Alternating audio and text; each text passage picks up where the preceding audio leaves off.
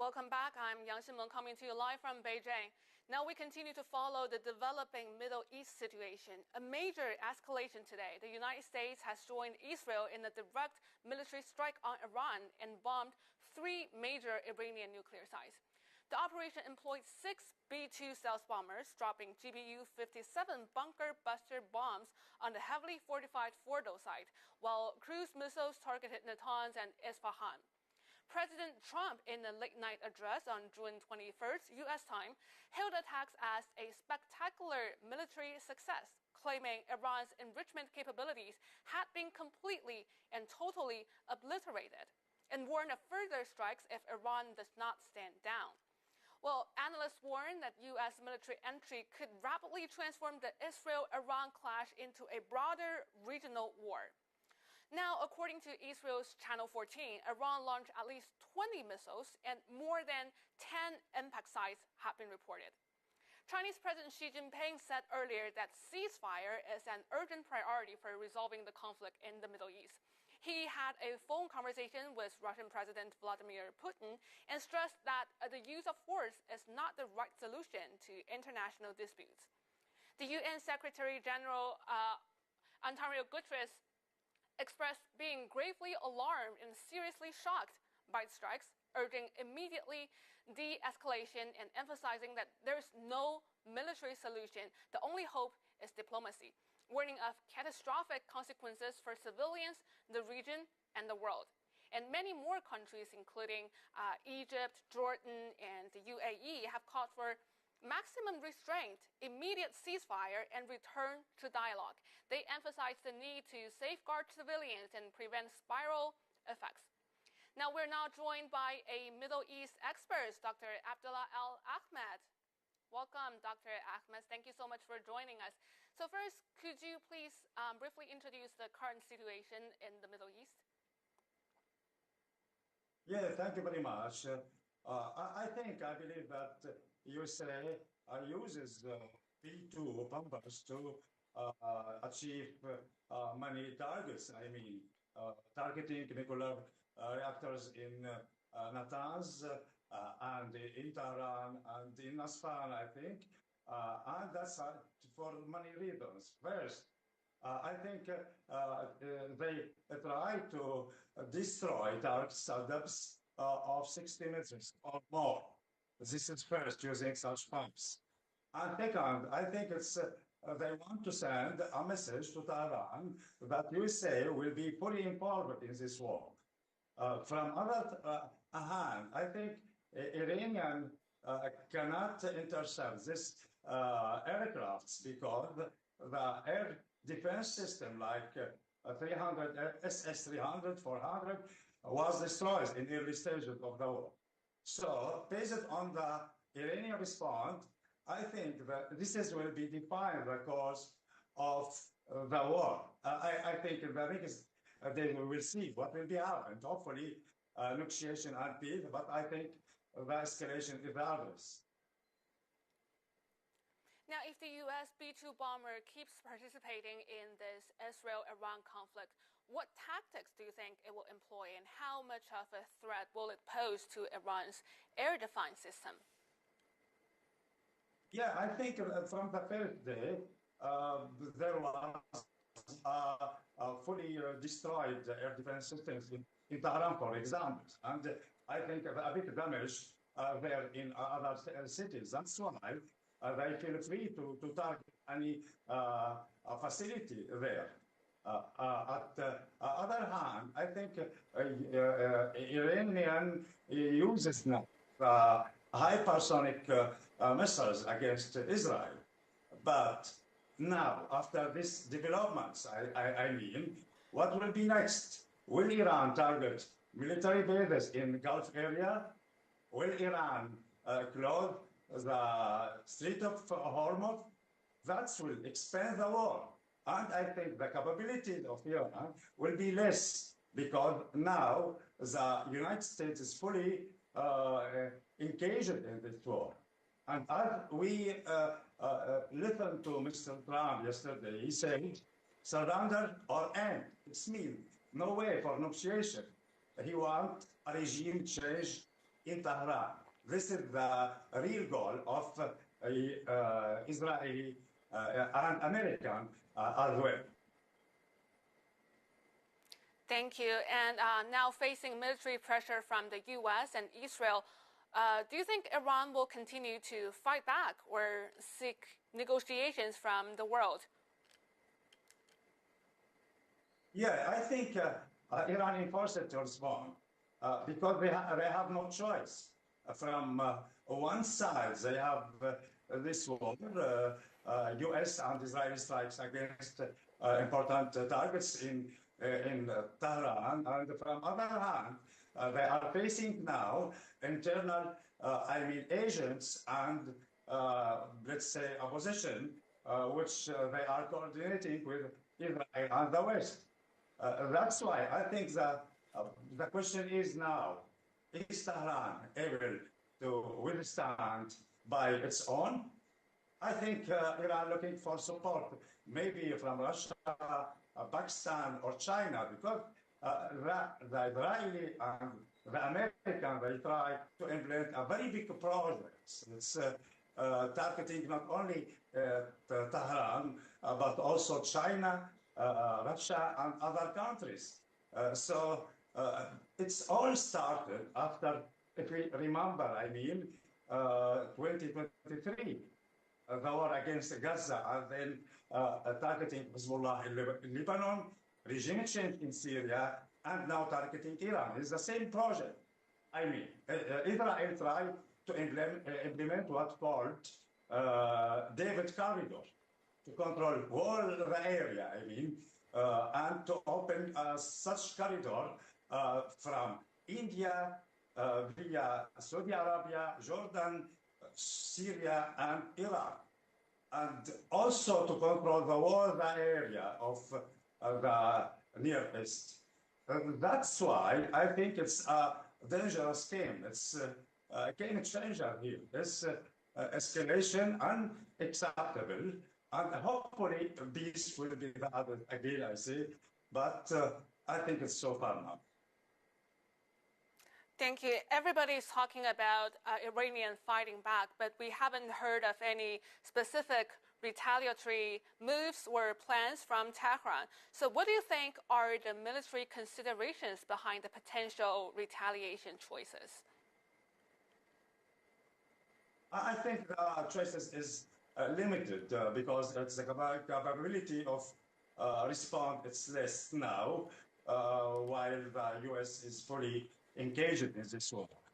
I mentioned two issues. Maybe they will think to close the Strait of Hormuz, and it's a dangerous game, or they will target military bases in Qatar, for example, or United Arab Emirates or Saudi Arabia, or maybe they will respond only by targeting Israeli sites using hypersonic missiles.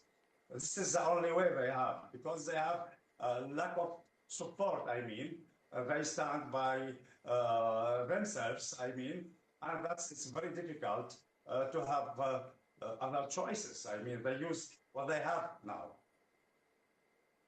All right, U.S. President Trump has been claiming that U.S. military have unique military advantages. So in this operation, which U.S. strategies demonstrate its advantages, and how will these advantages impact the regional situation in the Middle East? Yeah, I think Trump always says that, and really they have sophisticated technology. B2 and other technology. They are the biggest country, strongest country in the world. But anyhow, I think they will not change the game. All this speech, he tried to make Tehran accept all conditions, to be surrendered. That's all. And to say at the end, yes, we win the war.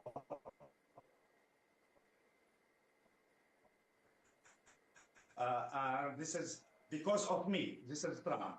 Anyhow, I think with Netanyahu, one team, and that's true. I think not changes in his policy.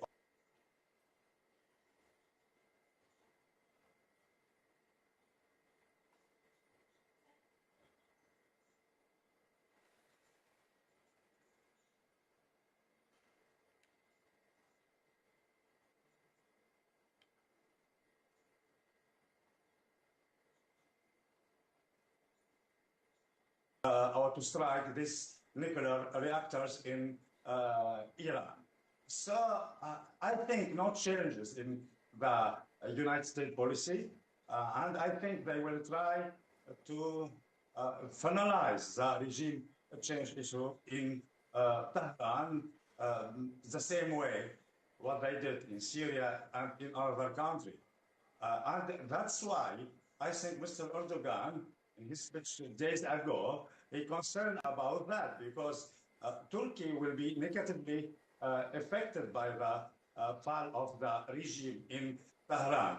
So all countries around in the Middle East, I think they will be losers because of the regime change in Tehran, because we will see the only power in the Middle East, it's Israel, and we will see that this project will be implemented and all this country will be affected by this war.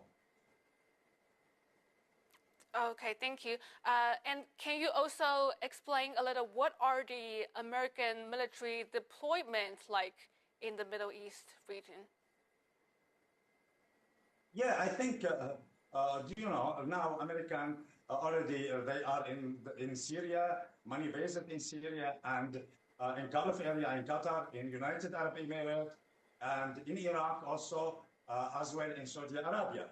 So if Iranian will decide to strike back to US military bases, it will be disaster in the Middle East. Because I think United States will respond again and will destroy, for example, Tehran or other cities. And maybe they will use tactical bomb, nuclear tactical bomb to make Iranian accept all conditions. And this is a dangerous thing, as I said.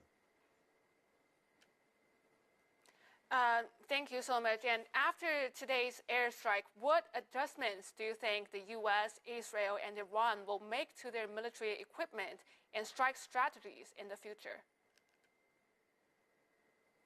I think they will, the same strategy will be not changed.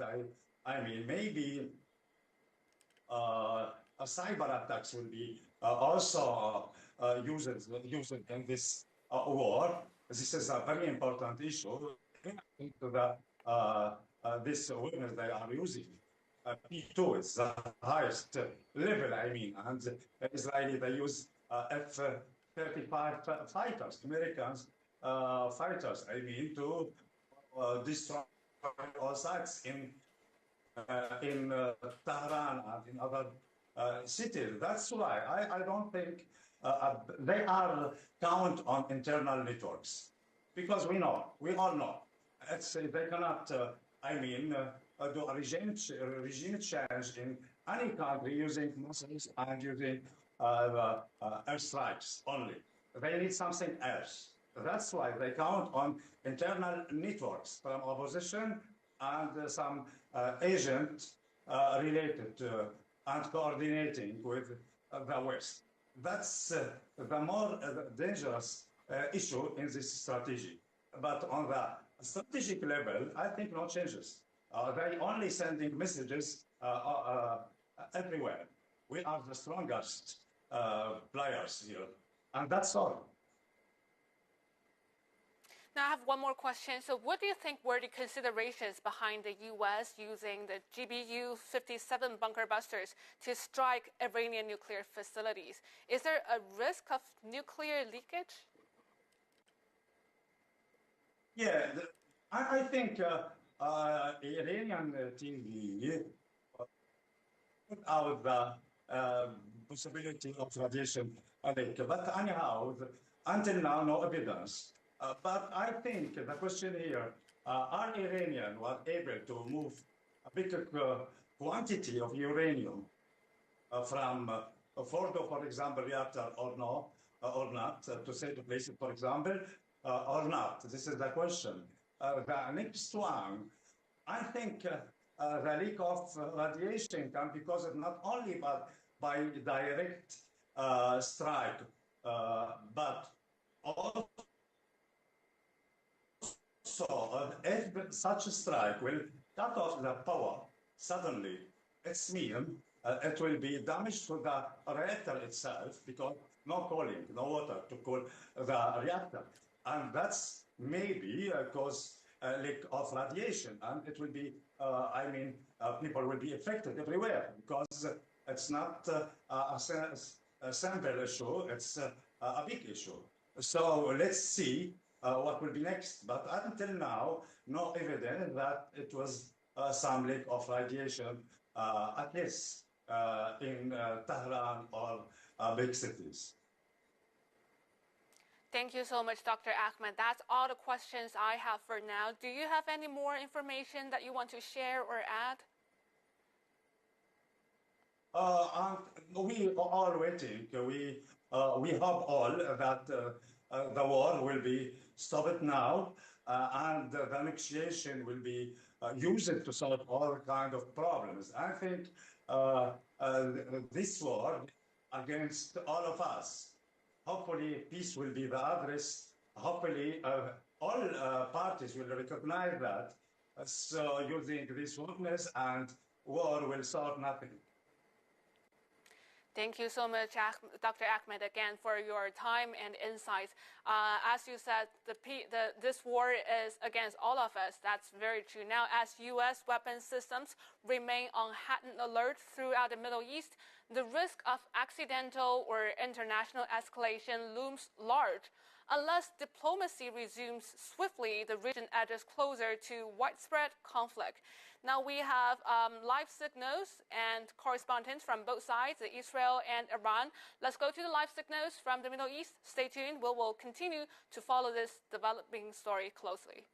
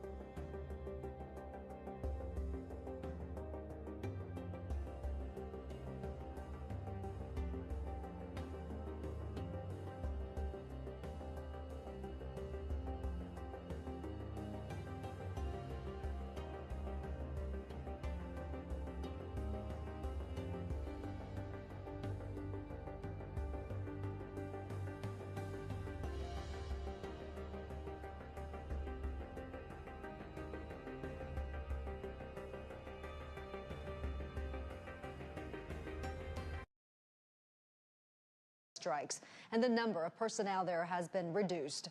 The International Atomic Energy Agency says it has not detected any increase in radiation levels at the 3 nuclear sites struck by the United States. The UN nuclear watchdog will have an emergency board meeting on Monday. And just hours ago, President Donald Trump said the U.S. military strikes had totally obliterated Iran's main nuclear sites at Fordo, Isfahan, and Natanz. In brief remarks on national television, he warned of more attacks to come if Tehran does not seek peace. Iranian Foreign Minister Saeed Abbas Araghchi says the U.S. airstrikes were outrageous and will have everlasting consequences. He says Tehran reserves all options to retaliate. And Iran has launched a new wave of missile strikes on central and southern Israel. Israel says it has begun fresh attacks on military targets in western Iran. Iran says it has launched its Khaybar intermediate-range ballistic missile at Israel for the very first time. Israeli authorities say Iranian attacks overnight and into Sunday have wounded more than 80 people. Listen to Donald Trump's remarks earlier at the White House. A short time ago, the U.S. military carried out massive precision strikes on the 3 key nuclear facilities in the Iranian regime, Fordo, Natanz, and Isfahan. Everybody heard those names for years as they built this horribly destructive enterprise. Our objective was the destruction of Iran's nuclear enrichment capacity and a stop to the nuclear threat posed by the world's #1 state sponsor of terror. Tonight, I can report to the world that the strikes were a spectacular military success. Iran's key nuclear enrichment facilities have been completely and totally obliterated. Iran, the bully of the Middle East, must now make peace. If they do not, future attacks will be far greater and a lot easier. For 40 years, Iran has been saying death to America, death to Israel. They have been killing our people, blowing off their arms, blowing off their legs with roadside bombs. That was their specialty. We lost over 1,000 people, and hundreds of thousands throughout the Middle East and around the world have died as a direct result of their hate. In particular, so many were killed by their general, Qasem Soleimani. I decided a long time ago that I would not let this happen. It will not continue. Remember, there are many targets left. Tonight's was the most difficult of them all, by far, and perhaps the most lethal. But if peace does not come quickly, we will go after those other targets with precision, speed, and skill. Most of them can be taken out in a matter of minutes. There's no military in the world that could have done what we did tonight, not even close. There has never been a military that could do what took place just a little while ago. Iran state media says the 3 stricken nuclear sites had already been evacuated of its enriched uranium reserves prior to the U.S. attack. Hassan Abdini, the deputy head of Iran state broadcaster, said there were no materials left there that, if targeted, would cause radiation or harm to its citizens. Iran's National Nuclear Security System Center said information recorded by its radiation detection system shows no signs of contamination, and there is no risk to residents living near the facility. It also condemned the U.S. attacks as a violation of international law, including the Treaty on Non-Proliferation of Nuclear Weapons. An Iranian member of parliament representing the province of Qom, where the Fordo facility is located, denied U.S. President Donald Trump's claims and said the main damage to Fordo was a ground section that can be repaired. And for the very latest, earlier we talked with Iranian reporter Saper Sarami in Tehran on the damage of the nuclear sites. Take a listen. I've been reporting from Tehran, the capital of Iran, so it's far from Isfahan, Natanz, and Qom. But I have some friends in Qom, and I called one of them, and actually she told me that she didn't even realize that there was an explosion in Fordo, because as you know, Fordo is somehow in a desert and it's far from cities. So I think so far, no one has felt it. But of course, we have to wait, because there might be some dangers of radiation. But fortunately, so far, the Iran's Atomic Energy Agency said that please only pay attention to news released by the officials and specialist sources. And also nuclear safety authorities said that following the U.S. attack on the Fordo, assessments reveal no signs of nuclear contamination, but Iranians worried about a situation on the ground near Natanz, Isfahan, and Fordo facilities. It's undoubtedly Fordo facility is one of the most important facilities that Iran has had in the past few years, and also Natanz and Isfahan. They are vital to the nuclear industry. But for now, we haven't actually, the experts, the authorities have not exactly assess the damage. But one thing that is worthy to mention is that the representative of Qom City in the parliament said that the damage is not that extensive as Trump is claiming it to be. But still, we have to wait for official reports. And for more on how the Israeli public is reacting to the U.S. strikes on Iran, let's now turn to Jonathan Regev from Tel Aviv.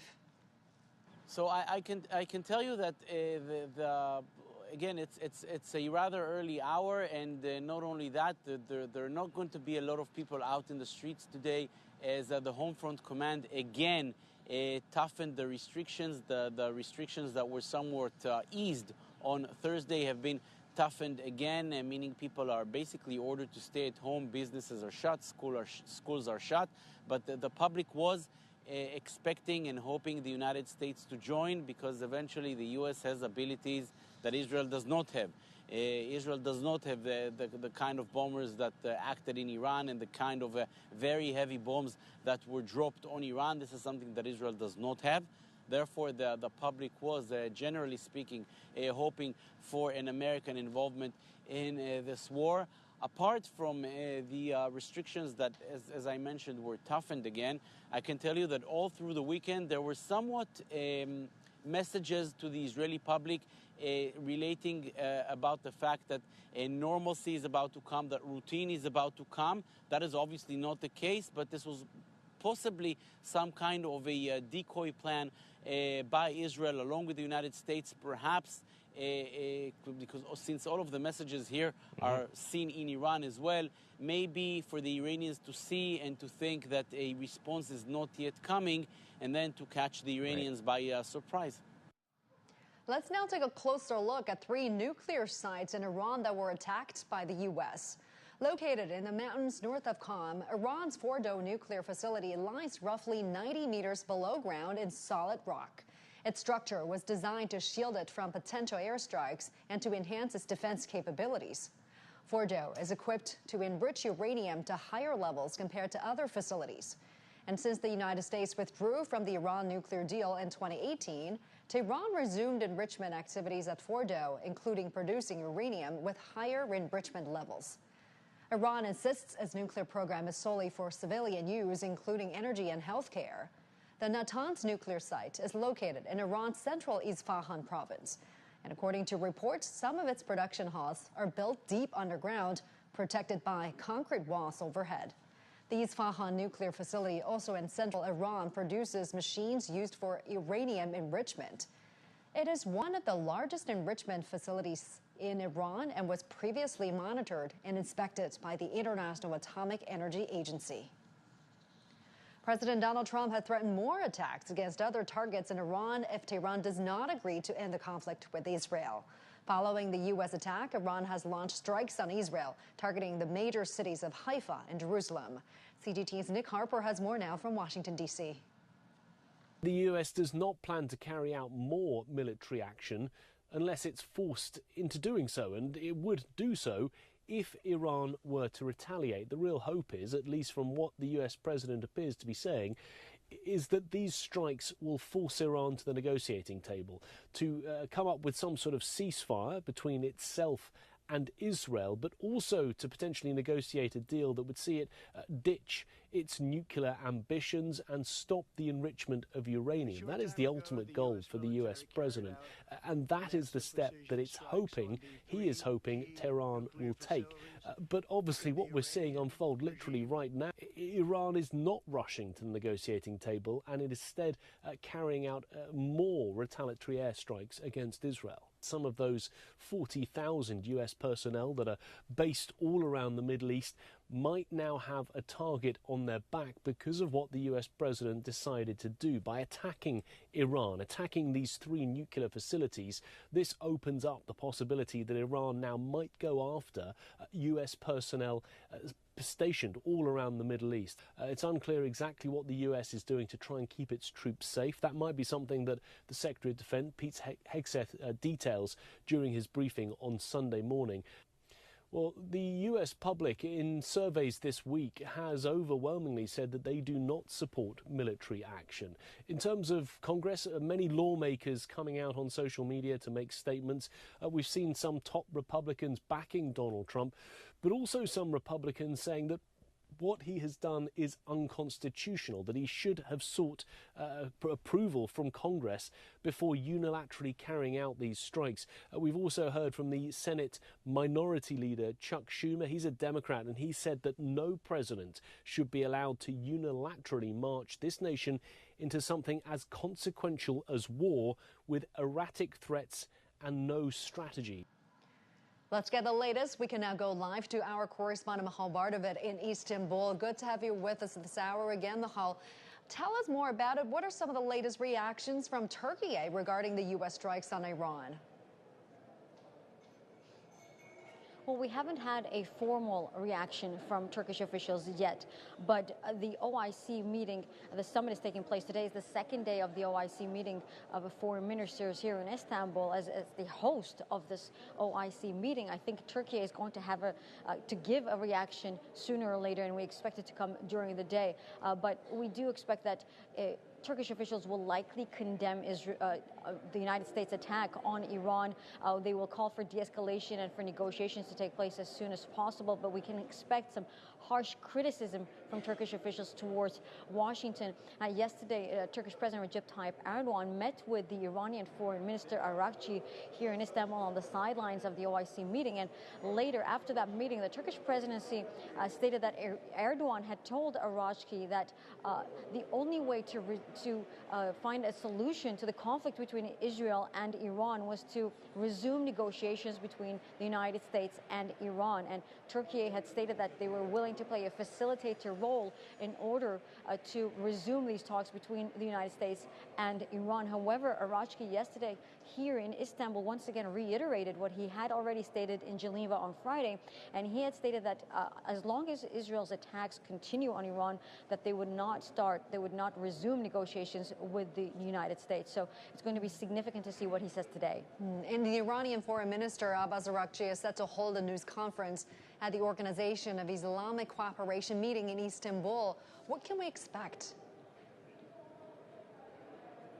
Well, yes, we are at that venue right now, and basically everyone here, all the press members, are waiting for that press conference to take place in just about 45 minutes. So I think we're watching very closely what he's going to say. It's going to be very significant to see if he has different messages from those he's had before. So far, he's posted a message on X, social media platform.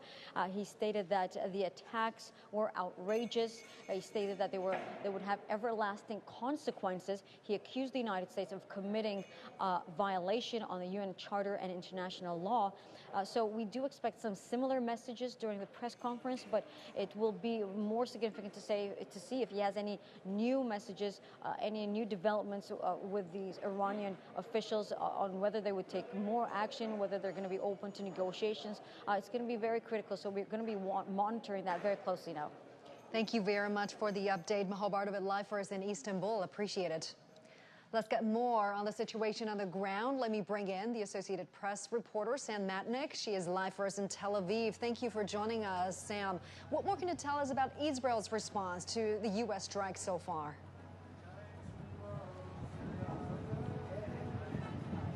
Well, this is what Israel has been wanting. Prime Minister Benjamin Netanyahu said that he had a warm conversation with Donald Trump. He called this a bold move and said that this was a game changer, essentially. And other politicians have chimed in as well as military officials, saying that this is what was needed to happen. Right now, people here in Israel are sort of bracing for what comes next. There were already strikes early this morning after the U.S. struck Iran. Iran said that it was one of its largest strikes against Israel. We know that dozens of people are wounded, and the scale of the damage from that is still being looked at.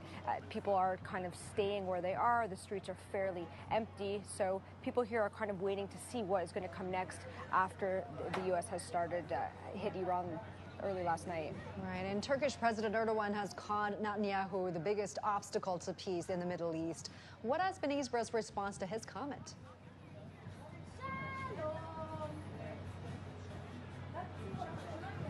Netanyahu seems defiant in the fact that Israel is going to continue to make sure that Iran does not have a weapon. It said just a day ago, even before the U.S. struck Iran, that this would go on as long as is needed and to be prepared for a prolonged conflict if that was the case. So Israel is adamant that this is the path that they want to take. Now, everyone's waiting to see how much damage was done to the sites hit in Iran, and then what basically the ball is in Iran's court to see what they do next, and then what Israel and the U.S. are going to do following that. All right, Sam, thank you so much for bringing us that. Sam Matnick, live for us in Tel Aviv. Let's now also bring in our correspondent Evangelo Sipsas in Guberlak, Turkey.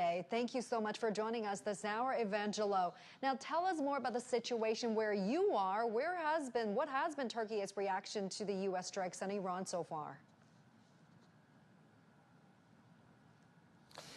Well, Turkey hasn't yet to officially respond to what happened in Iran overnight with the bombing of the U.S. its nuclear sites.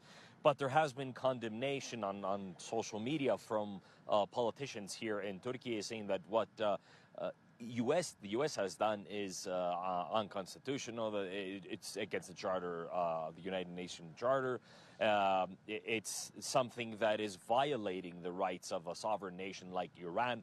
And it's saying that they want this to de-escalate. Recep Tayyip Erdogan, the president of Turkey, on Saturday during the Islamic Organization Cooperation meeting in Istanbul, he mentioned that the region, the Middle East, doesn't need another war. Another war for this region will be catastrophic, and not only for this region, but for the wider world as well.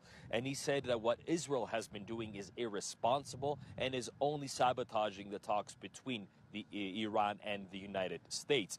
He also positioned Turkey as a mediator in this diplomatic let's so say, issue between Iran and the United States. He says that the doors of Istanbul are open for the two sides to come down and have a talk. But again, he also is mentioning that the Islamic world needs to come together and condemn what Israel has been doing and condemn the attacks on Iran, on a sovereign nation, as he's been saying. And he says that now is the time that the Islamic world needs to come together and play a more significant role in the region when it comes to this issue. Right, and Iranians are seeking temporary refuge in Turkey. What we're going to tell us about that?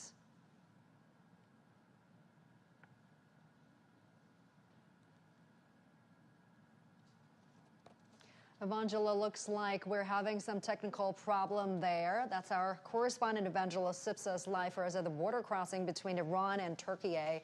Let's now also bring in our guest, Shuqi in Guangzhou. He's an associate professor at the Jinan University School of Law. Welcome to the program, Professor. From where your stand, do the U.S. and Israel attacks on Iran violate international law? How are you looking at this? Thanks for having me. I would like to answer this question from three aspects. I think the United States and Israel's attack on Iran violates international law. First, the Charter of the United Nations clearly provides that the United Nations member states should adhere to the principle of resolving international disputes by peaceful means and are prohibited from using force or the threat of force, except in self-defense or when authorized by the Security Council. Without the authorization of the Security Council, the United States and Israel launched an attack on Iran on their own initiative, seriously violating the provisions of the Charter of the United Nations regarding the prohibition of the use of force and undermining the cornerstone of international community's efforts to maintain peace and security. Second, Iran has already insisted that its nuclear program is for civilian purposes and is carried out under the provision of the International Atomic Energy Agency.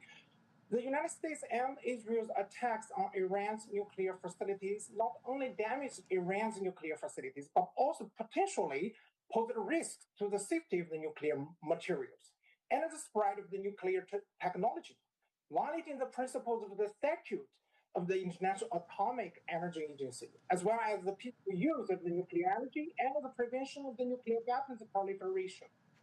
Third, Iran is a sovereign state. The United States and Israel's attacks are serious violations of Iran's sovereignty and interference in Iran's internal affairs, contravening the basic norms of the international law regarding the equality of the national security, sovereignty, and non-interference in internal affairs. Countries, including China and other Arabic countries, insist on promoting the peaceful negotiation process of the Iranian nuclear issue. The current tension situation will reduce the possibility of a peaceful settlement process of the Iranian nuclear issue. These are my comments. And Professor, the U.S. Congress has also raised constitutional objections to U.S. military support for Israel. How do you think Donald Trump will go about balancing both domestic and international legal interests? I would like to comment on two issues. The first one, domestically, considering the Republican Party's majority advantage in the U.S. Congress, the Republicans who support Israel will still back Trump's limited military actions. Despite the constitutional objections raised by some lawmakers, it remains difficult to impose strong legal countermeasures against Trump in the short term. The second, while carrying out the limited military strikes and maintaining continuous threats, Trump will still strengthen diplomatic negotiations. As Trump said, this attack aims to force Iran back to the negotiation table and abandon nuclear weapons. This indicates that the Trump administration will take preventing Iran from acquiring nuclear weapons through negotiations as its core goal, giving priority to diplomatic means to resolve the conflict and avoiding excessive military intervention in Iran. Thanks. These are my comments. Professor, thank you so much for taking the time. I really appreciate your insights and analysis. Thank you. Let's also expand it on this a little more. Let me bring in Professor Wang Yiwei, a professor of international relations at the Renmin University of China. Welcome to the program, as always, Professor. So Donald Trump earlier said he would make a decision on whether to back Israel in 2 weeks' time, and this happened today. Do you think that was a tactic to lure Iran into a false sense of safety? This morning at 10 o'clock, I watched the address, President Trump and also Prime Minister Netanyahu. Firstly, they all use English. That means Netanyahu more focused on U.S. audience to appreciate the President Trump support as get American in. Actually, it's very his successfully strategy. For the President Trump also changed the image, so-called the Tekka. The last minute will be the chicken. There's now be send strong leadership. So that's I think is the two guys we say successful coordination and military cooperation. So that's basically.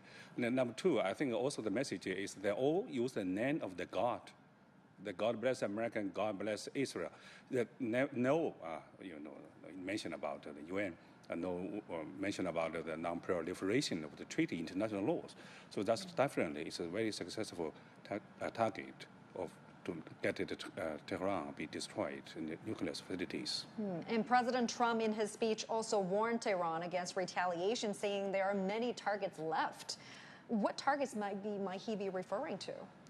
Well, firstly, this is illegal and very dangerous attack. According to there's Article 51 in the Geneva Convention of additional of the Protocol number 1. So any against any attack to the nuclear facilities, and because it's caused radiation, it's called very dangerous. So President Trump definitely violated this international law. So in this regard, the intelligence sharing is very successful. Iran didn't put out of the nuclear facilities and materials before. So far, there's no radiation indicated. Otherwise, it's very dangerous. So the next, I think they need to classify which nuclear materials also put out. Otherwise, I don't think they can dare to attack.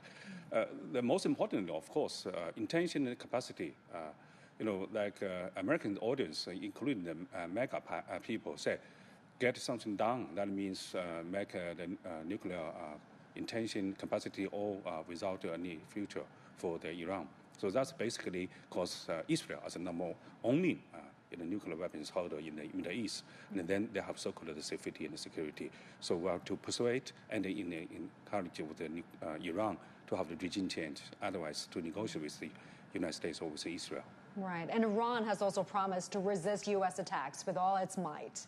If you look at it, what kind of military options does Iran have at its disposal? Firstly, there are mutual airstrike between Iran and Israel. So many of their ballistic missiles, they use that. So they are really, I think, they're carefully to choose what kind of target will have the catastrophe and psychology effect for retaliation. Otherwise, they can say to the audience.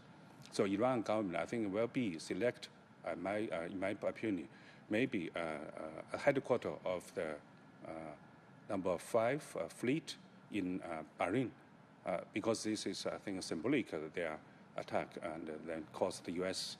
maybe, I think, to think about furtherly, not to get fully involved of the war with Iran. For other countries, they need to calculate of the relations between those countries with Iran, because the military base is located in Iran's neighborhoods. Professor, thank you so much for coming in. We really appreciate your analysis. Thank you. Now, for the latest, let's also go live to our correspondent, Ehsan Kevani, is on the phone for us in Tehran. Ehsan, good to have you with us this hour. Now, we're hearing reports of Iranians considering leaving Tehran. What is the situation there on the ground?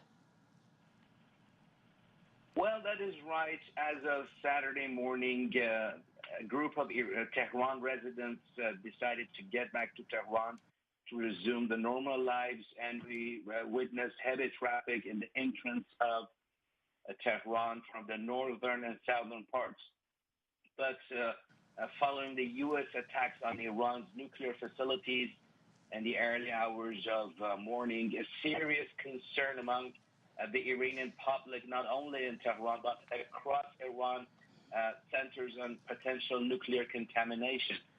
The country's officials have repeatedly denied any radiation risks, and they have insisted that there's no nuclear radiation, urging citizens not to worry.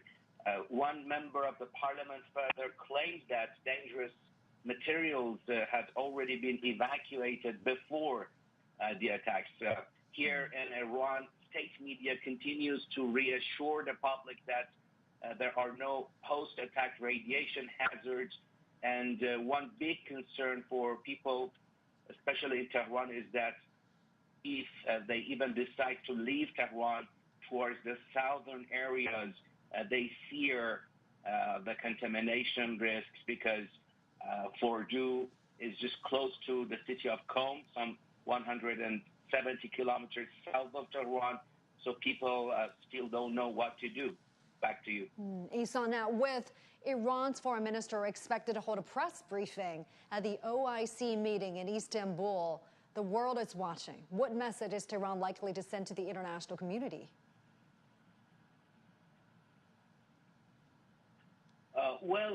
Just even before the Israeli attack some 10 days ago, Iranian officials had continuously warned that if Iran comes under attack by the U.S. directly or indirectly, all the American bases in the region would be the potential targets for Iranian armed forces.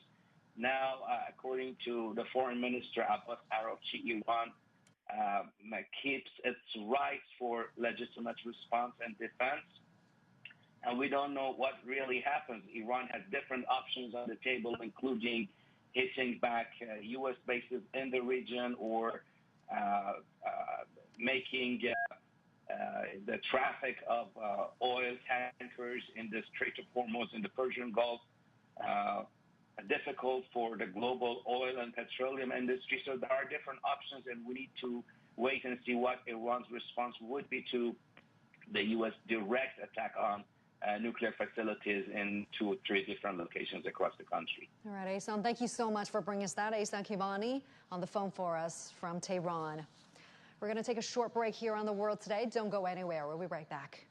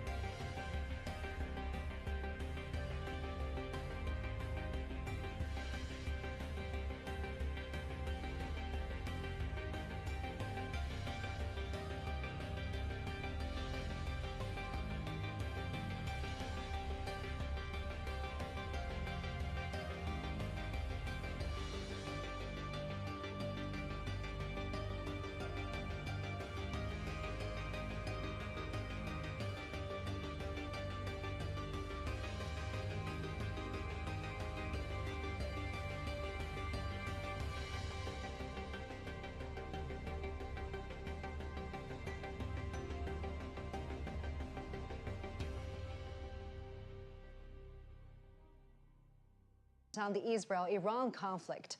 He is alarmed by the use of force by the U.S. against Iran and defines the act as a dangerous escalation in a region already on edge and a direct threat to international peace and security. Guterres is concerned the conflict could rapidly get out of control, causing catastrophic consequences for civilians in the region and the world. He urged member states to de-escalate and uphold obligations under the UN Charter and rules of international law. Our correspondent Xu Dezhi reports.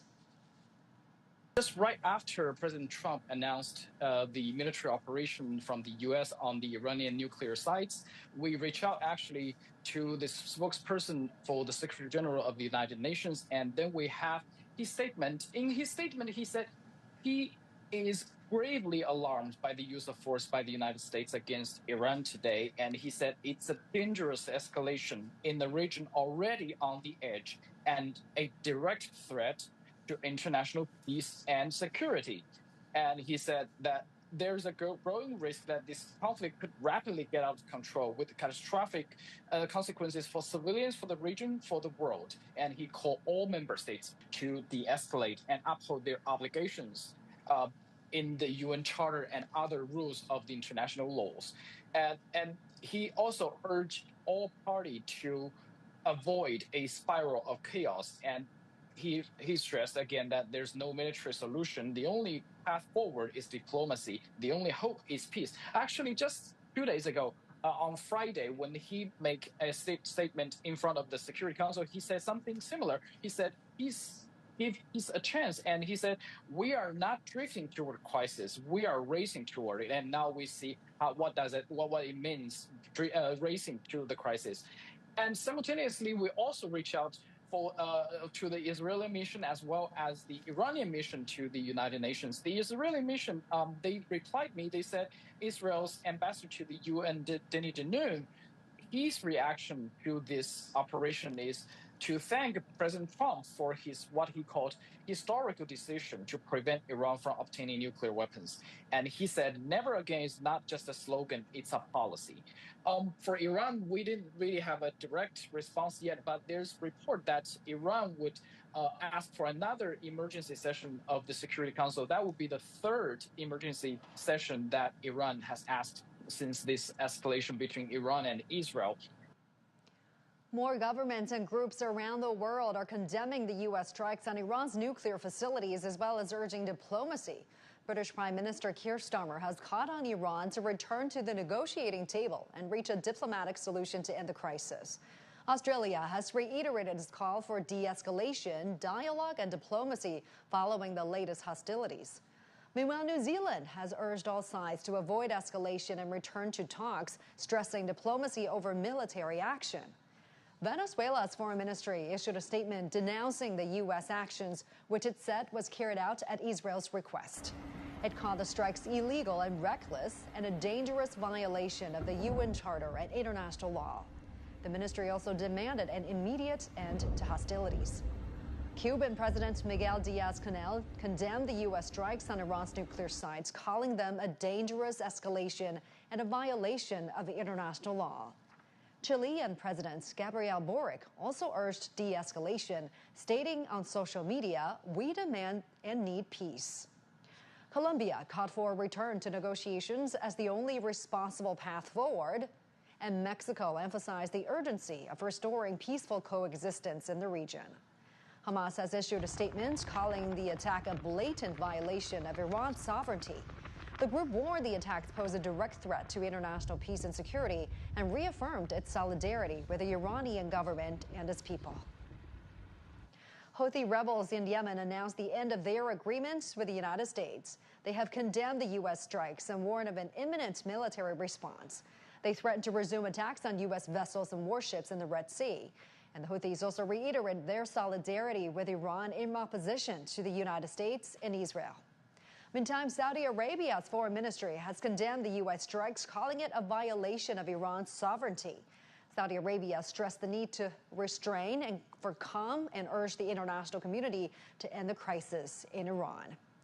A U.S. official said more personnel from the United States diplomatic mission departed Iraq after Washington attacked Iranian nuclear sites. The Iraqi government denounced the U.S. strikes, calling it a military escalation that poses a serious threat to peace and stability in the Middle East.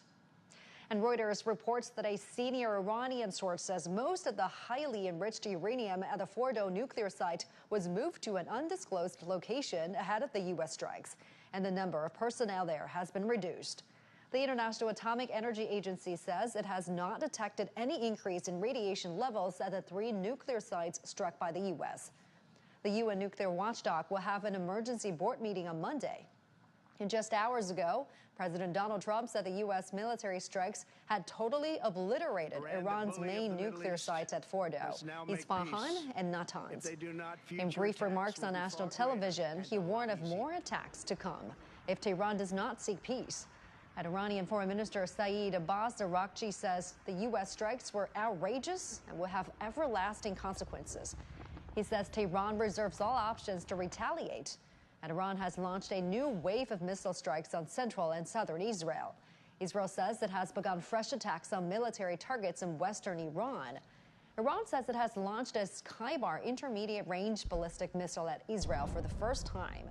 Israeli authorities say Iranian attacks overnight and into Sunday have wounded more than 80 people. Listen to Donald Trump's remarks earlier at the White House. A short time ago, the U.S. military carried out massive precision strikes on the 3 key nuclear facilities in the Iranian regime, Fordo, Natanz, and Isfahan. Everybody heard those names for years as they built this horribly destructive enterprise. Our objective was the destruction of Iran's nuclear enrichment capacity and a stop to the nuclear threat posed by the world's #1 state sponsor of terror. Tonight, I can report to the world that the strikes were a spectacular military success.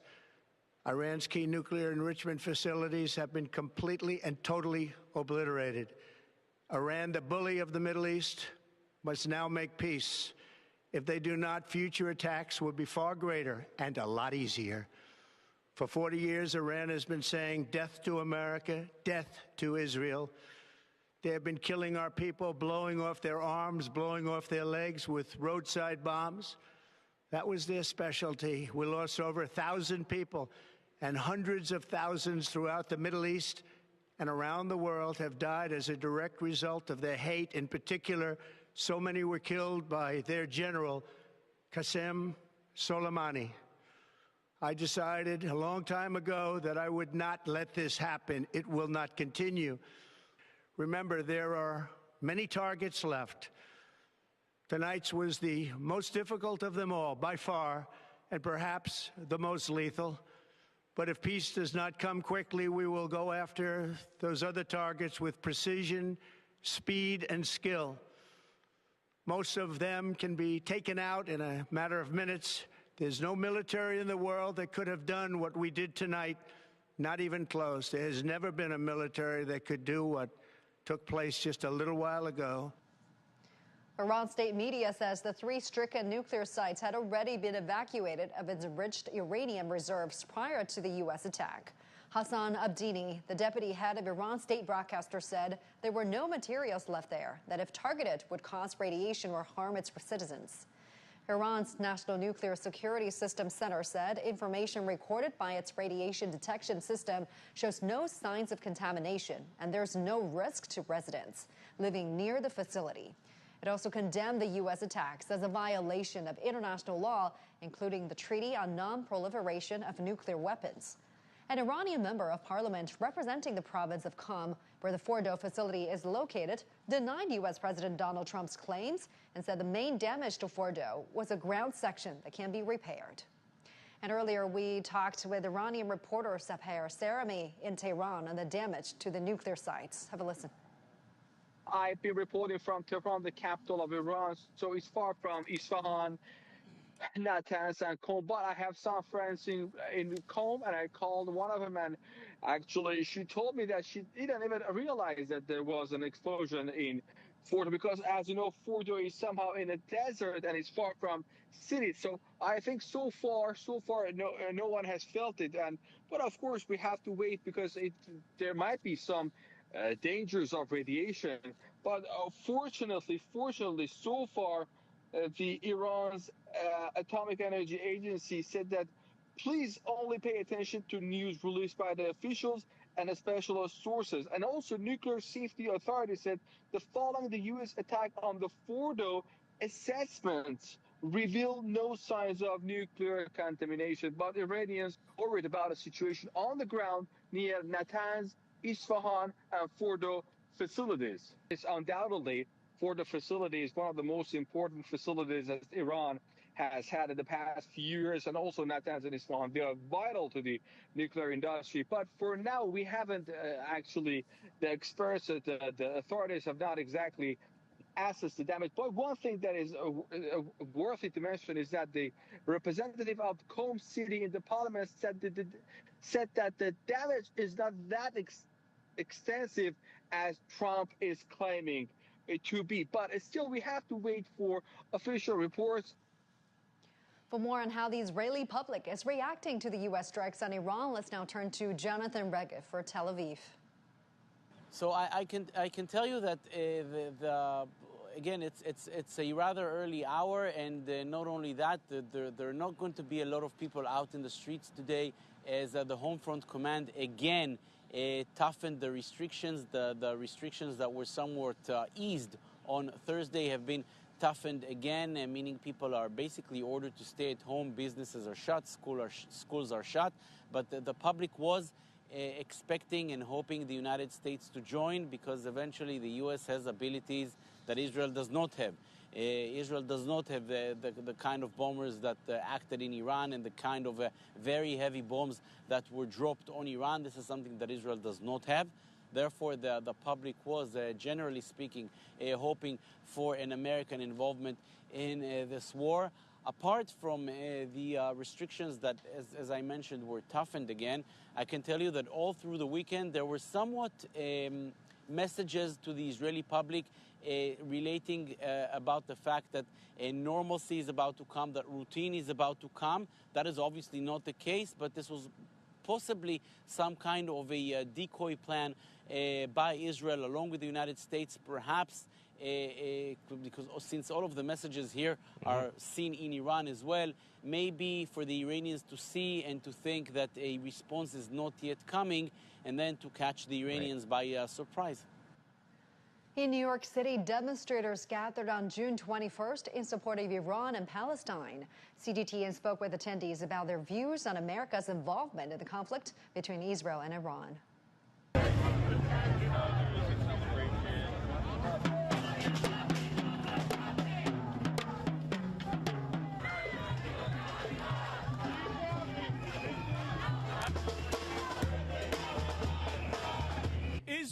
attacked Iran. Israel provoked this war. This has been stated. The policy years ago by the United States government and Netanyahu was 7 countries in 7 years. And we're on to the last country now, Iran. So we'll see what happens, but this is an existential battle. I think Iran is actually powerful enough to win this thing. Like, even the Houthis basically chased away, Trump. So if Trump couldn't beat the Houthis, I don't know how delusional, he is, thinking that Israel can't either. Israel is lying about the fact that they have control of the airspace, whatever, to try and to convince Trump that it's going to be an easy win. It's not going to be an easy win. I actually think Iran is going to win this. Israel is claiming in all of its wars against Lebanon, Syria, Gaza, West Bank, and now Iran, that it's defending itself. And that's clearly not what's going on. And the United States has been supporting Israel in all of its vicious wars. And we need to stop arming Israel. We need to rein in Israel. Now let's go to our sports anchor, Mike Fox, for some sports news.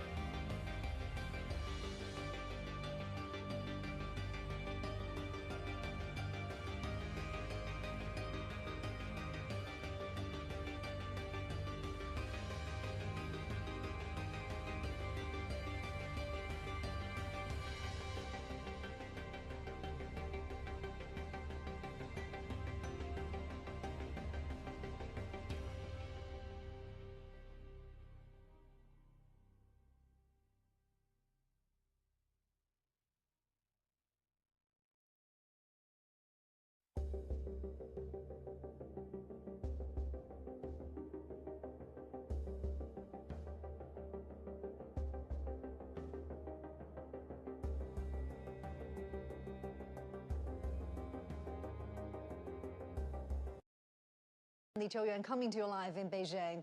We begin with breaking news. Iran is demanding the International Atomic Energy Agency investigate the U.S. attacks on its nuclear facilities, saying it breaches the Non-Proliferation Treaty. Reuters reports that a senior Iranian source says most of the highly enriched uranium at the Fordo nuclear site was moved to an undisclosed location ahead of the U.S. strikes, and the number of personnel there has been reduced. IAEA says it has not detected any increase in radiation levels at the 3 nuclear sites struck by the United States. The UN nuclear watchdog will have an emergency board meeting on Monday.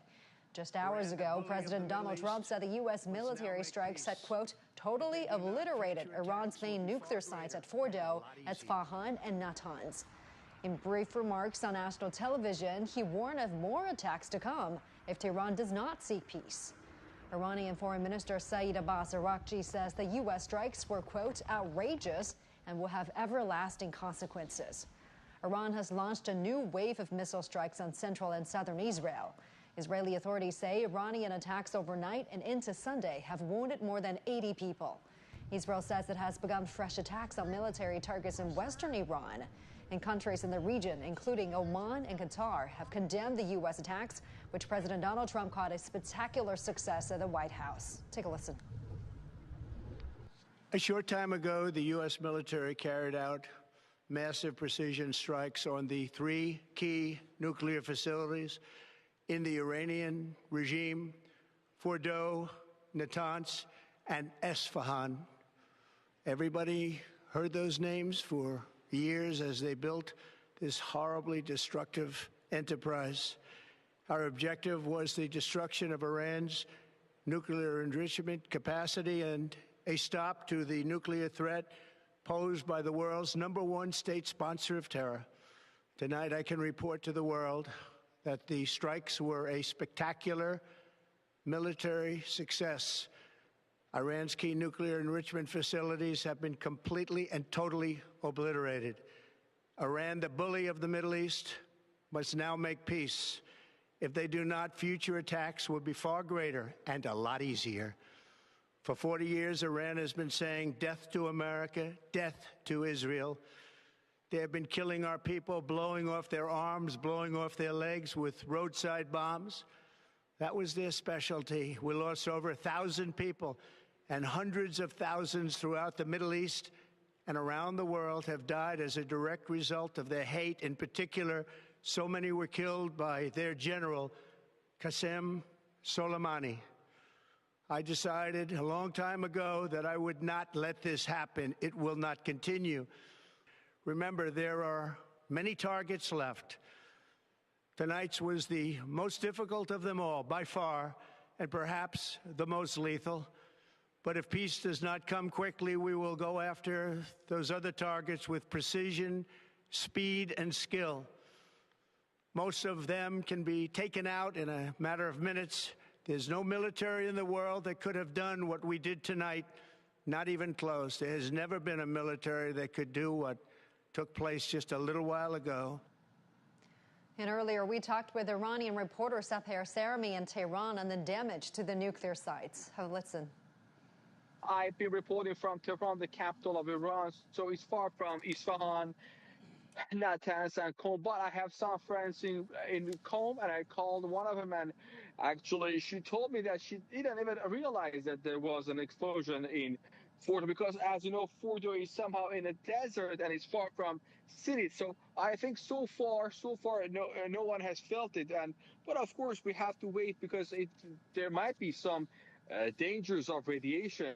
But fortunately, so far, the Iran's Atomic Energy Agency said that please only pay attention to news released by the officials and specialist sources. And also, Nuclear Safety Authority said that following the U.S. attack on the Fordo, assessments reveal no signs of nuclear contamination. But Iranians are worried about a situation on the ground near Natanz, Isfahan, and Fordo facilities. It's undoubtedly Fordo facility is one of the most important facilities that Iran has had in the past few years, and also Natanz and Isfahan. They are vital to the nuclear industry. But for now, we haven't actually, the experts, the authorities have not exactly assessed the damage. But one thing that is worthy to mention is that the representative of Qom City in the parliament said that the damage is not that extensive as Trump is claiming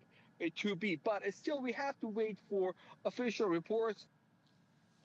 The situation is developing really fast. Let's get the latest. Let's go to our correspondent, Asan Kevani, who's on the phone for us from Tehran.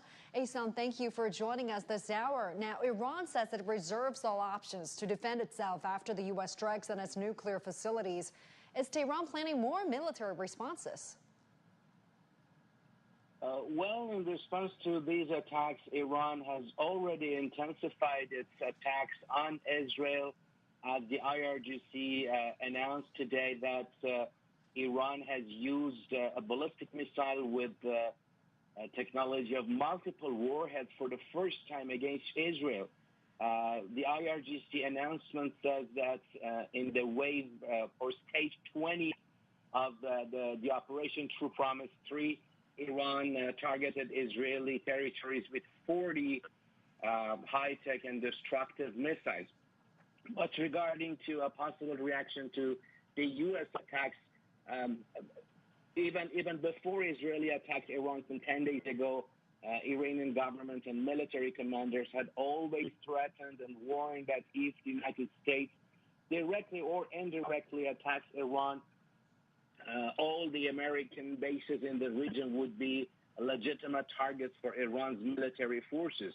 So now all the options are available for Iran, including the U.S. bases across the region, although we have reports that these American bases have been evacuated during the past few days, and Iran even considers endangering the oil transit in the Persian Gulf, and even Iranian military forces, especially IRGC marine forces, have capability to block the Strait of Hormuz and make it very dangerous for oil tankers to commute. Back to you. Now, the Iranian Parliament Foreign Policy Committee head Abbas Golru says the U.S. strikes give Iran the legal right to exit the nuclear non-proliferation treaty.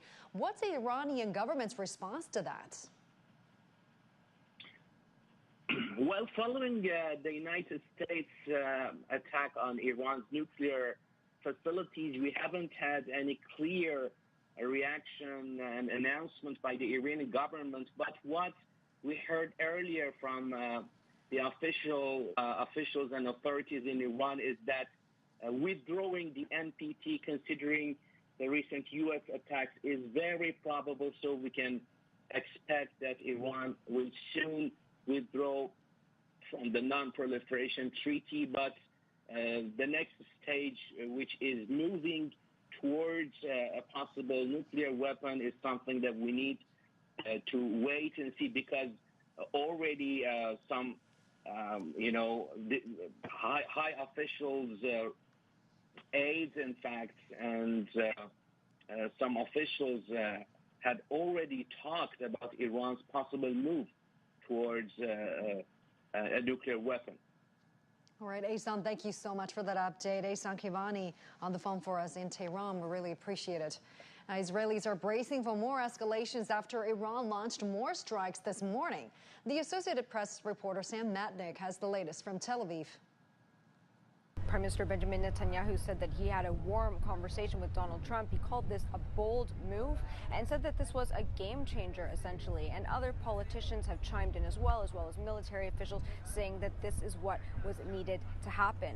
Right now, people here in Israel are sort of bracing for what comes next. There were already strikes early this morning after the U.S. struck Iran. Iran said that it was one of its largest strikes against Israel. We know that dozens of people are wounded, and the scale of the damage from that is still being looked at. People are kind of staying where they are. The streets are fairly empty. Israel is going to continue to make sure that Iran does not have a weapon. It said just a day ago, even before the U.S. struck Iran, that this would go on as long as is needed, and to be prepared for a prolonged conflict if that was the case. So Israel is adamant that this is the path that they want to take. Now everyone's waiting to see how much damage was done to the sites hit in Iran, and then what basically the ball is in Iran's court to see what they do next, and then what Israel and the U.S. are going to do following that. Earlier, we talked to our correspondent Evangelos Sipsas about Turkey's reaction to the U.S. strikes on Iran. Have a listen. Turkey hasn't yet to officially respond to what happened in Iran overnight with the bombing of the U.S. its nuclear sites. But there has been condemnation on social media from politicians here in Turkey, saying that what the U.S. has done is unconstitutional. It's against the Charter, the United Nations Charter. It's something that is violating the rights of a sovereign nation like Iran.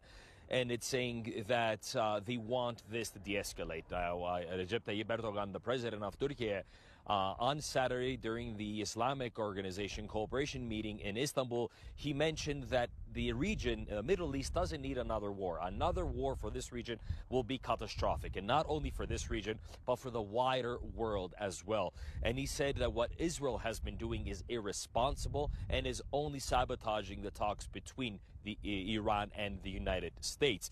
He also positioned Turkey as a mediator in this diplomatic, let's so say, issue between Iran and the United States. He says that the doors of Istanbul are open for the two sides to come down and have a talk. But again, he also is mentioning that the Islamic world needs to come together and condemn what Israel has been doing and condemn the attacks on Iran, on a sovereign nation, as he's been saying. And he says that now is the time that the Islamic world needs to come together and play a more significant role in the region when it comes to this issue.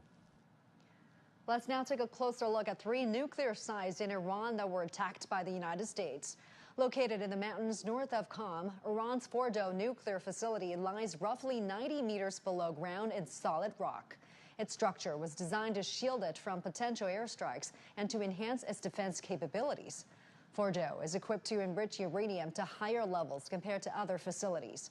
And since the U.S. withdrew from the Iran nuclear deal in 2018, Tehran resumed enrichment activities at Fordow, including producing uranium with higher enrichment levels. Iran insists its nuclear program is solely for civilian use, including energy and healthcare. And the Natanz nuclear site is located in Iran's central Isfahan province.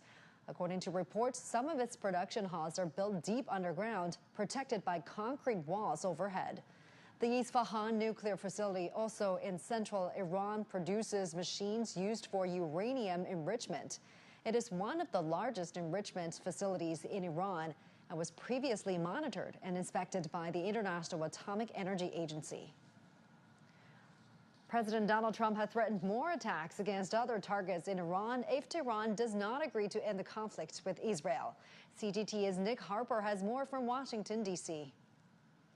The US does not plan to carry out more military action unless it's forced into doing so, and it would do so if Iran were to retaliate. The real hope is, at least from what the US president appears to be saying, is that these strikes will force Iran to the negotiating table to come up with some sort of ceasefire between itself and Israel, but also to potentially negotiate a deal that would see it ditch its nuclear ambitions and stop the enrichment of uranium. That is the ultimate goal for the US president, and that is the step that he is hoping Tehran will take.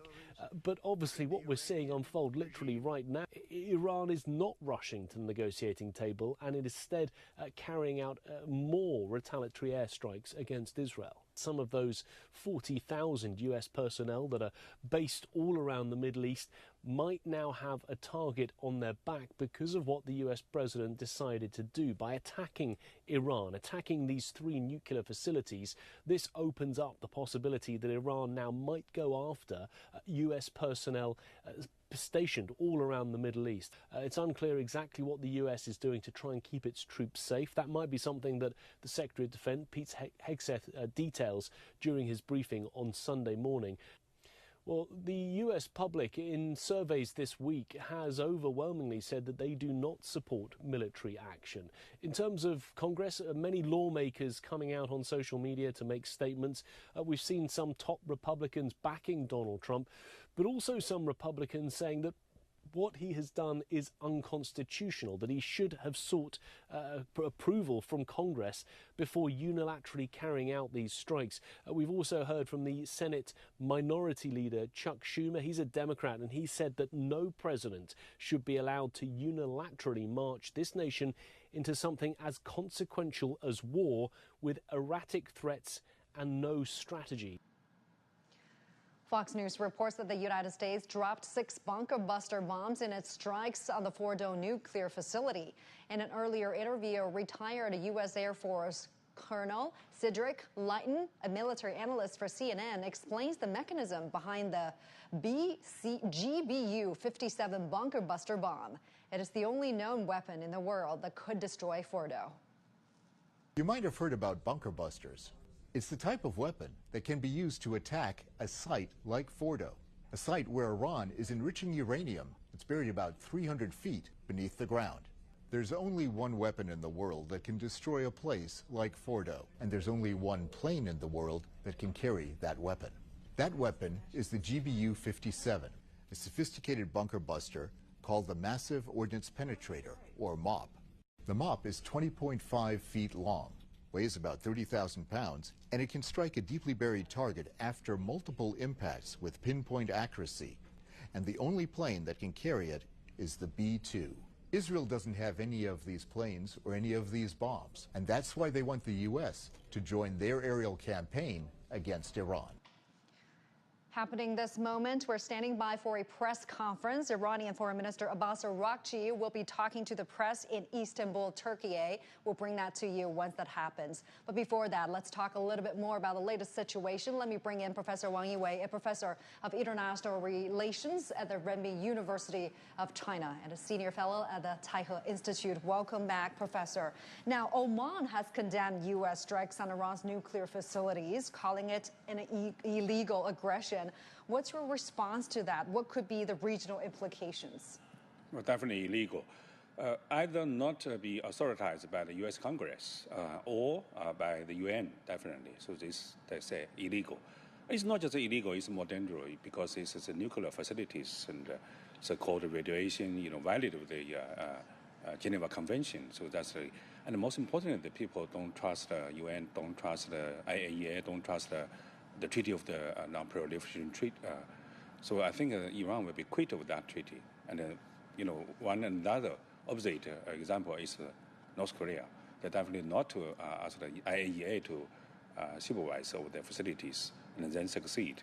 And Iran quite cooperate with the IAEA for civilian use, but finally destroyed. And then that's two bad examples for the world. So in the future, it's more no more countries trust the UN and trust the rule-based international order. They only trust of this military strike. So that's very dangerous. And we've been hearing from the Iranian side has formally demanded the IAEA to investigate U.S. strikes on its nuclear facilities. It has also accused the agency's chief of inaction and complicity, I'm quoting their words, while citing violations of the Non-Proliferation Treaty. How might this challenge the IAEA's credibility as a neutral third party? Well, definitely, it should be the neutral. It should be, authorized by the UN and this, international law. However, so Iran accused that the IAEA, the head is sponsored by the Mossad, by the Israel's intelligence agency. Also, as IAEA guys, they also maybe have some spies. So otherwise, the strike is so successful.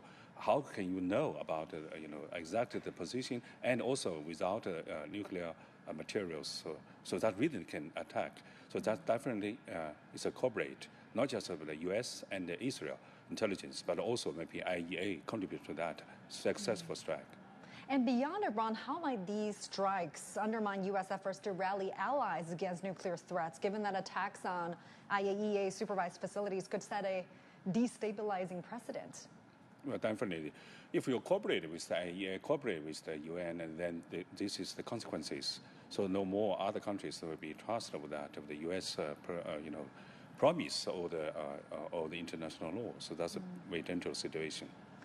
And all eyes are watching if Tehran will retaliate. It has promised to resist the United States attacks with all its might. Talk to us about the military operations Iran has left. Well, number one, do nothing. Then, of course, it is very dangerous for the Iran government. I think this is psychology, the war. They say, President Trump said, we have lots of them on the list. That means if you not cooperate to give up the nuclear weapons, then we'll strike continue. And secondly, they will immediately response, and then they also call the spillover effect of this, make this regional situation more dangerous. And thirdly, maybe in the future, reserve to, strong back. I think maybe the headquarters of the number 5, the fleet, and also maybe from the Navy, some warship in the Gulf, and they'll be attacked by Iran to retaliate. All right, thank you so much for taking the time talking to us. We really appreciate your insights, Professor. Thank you. Let's now take a short break. We'll be right back. Stay with us.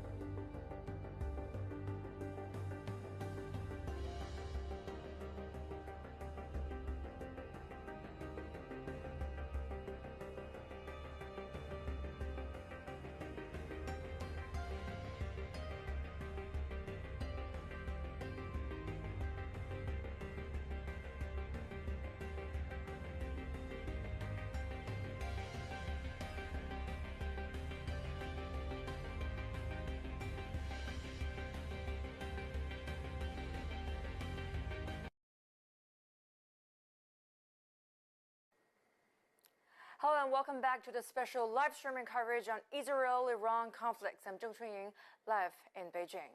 Well, earlier, Iran's foreign minister said that Tehran reserves all options to defend its sovereignty and people after the United States attacks on 3 major nuclear enrichment facilities in the Middle Eastern country.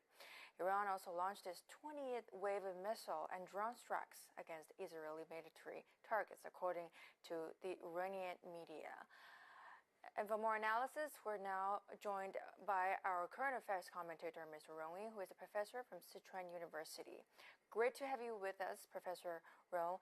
Following the UN Security Council emergency session, numerous countries expressed grave concerns over Israel's strikes on Iranian nuclear facilities. So, in your perspective, is the current mainstream international stance sufficient to prevent further escalation?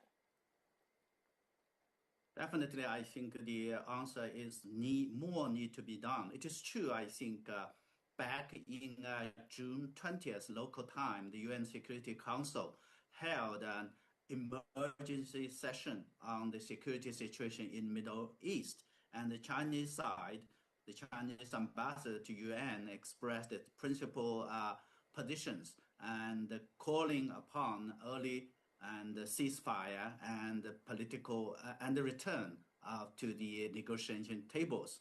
And unfortunately, I think just shortly after that emergency session, now we had the U.S. military strikes against the 3 nuclear sites in Iran. And we are all waiting to see, first and foremost, I think the responses from the Iranian side, particularly in terms of military responses on these strikes. Diplomatically, we have already learned I think the statement by the Iranian foreign ministers, and also I think by the Iranian's Revolutionary Guard Corps and so on and so forth. So we will see what would happen. And of course, shortly after the military attacks by the United States on the Iran's nuclear sites, we have already had kind of a new round of missile attacks of targets in Israel. So what we are looking for is what would be the military targets, responses for the United States. There are certainly a lot of speculations and a lot of sort of debates and what would be happen. And the diplomacy is, while I cannot say that no room, but I think the room for diplomacy is very much narrowing. And despite of that, I think the international community should even more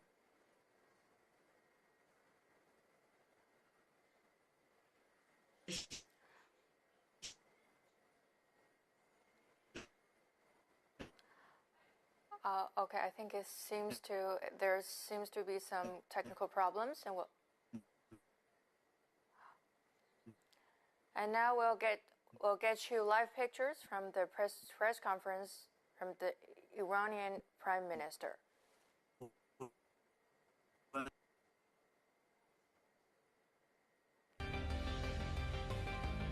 Mean by the return of given diplomacy more chance or last chance, if I say. 老师，那个现在先切到那个伊朗的外长发布会。关掉了，现在可以了吗？对，我们先切走了，我们现在先切走了，切到那个伊朗。Safeguards and monitoring. The world must not forget that it was the United States which, in the midst of a process to forge a diplomatic outcome, betrayed diplomacy by supporting the genocidal Israeli regime's launch of an illegal war of aggression on the Iranian nation. Not content with such malign actions, the United States itself has now also opted for a dangerous military operation and aggression against the people of Iran. In doing so, the US administration holds sole and full responsibility for the consequences of its actions, including the Islamic Republic of Iran's right to self-defense under the principles of the United Charter. In accordance with the UN Charter and its provisions allowing a legitimate response in self-defense, Iran reserves all options to defend its security, interests, and people. Thank you very much. All right, that was Iranian. We will now be taking questions. Abbas Araghchi. We'd like to start with the Associated Press. There will be a Q&A session. We're standing by for that. This is a press conference taking place in Istanbul, Turkey, following U.S. airstrikes on 3 Iranian nuclear facilities. And the world will be watching what kind of message Foreign Minister Abbas Araghchi will be sending to the world community. This is a serious escalation we're watching unfold. Let's listen in. Distinguished Minister, are the doors for negotiation still open? Can you hear me now? Distinguished Minister, the question is as follows. Is the door...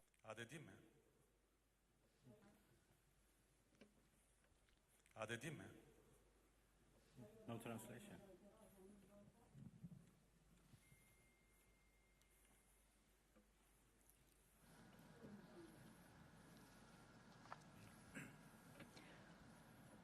Once again, you're now watching live pictures Can you hear me, sir? coming from Istanbul. Can you hear me, sir? In the English channel, can you hear me? If I may just step in here and just translate real quick for my colleague. He's asking if there are still room for negotiations moving forward. No. It's all right now. You can translate. It's okay. Türkçe mi? Sayın Bakan Ahmet Gannam yine televizyon Arabi. Müzakerelere hala kapı açık mı görüyorsunuz? Tahran'la görüşmüş müydünüz? Negotiation door still open? Did you contact Tehran? What kind of damage has been incurred on the nuclear facilities? Is there any intermediary country like Turkey, like Saudi Arabia, like Qatar? Are you continuing your such activities of mediation? How do you see the process? Thank you.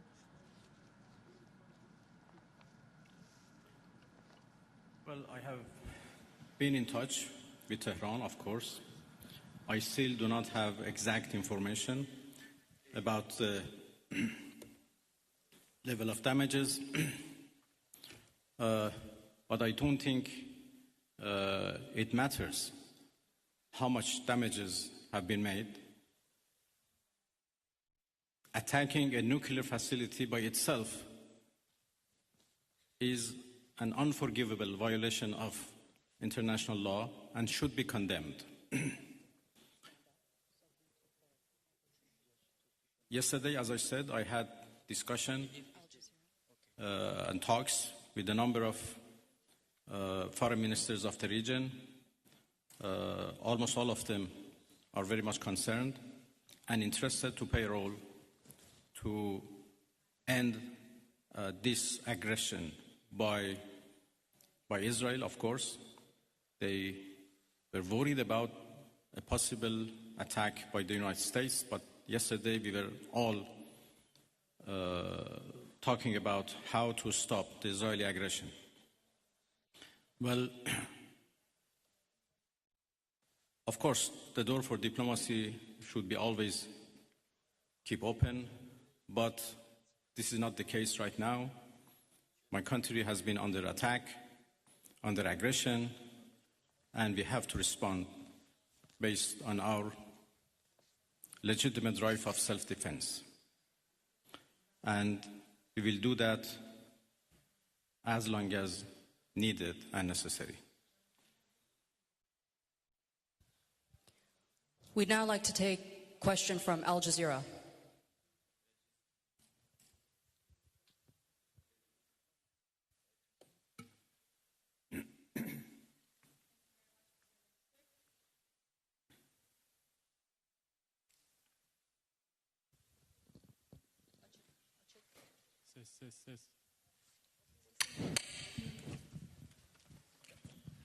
Thank you very much, Minister. So you say that you need to respond right now, but we know that Iranians are known for their talents in negotiations, in diplomacy and trade.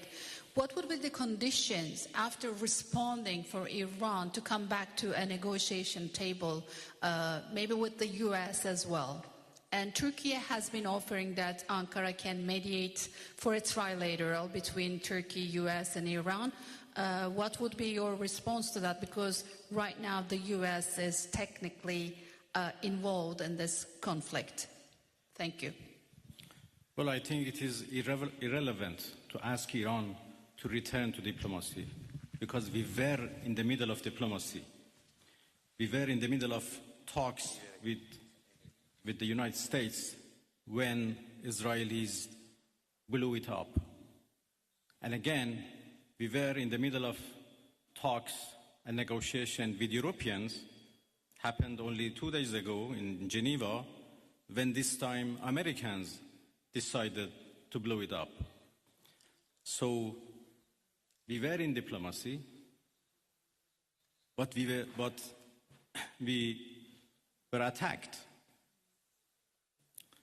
militarily. So it was not Iran, but the US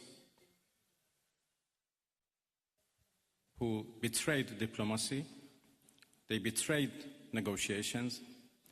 when at the middle of negotiations with us, they gave green light to Israelis, if not instructed them,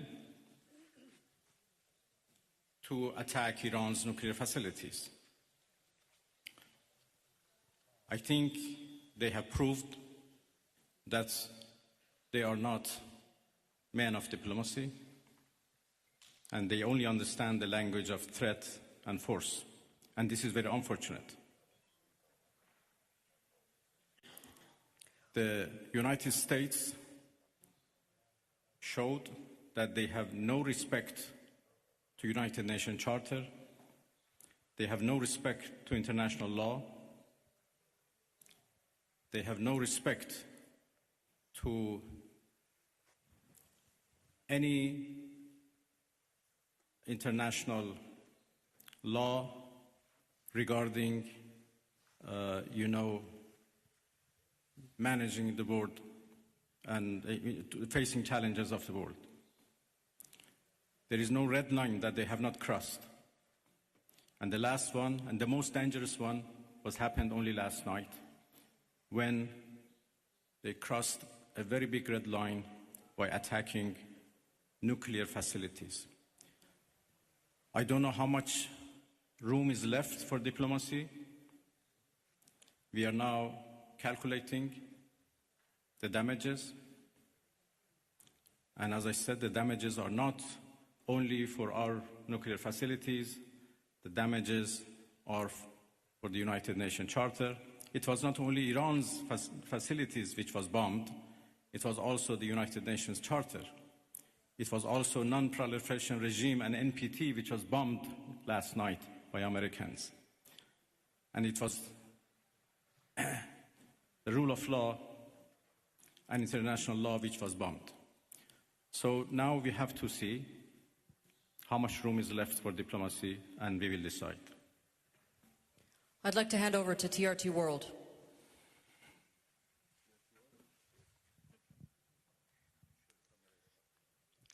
Mr. Minister, the U.S. President Donald Trump warned that Iran must now make peace, otherwise the future attacks, he says, would be far greater and much easier. So how is Tehran responding to death threats from Washington? Thank you.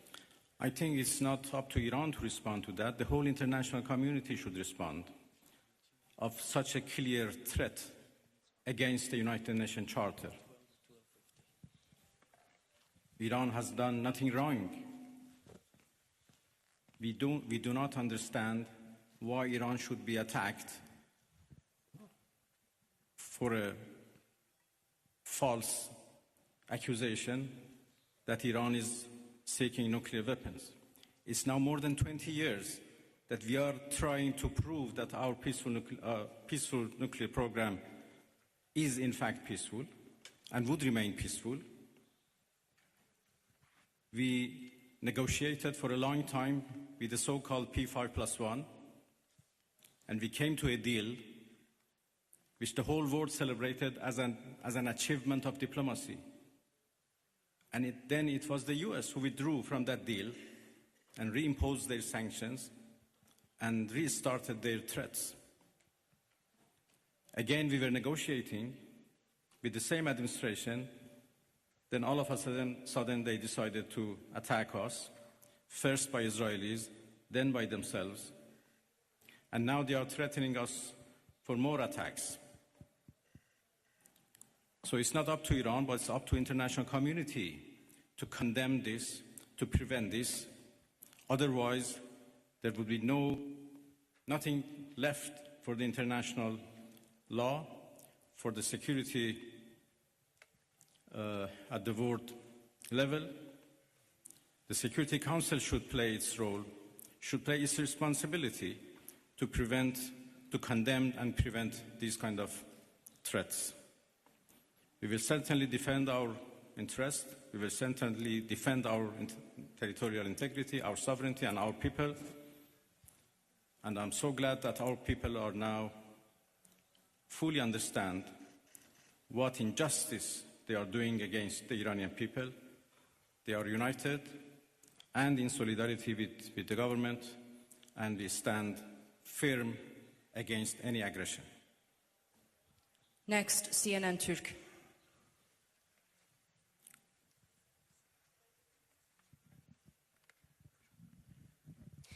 Mr. Minister, how do you assess the West's stance on Israel massacres? No one seems to mention Israel's allegedly illegal nuclear weapons. The German Chancellor even said Israel is doing the dirty work for us. So what is your response? Thank you. Well, what should I say? You said everything. That Iran is under attack by a nuclear-armed superpower and a nuclear-armed regime. And Iran, as you know, is a non-nuclear-armed country. That should be certainly condemned. If not, the whole non-proliferation regime would be undermined and would be defeated. Iran is a committed member of NPT. But NPT is not able to protect us. So why a country like Iran or other countries who are interested to have a peaceful nuclear energy should rely on NPT for their peaceful activities?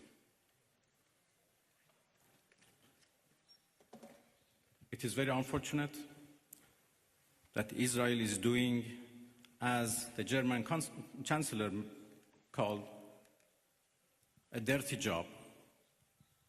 And by the way, they supported that dirty job. It's a shame.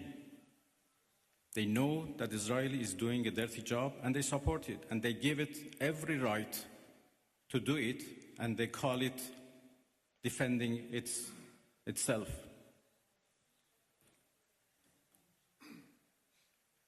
It's really a shame.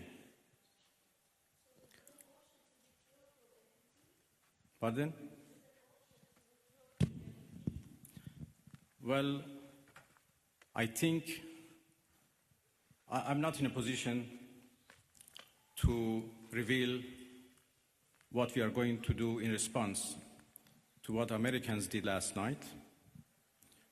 I just talked about the fact that NPT failed to protect Iran from and its peaceful nuclear program, and this is a serious challenge. Next, we'd like to take a question from IRIB.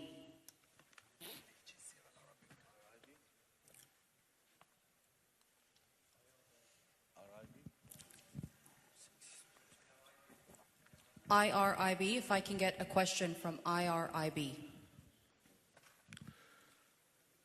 Yılmaz Parlar, Türker Gazete, Türkiye Cumhuriyeti'nden çıkan gazete.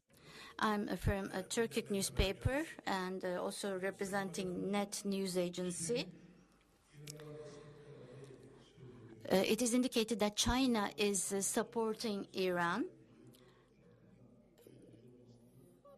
How do you evaluate its deterrence power vis-a-vis USA and Israel? And can we learn your expectations about your relations with the Russian Federation?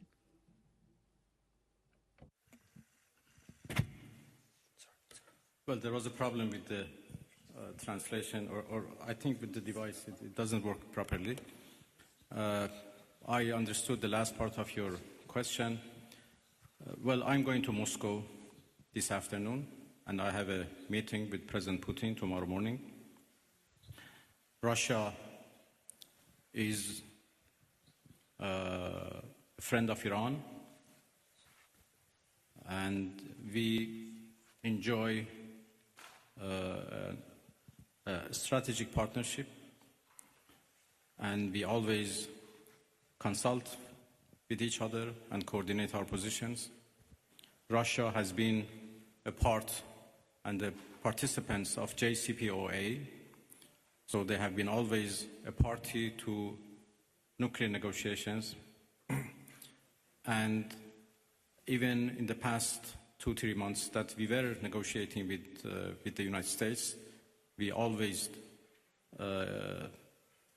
briefed our Russian friends about the latest about any progress or lack of progress in our talks. Well, I will have serious consultations with the Russian president tomorrow, and we continue to work with each other. Russia is also a permanent member of the Security Council, and we know that they were trying, together with China, to introduce a resolution to the Security Council for the cessation of hostilities.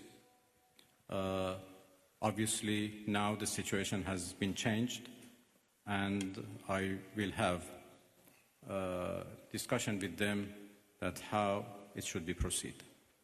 The final question from IRIB, if we can hand over the microphone to the gentleman right there. Thank you.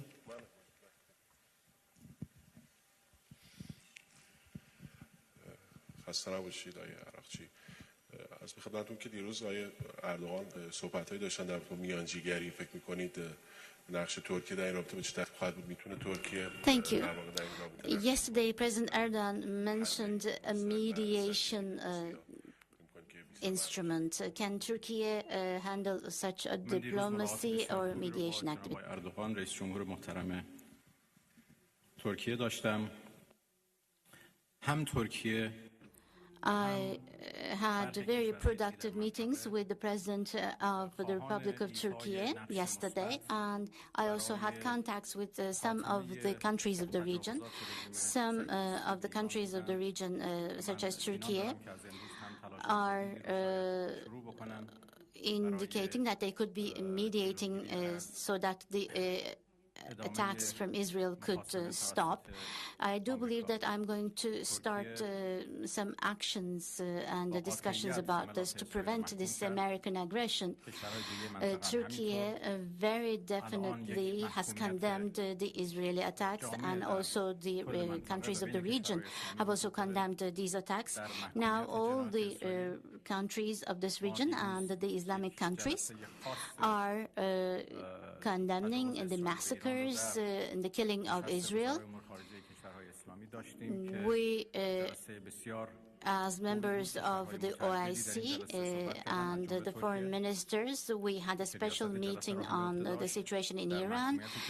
Turkey was the chair of this session, and in relation to condemning Israeli attacks, a statement was shared to end this attack, and they indicated that they were on our side. The attack last night was a big murder. It was not just an attack against the Iranian people, but also the laws and the provisions of the United Nations were also violated. And the NPT was also damaged. Thus, this was a big blow to international security and to peace by America. We believe that the United Nations should see this as a threat. The behavior of America is threatening the world peace, and it is also a serious bottleneck for the international system. And we have important problems and pain in our region because of this, creating an important damage. The attack last night showed once again that the Zionist regime of Israel has not actually reached its targets and aims in Iran, and they have been harmed, and they have actually been in a crisis because of the heroic defense of Iran. And vis-a-vis this defense, they have received support from America.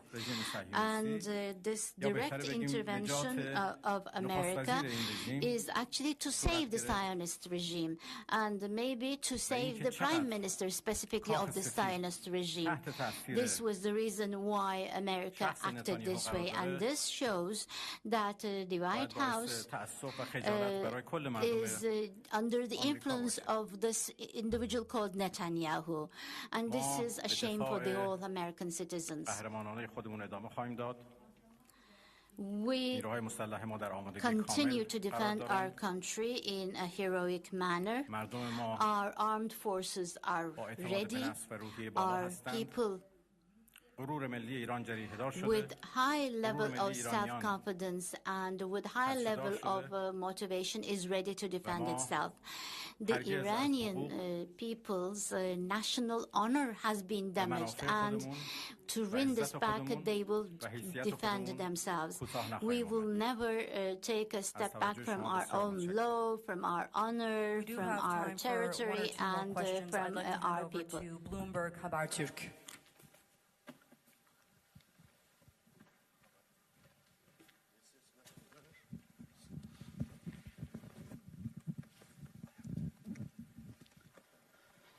Mr. Minister, thank you very much for doing this. And I'll come from Habertürk and Bloomberg HD. You said attacks at nuclear facilities are red line, and you are calculating your response. So here is the question. What are the options? Are you going to retaliate at U.S. bases in the region, or are you going to considering to close the Strait of Hormuz? And one more question as well.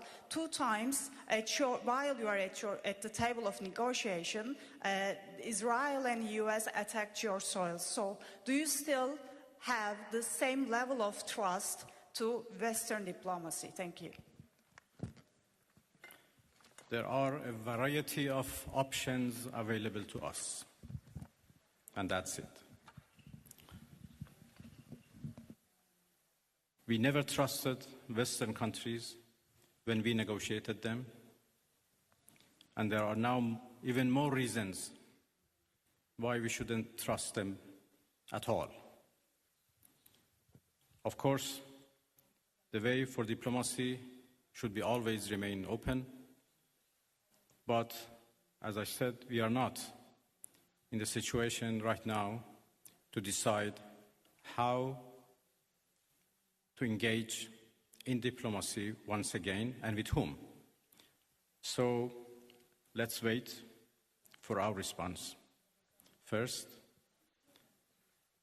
And when the aggression is ended, we decide how to engage in diplomacy once again. Next, over to NTV.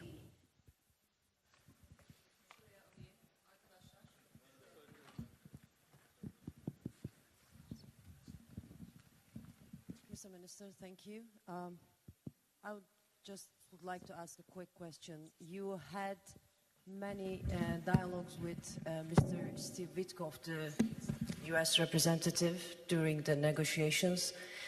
Did he call you after the attack? Who you talk with? Did you ever talk with any Western countries or United States? Did they call you? Thank you. Well, my talks with Mr. Witkoff was indirect through the Omani foreign minister as intermediator, to whom I'm very grateful.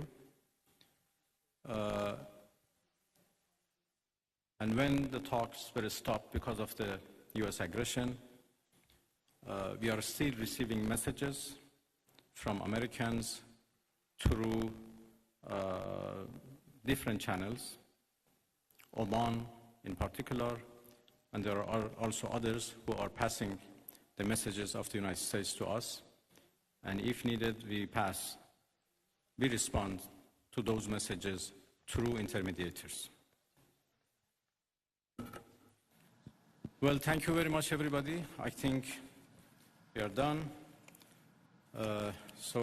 Yes, we've come to the end of that press briefing. We'd like to thank the Foreign Minister for holding that briefing after the latest developments in his country, Iran, and in the wider Middle East region. Thank you very much. Thank you, everybody. Thank you indeed.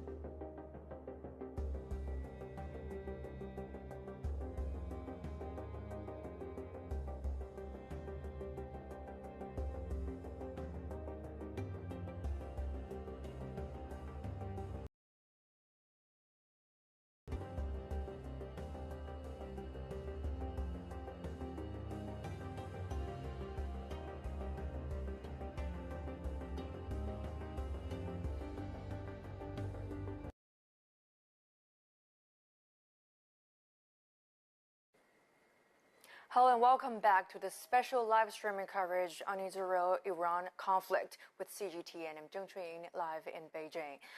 Just now, the Iranian foreign minister accused U.S. attacks of interfering, of disrespecting international law and UN Charter, while reiterating its stance to defend its sovereignty and its people. And for more analysis, let's get back to our current affairs commentator, Mr. Rong Ying, who is professor from Sichuan University. Professor Rong, great to have you with us again. Let's talk about the statement, the official statement made by the foreign minister of Iran. He said that non-proliferation treaty is threatened if the attack by the U.S. and Israel go unchallenged. So from your perspective, how should different countries cooperate to safeguard the nuclear non-proliferation system after the U.S. military action disrupted the international nuclear order? Indeed, I think we are at a very critical moment, not only in terms of the situation, which is, I think, have all the signs that there would be escalation from escalation. And more importantly, I think the question of the integrity of non-proliferation treaty, the NPT, is also very much, I think, endangered to the extent that whether, as a lot of analysts are speculating, that the Iran would withdraw from the NPT, which I think it is a full member of and a signatory for that. And it is exactly because of the reason that the IEAs and also the diplomatic talks or the nuclear talks that have been going on, and agreement actually the JCPOA reached, because of that. So, of course, there are other sort of speculation that the Iranians, the decision to stay in the NPT for sort of pursue a peaceful use of nuclear facilities is kind of a fatwa or directive issued by Ayatollah Khamenei. So very much, I think, has more not only political but a religious foundation. But it is very much an issue. If the Iran finally gave up its so-called nuclear ambiguity by withdrawing from NPT, that would be a heavy blow to the system. But more importantly, I think, to the regional security sort of framework and also the strategic balance in the region. So I think given these sort of the significance and the consequences of that, the international community should really strive, make more efforts to ensure that diplomacy will continue to prevail, and the door of diplomacy, despite the difficulties, will continue to be open. And that is what I think we needed to do that most urgently. And it is also, by the way, I think the cause, one of the major messages sent by the foreign minister in his press conference, which was just concluded. Mm-hmm. And the foreign minister made another point that Iran has a lot of options to defend its sovereignty of its people. And at the same time, we know that the Hezbollah and the Houthis have signaled potential intervention to this confrontation. So my next question is, do you think is there any risk of this, proxy warfare escalating to a multinational military confrontation? I think at the press conference and also during the Q&As, the Foreign Minister Aglachi has made it explicit clear of what the positions where I think Iran stands in the wake of the U.S. military attacks on its nuclear sites. I think the first and foremost is the rights of self-defense, which I think Iran strongly and rightly claim that it enjoys. And secondly, in this regard, because of that right, Iran believes enjoy, it would reserve that all options in terms of defending its sovereignty, territorial integrity, and security, and arguably in defending the international law and norms governing international relations, which Iran strongly feel that the military attacks by the United States, by Israel, have violated, has buried, if I can use this term. And last but not least, of course, while the Iranian side foreign minister said that by saying that, said that the door of diplomacy should remain open.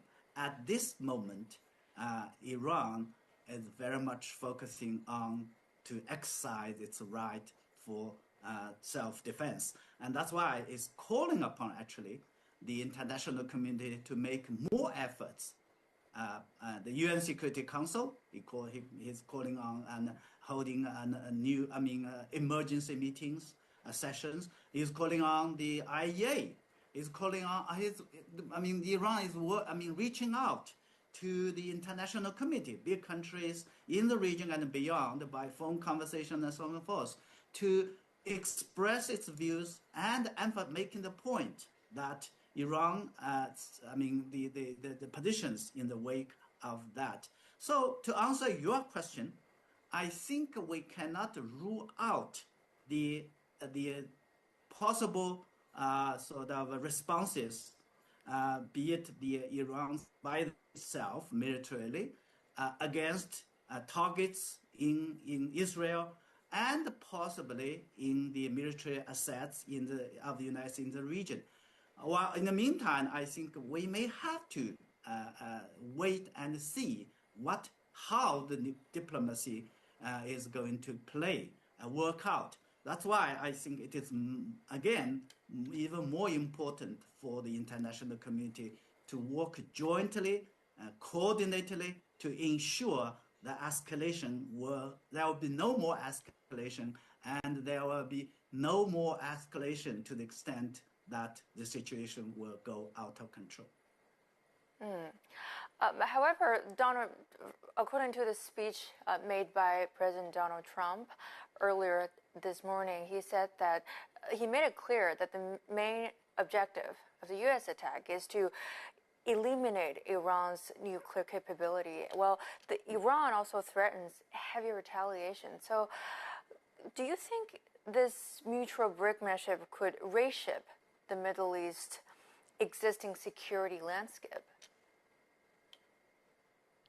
Yeah, there are definitely kind of high-level, very dangerous, high-intensity brinkmanship, if I can call.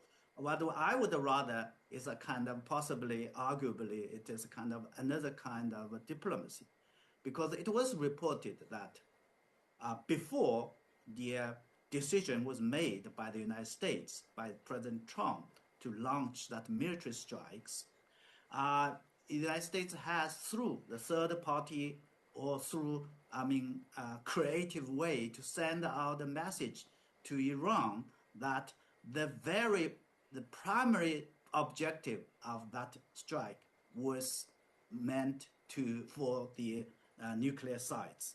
In other words, the United States wanted the Iranians to understand that its military strikes against the nuclear sites are limited, and it does not want to see kind of a cycle of escalation. In the meantime, of course, at the speech by President Trump in the wake of the strike, it threatened that if Iran responded militarily against U.S. sort of threat, that would came up with sort of a tragedy and more attacks and more destructions. And we'll see how that game plays out. At least so far, I think while we are waiting or speculating the responses from the Iranian side and listen very carefully the statement by the foreign minister of emphasizing Iran's rights for self-defense, let us hope, let us sort of pray that that escalation will not take place, and which would give diplomacy the final and the last chance, hopefully. Hopefully, this is what we all want to see in the future. Well, let's get back to the presser. The Iranian foreign minister also said during the presser that there are many regional forces expressed willingness to mediate the conflicts. And at the same time, the Security Council also urged restraint and emphasized nuclear facilities' invulnerability, but passed on substantive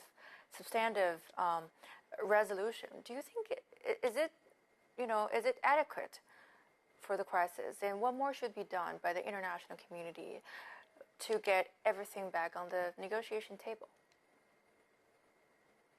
Yeah, we all know that the UN Security Council is very much important.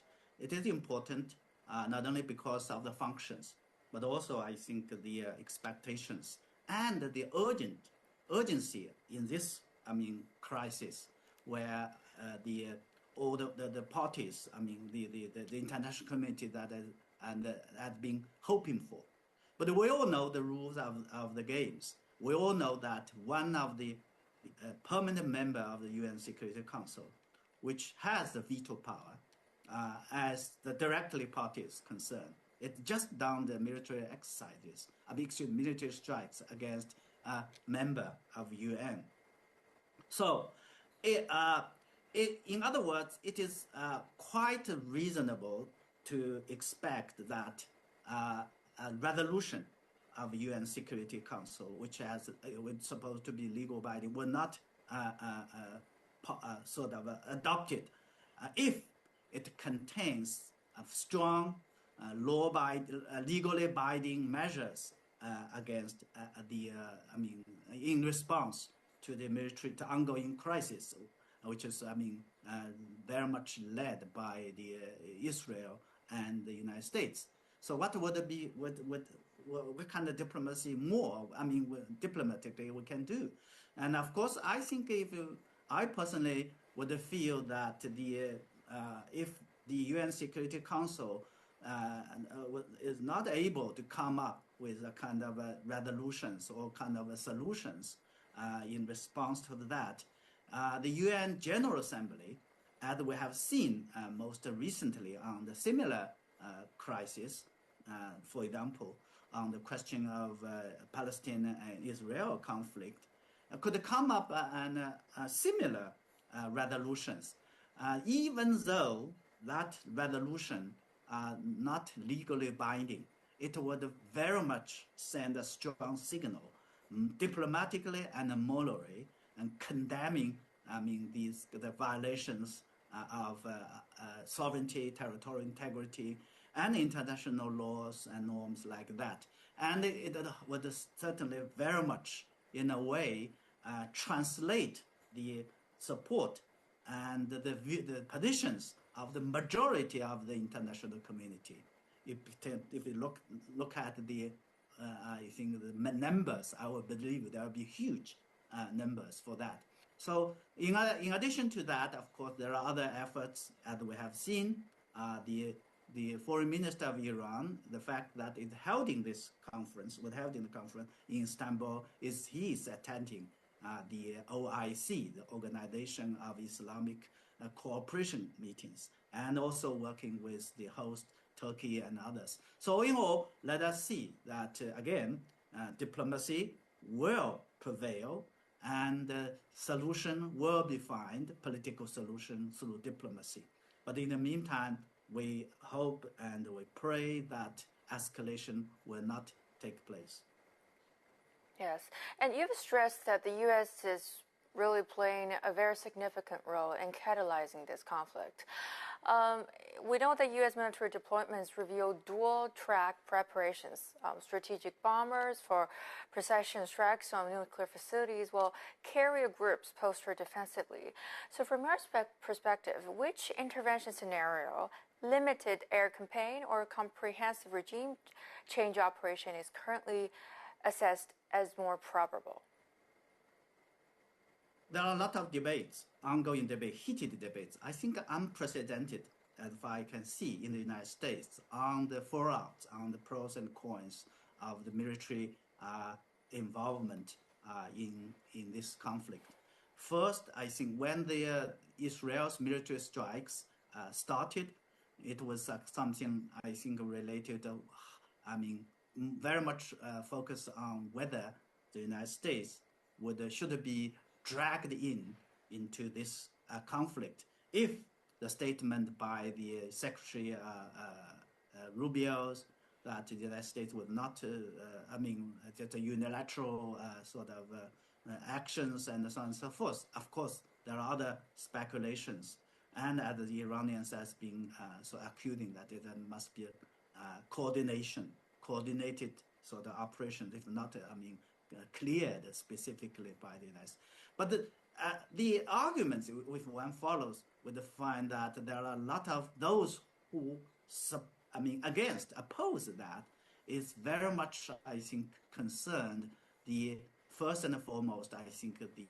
impacts on the, U.S. itself, taking into account the bad track record, the consequences of U.S. involvement in the region. And so history, the recent history gives a lot of lessons of the UN. And secondly, United States. Secondly, I think the United States, the American people, I think they are not ready, or they don't want to see, to get involved in a kind of a conflict like that. And last but not least, I believe that the question of the ultimate goals or the end game of this involvement remains a critical factor that would going to shape U.S. Trump administration's final decisions on that. And for that, there are a lot of sort of uncertainties, a lot of variables which I think we will have to take into account. The domestic politics, the role of Congress, and most importantly, I think the personal preference of President Trump would also mean a lot. Obviously, what the United States has done, particularly in terms of these military strikes, it's a big shift. Compared to not only to the previous, many years, previous sort of a record or position of Trump, but in the most recent, the past 80 days when the conflict broke out. Yes, their involvement, their stance towards the conflict is, as you mentioned, is a big shift for the Trump administration compared to the previous administration. So what are some of the reasons, strategic reasons behind the the Trump administration's strong, committed involvement in this conflict? And how will this involvement affect its domestic policy? I think the simple answer is that, United States hopefully, and I think would have learned good lessons by the past engagement in the region. And secondly, I think the political sort of atmosphere, the constituency in the United States are not ready to supporting, and not ready to support this kind of engagement. And diplomatically, the United States will also to have difficulties in sustaining kind of a large-scale military sort of engagement involved in the region. And last but not least, I think even military front, I would raise a question mark, put a question mark that the United States will be able to sustain a kind of military involvement like that, not to mention the ground sort of forces or the ground deployment of large scale on that. Simply, I think the United States in a difference. But that is exactly the problems the United States is having. That's why I thought the debate in the United States is going to be very much important in shaping the final outcome of this conflict. Because if one looks at the past sort of experience of U.S. engagement in, be it in Iraq, Afghanistan, and others, so sometimes they not only the United States ended up very terribly with, but the reason or the track record of that has always been out of the plan. So this is, I think, exactly as an observer, I think hopefully, the American people will keep in mind when their leaders, their politicians go ahead with that. That is, I think, what I would say, the sense of history is going to play a very important role. All right, thanks for your analysis and insights. We really appreciate that. You're watching the special live streaming coverage on Israel-Iran conflict. Don't get back. Stay tuned with us.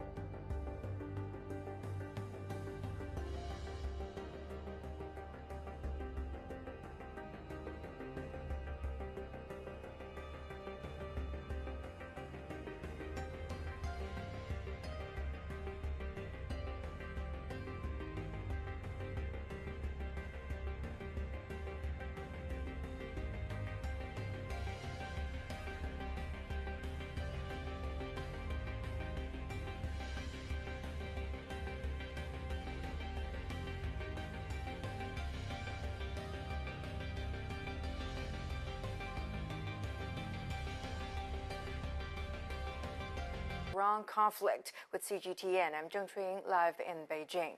Well, the two countries have struck multiple rounds of strikes as the conflict reached into day 10. And for more latest on the ground, we're now joined live to our correspondent Yang Yuan, who is in Beirut, where the ripple effects of the Iran-Israel conflict are reshaping the regional dynamics. Hello, Yang Yuan.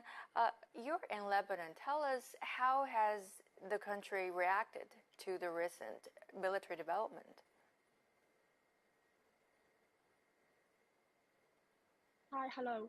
We know that as the conflict in the Middle East escalated this morning, and this morning the president of Lebanon, Aoun, he declared this morning that Lebanon, its leadership, political parties, and people are now more aware than ever of the heavy price it has paid for wars waged both within its borders and across the region.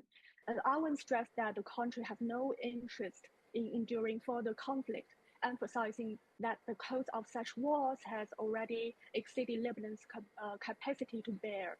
In Aoun's remarks, the president warned that the recent strikes on Iran's nuclear facilities risk escalating regional tensions to dangerous levels, threatening the security and stability of multiple countries.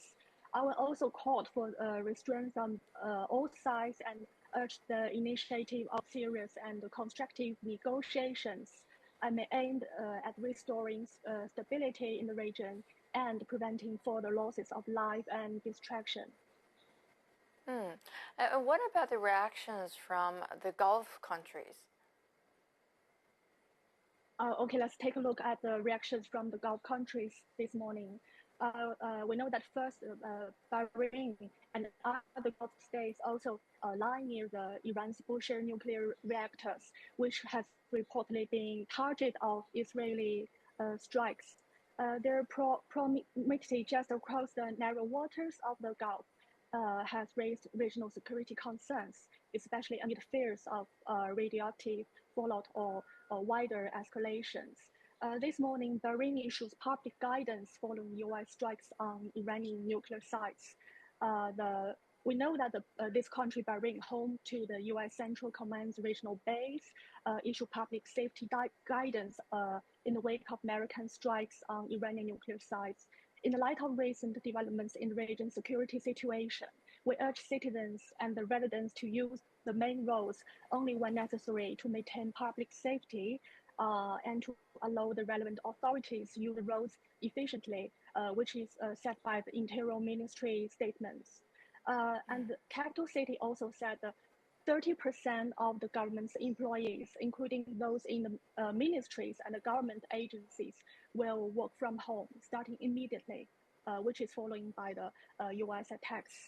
And a remote working system will be activated across the ministries and the government agency with a 30% work from home capacity, which is issued by the official Bahrain news agency after the US bombed Iran.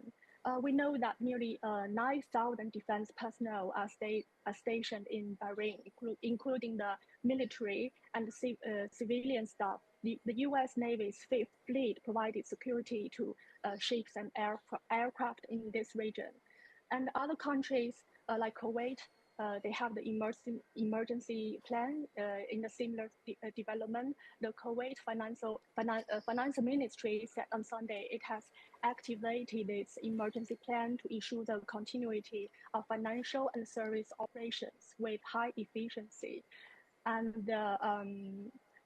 And also the Saudi Arabia expressed the greatest concern after U.S. strikes on Iran. Saudi Arabia expressed its great concern. The kingdom is closely monitoring the developments in the Islamic Republic of Iran with targeting of Iranian nuclear facilities by the U.S. And we know that Oman, which plays a role of mediator between the U.S. and Iran in nuclear discussions, condemned the strikes on Sunday. Okay, back to you. All right, thank you. And last but not least, we know that the Hezbollah and the Houthis have previously signaled potential intervention and even support to Iran. What about now? Have we seen any new signals or new moves from Hezbollah or other forces in response to recent developments? We know that since the outbreak of the conflict between Israel and Iran on the 13th, there has been growing concern in Lebanon that Hezbollah may intervene in support of Iran. On the 20th local time, Israeli Defense Minister he publicly warned Hezbollah, stating that Israel has lost its patience with any party that threatens its security, and that Hezbollah must act within cautious.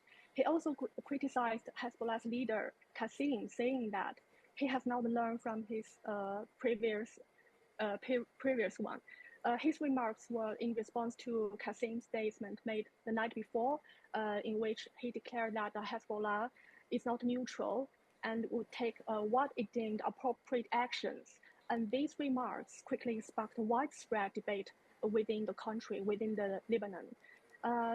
You know, on the 19th, during a visit to Lebanon, the U.S. ambassador to Turkey, and he's also the special envoy to Syria, Tom Barak, warned Hezbollah's involvement in the Iran-Israel conflict would be a very bad decision.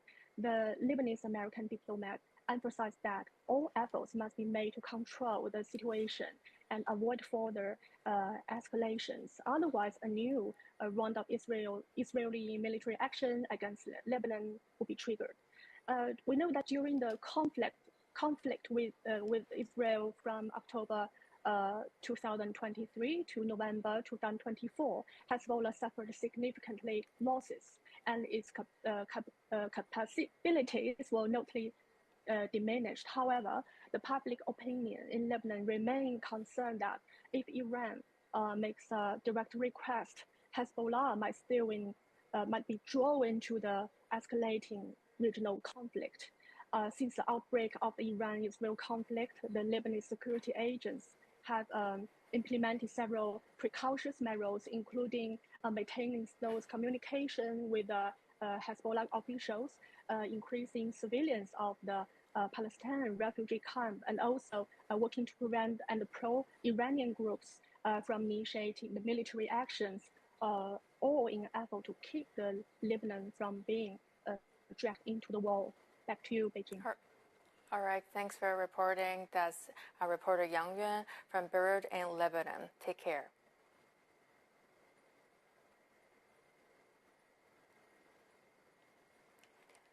All right, that's our live streaming coverage on Israel-Iran conflict. Don't go away. We'll get you more for the conflict.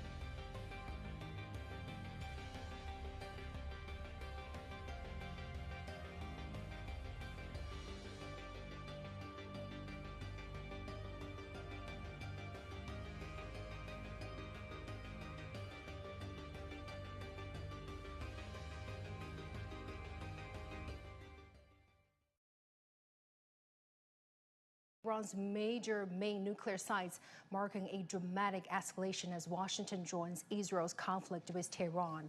At a news conference in Istanbul, Iran's top diplomat accused Donald Trump of betrayal and said Iran reserves all options to defend itself. So it was not Iran, but the U.S. who betrayed diplomacy. They betrayed negotiations. When, at the middle of negotiations with us, they gave green light to Israelis, if not instructed them to attack Iran's nuclear facilities.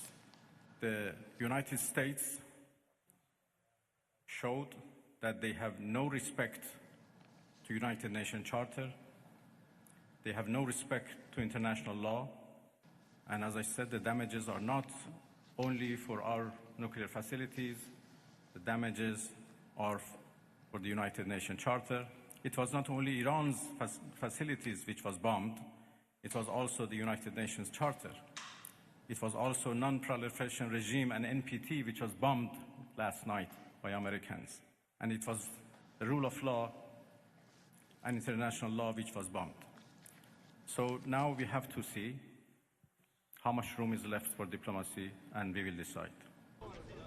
Iraqi also says he's set to head to Russia tomorrow to discuss the situation.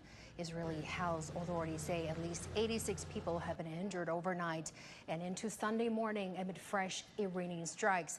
Authorities will temporarily reopen its airspace for flights from 1100 GMT on Sunday as it repatriates thousands of citizens left stranded overseas.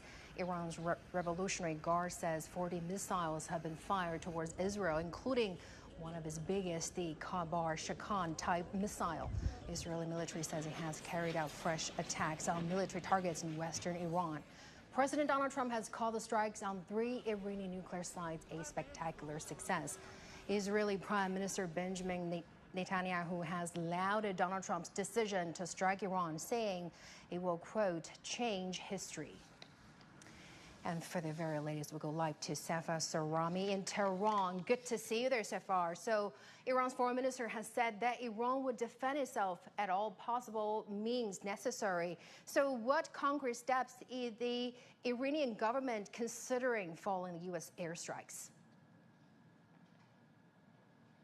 Yeah, of course. That's a very good question. But first, let me update you on a breaking news I just received that the city of Despul in the province of Khuzestan in southwest of Tehran is also being attacked right now as we are speaking by the Israeli forces. And about your question regarding the Abbas Araghchi, what does he mean by all means to defend itself? Of course, we have to, as I've said many times, we have to wait. It looks like we have some... All right, Safar, continue. Of course, you have my voice?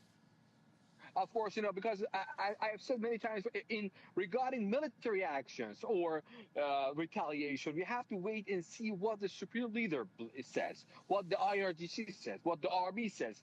Abbas Araghchi is our top diplomat. He's a foreign minister. He says that we're going to retaliate, but he doesn't know how. But by all means, some people have started speculating that Iran might close the Strait of Hormuz. But I think we should now stop speculating and we should stop guessing, because now we are in a very, very dangerous situation, not only for Iran, but for the whole region and even for the world. So for now, we have to stop speculating and see what the IRGC, what the army, the supreme leader, and the president will say. But as Araghchi emphasized, the door to diplomacy is always open. But at this time and situation, it is... So far, we know the Iranian foreign minister is set to visit Russia and hold talks with Putin tomorrow. So what do you think will be the major outcomes and what will be the priorities of their conversation? Of course, Araghchi has not, talked about the details of his meeting with Putin. But of course, I believe it's going to be a very momentous moment because, as you know, Iran has 2 major allies, China and Russia. So tomorrow he's going to meet Mr. Putin. He's going to talk to him about the escalation in the region. And I think personally, I believe that Putin might want to play the role of a mediator, like the role that Oman used to have in Iran-U.S. talks. Thank you so much, Safa, for your reporting from Tehran. We'll definitely keep you updated. And now we go live to our Jonathan Regab in Tel Aviv. Hello there, Jonathan. Would you please tell us where you are and what is the latest situation on the ground? Yes, so this is a location in Tel Aviv that has been hit, where a strike took place, and we were moved a little bit from the actual site that we visited earlier, but there's sheer devastation. Once again, as was seen in previous days, this place took a direct impact, and the devastation is quite big. We can, fortunately, maybe miraculously, we can speak of only a lot of damage and minor injuries. Why so? People did exactly as they're instructed and went to the shelter. As soon as the warning arrived, people went to the shelter, and that is why we're speaking of substantial material damage, but most of the injuries here are minor injuries. This is a site here in Tel Aviv. This is just one site. There are other sites in the city, around the city, that have been hit, and also in other areas throughout the country.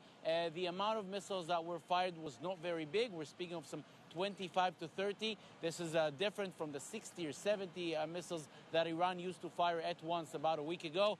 But as we mentioned, even one or two of those 30 making impact can cause various damages, can cause substantial damage. And this is what we see here in this site in Tel Aviv. Jonathan, how would you describe the atmosphere there in Israel following the U.S. airstrikes on Iran?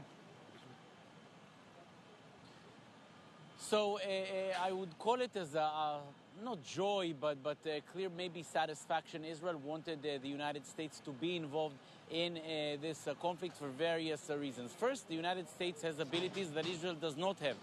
Whatever was fired on the Fordo nuclear plant earlier this morning are bombs that Israel simply does not have. Israel does not have the advanced B-2 bombers that the United States has, and Israel does not have the amazingly big bombs that penetrate bunkers that the United States has.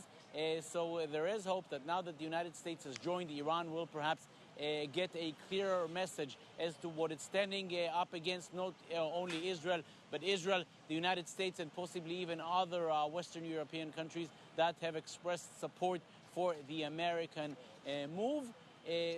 But while there's an understanding that the United States is now part of the war, there's also an understanding that this does not mean that Israel will not be targeted anymore. The example came this morning, roughly 3-4 hours after the American strike, came that missile launch towards Israel. So there is hope that with the American involvement and the feeling that there's American backing to this operation, things could perhaps happen faster. But at the moment, it's still the devastation that we saw in previous days. Thank you so much, Jonathan Regab, for your reporting from Tel Aviv. We'll definitely keep you updated. All right, for more, let's go live to our correspondent, Evangela Sipsas in Gublak, Turkey, as foreign ministers of the Organization of Islamic Cooperation are meeting in Istanbul. The Iranian foreign minister is also there at present. He held a news press conference earlier. So, Evangela, what can the group achieve at such a critical moment? Well, the IOC meeting that started on Saturday, the Islamic Organization of Cooperation, didn't expect that throughout its meeting this will happen, which happened overnight, the bombing of nuclear sites in Iran. The foreign minister of Iran, Arakchi, who was here, he spoke and he condemned the overnight attacks by the U.S., saying that the only thing that they're managing to do is to destabilize the region and dragging the Middle East into another war.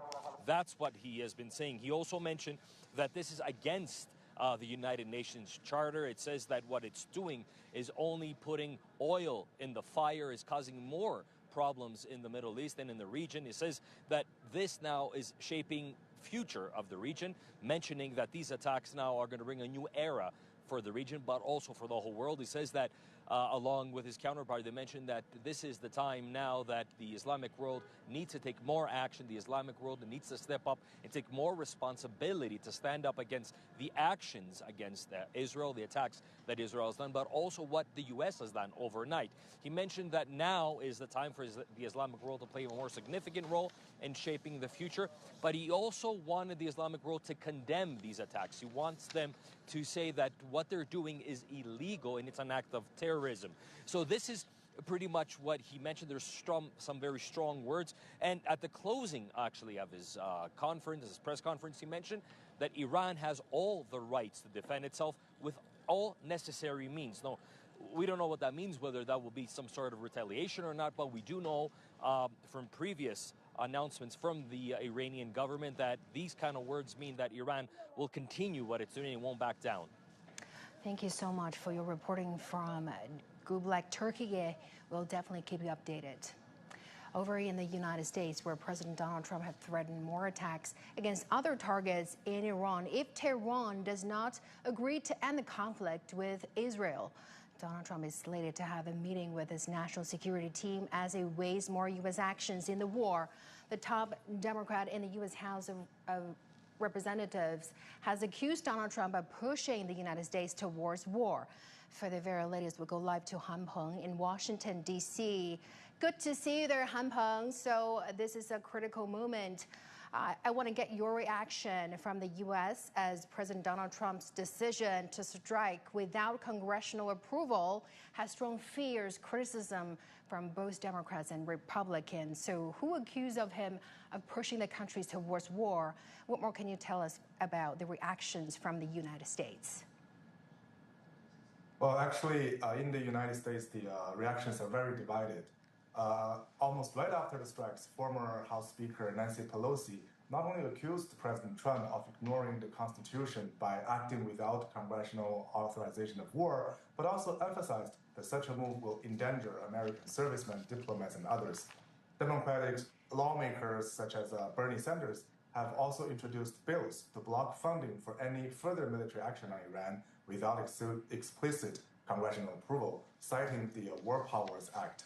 They also echoed the 2020 precedents when Trump killed Iranian General Soleimani with similar legal challenges.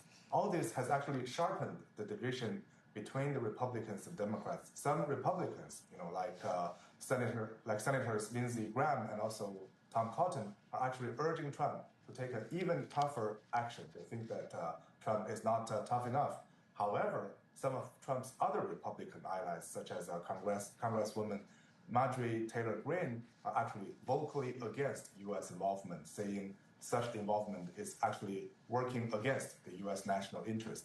So all this clearly shows that there's not only deep-seated partisan differences in the U.S. over the military actions on Iran, but also a lack of unity even within Republicans.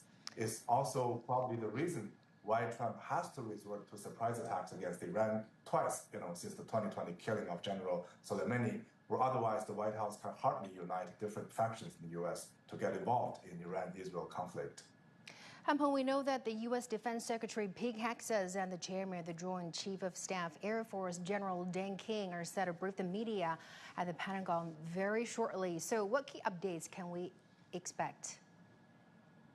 We can expect the Pentagon to outline the U.S. military's objectives and operational details.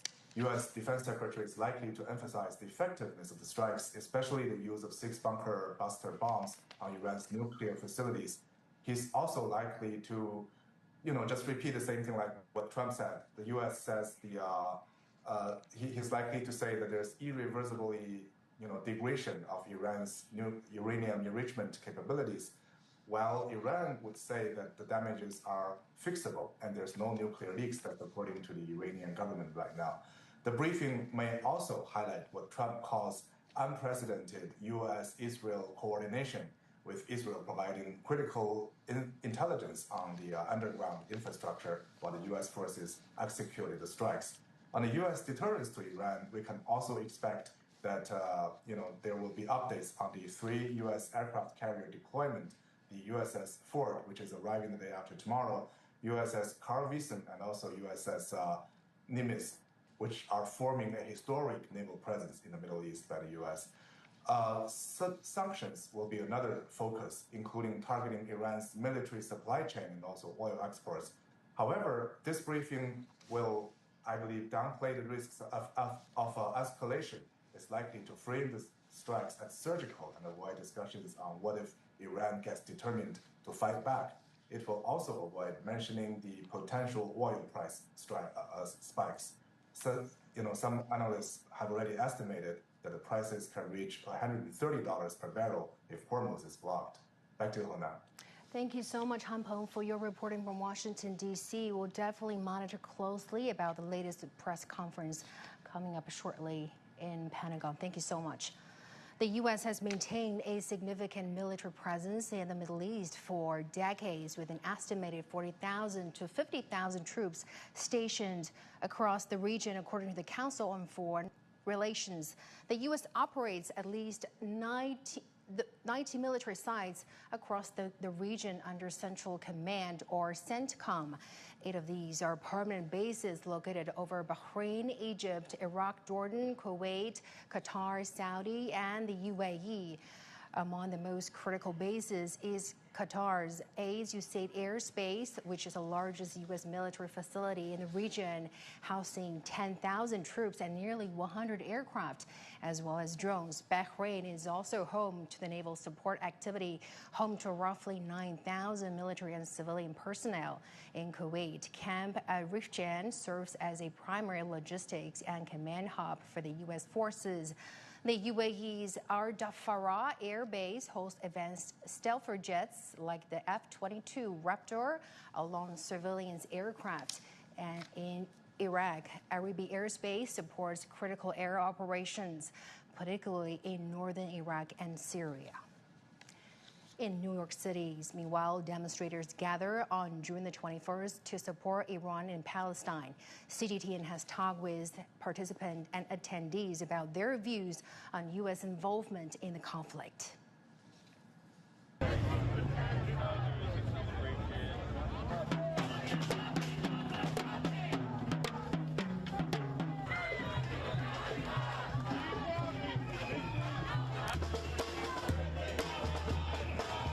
Israel attacked Iran. Israel provoked this war. This has been stated. The policy years ago by the United States government and Netanyahu was 7 countries in 7 years. And we're on to the last country now, Iran. So we'll see what happens, but this is an existential battle. I think Iran is actually powerful enough to win this thing. Even the Houthis basically chased away, Trump. So if Trump couldn't beat the Houthis, I don't know how delusional, he is, thinking that Israel can't either. Israel is lying about the fact that they have control of the airspace, whatever, to try and to convince Trump that it's going to be an easy win. It's not going to be an easy win.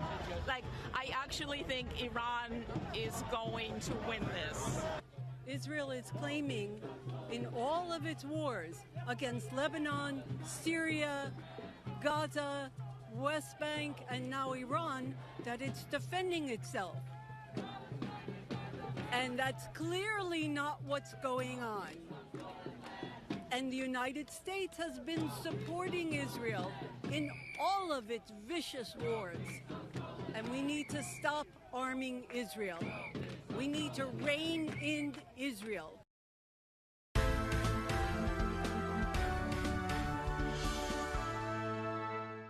Stories from around the world about our world. A collaboration between CGTN and broadcasters from 6 continents. Each week, CGTN and its multimedia platforms showcase compelling reports followed by local and national media outlets from across the globe. One world, many voices. A special CGTN initiative. Our world, every week, only on CGTN. See the difference.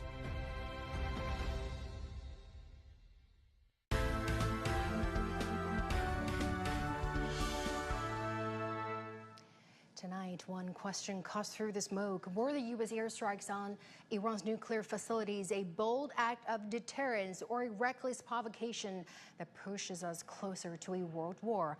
And joins me here in the studio is Lu Surey. Hello there, Surey. So tell us more about how the world is reacting to U.S. airstrikes. Yes, Hona. Well, world reactions are divided, but not random. There appear to be two dominant camps. And Camp 1 says the attacks were necessary, that Iran's nuclear program had crossed a red line, that inaction would invite disaster. And Trump supporters and allies calling it decisive leadership. Israeli Prime Minister Benjamin Netanyahu called the strikes historic and truly unsurpassed, and claiming the action can help lead the Middle East and beyond to a future of prosperity and peace. Inside the U.S., Trump-aligned Republicans echoed this, praising the action as clean and decisive. And House Speaker Mike Johnson said in a social media post that the military operations in Iran should serve as a clear reminder to our adversaries and allies that President Trump means what he says. But then the second camp sees something else entirely, escalation without accountability. And critics argue that this wasn't self-defense, it was a unilateral strike on a sovereign state without congressional approval or international backing.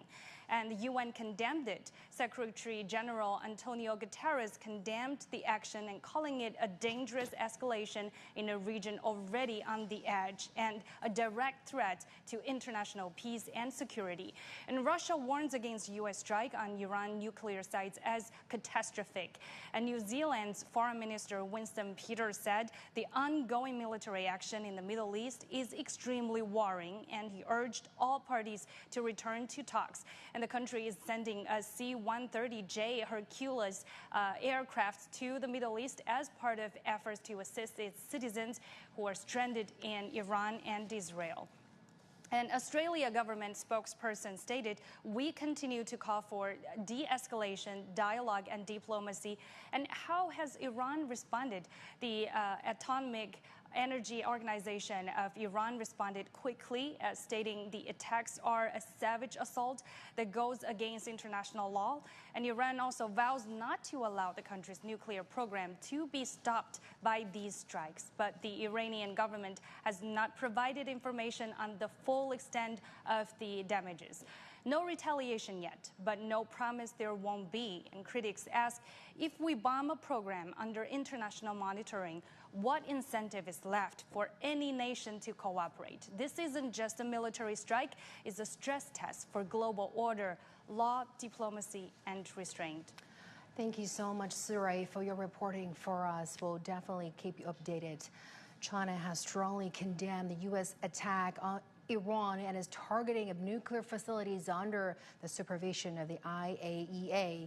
The Chinese Foreign Ministry said the U.S. violated the UN Charter and the international law, further escalating tensions in the Middle East.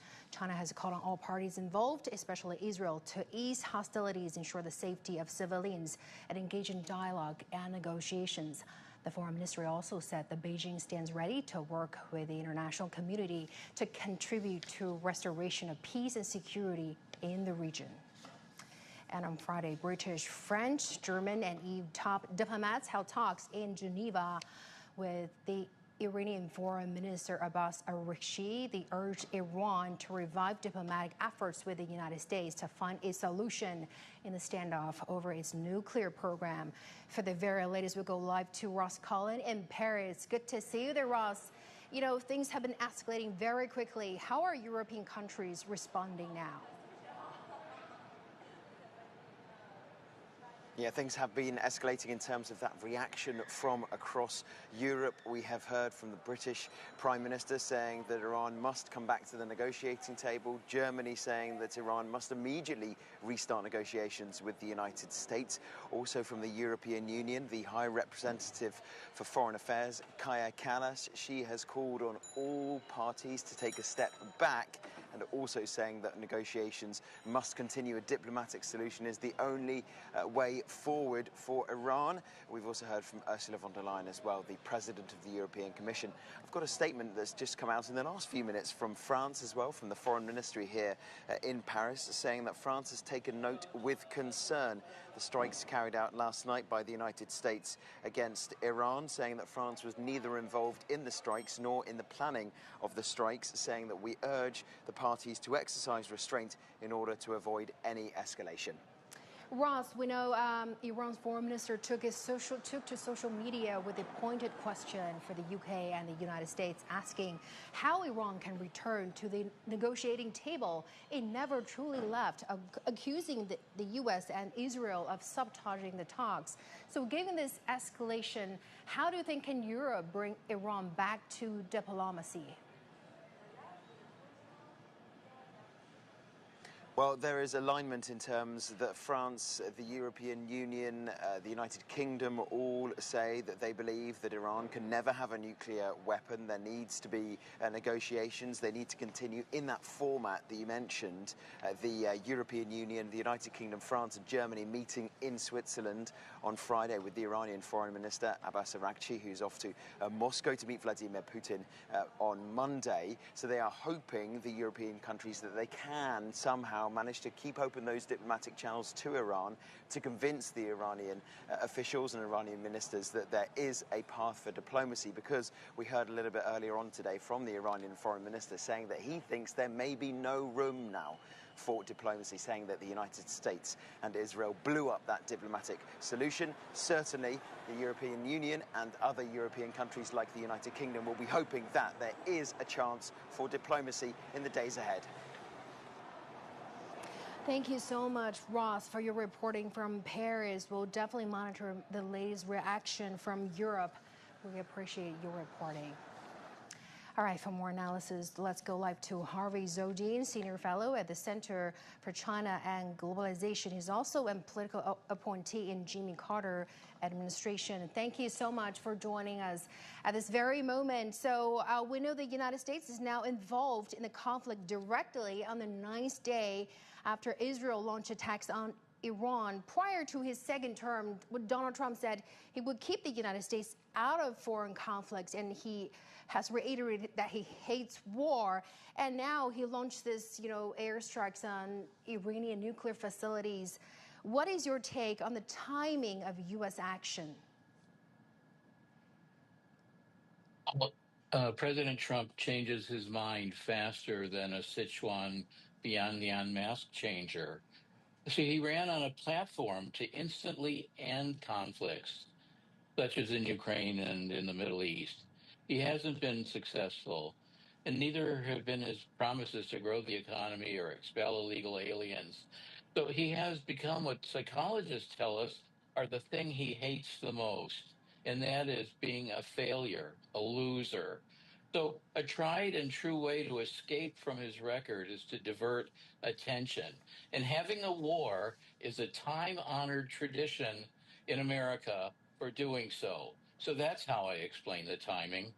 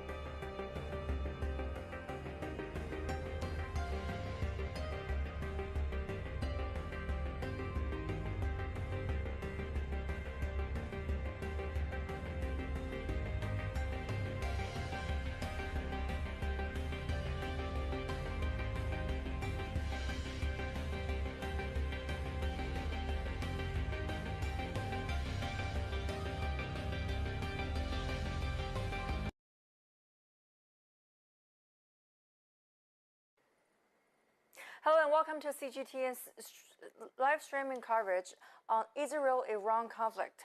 I'm Zheng Chunying, live in Beijing. The Iranian foreign minister has condemned the United States strikes on the country's nuclear facilities. He said Iran continues to defend itself by all means necessary against the U.S. and Israeli military aggression, and that the U.S. holds full responsibility for the consequences of its actions. And for more analysis, we're now joined by our guest and our current affairs commentator, Mr. Wang Peng, who is the research fellow of the Institute of State Governance in Huazhong University of Science and Technology. Good to have you with us, Mr. Wang.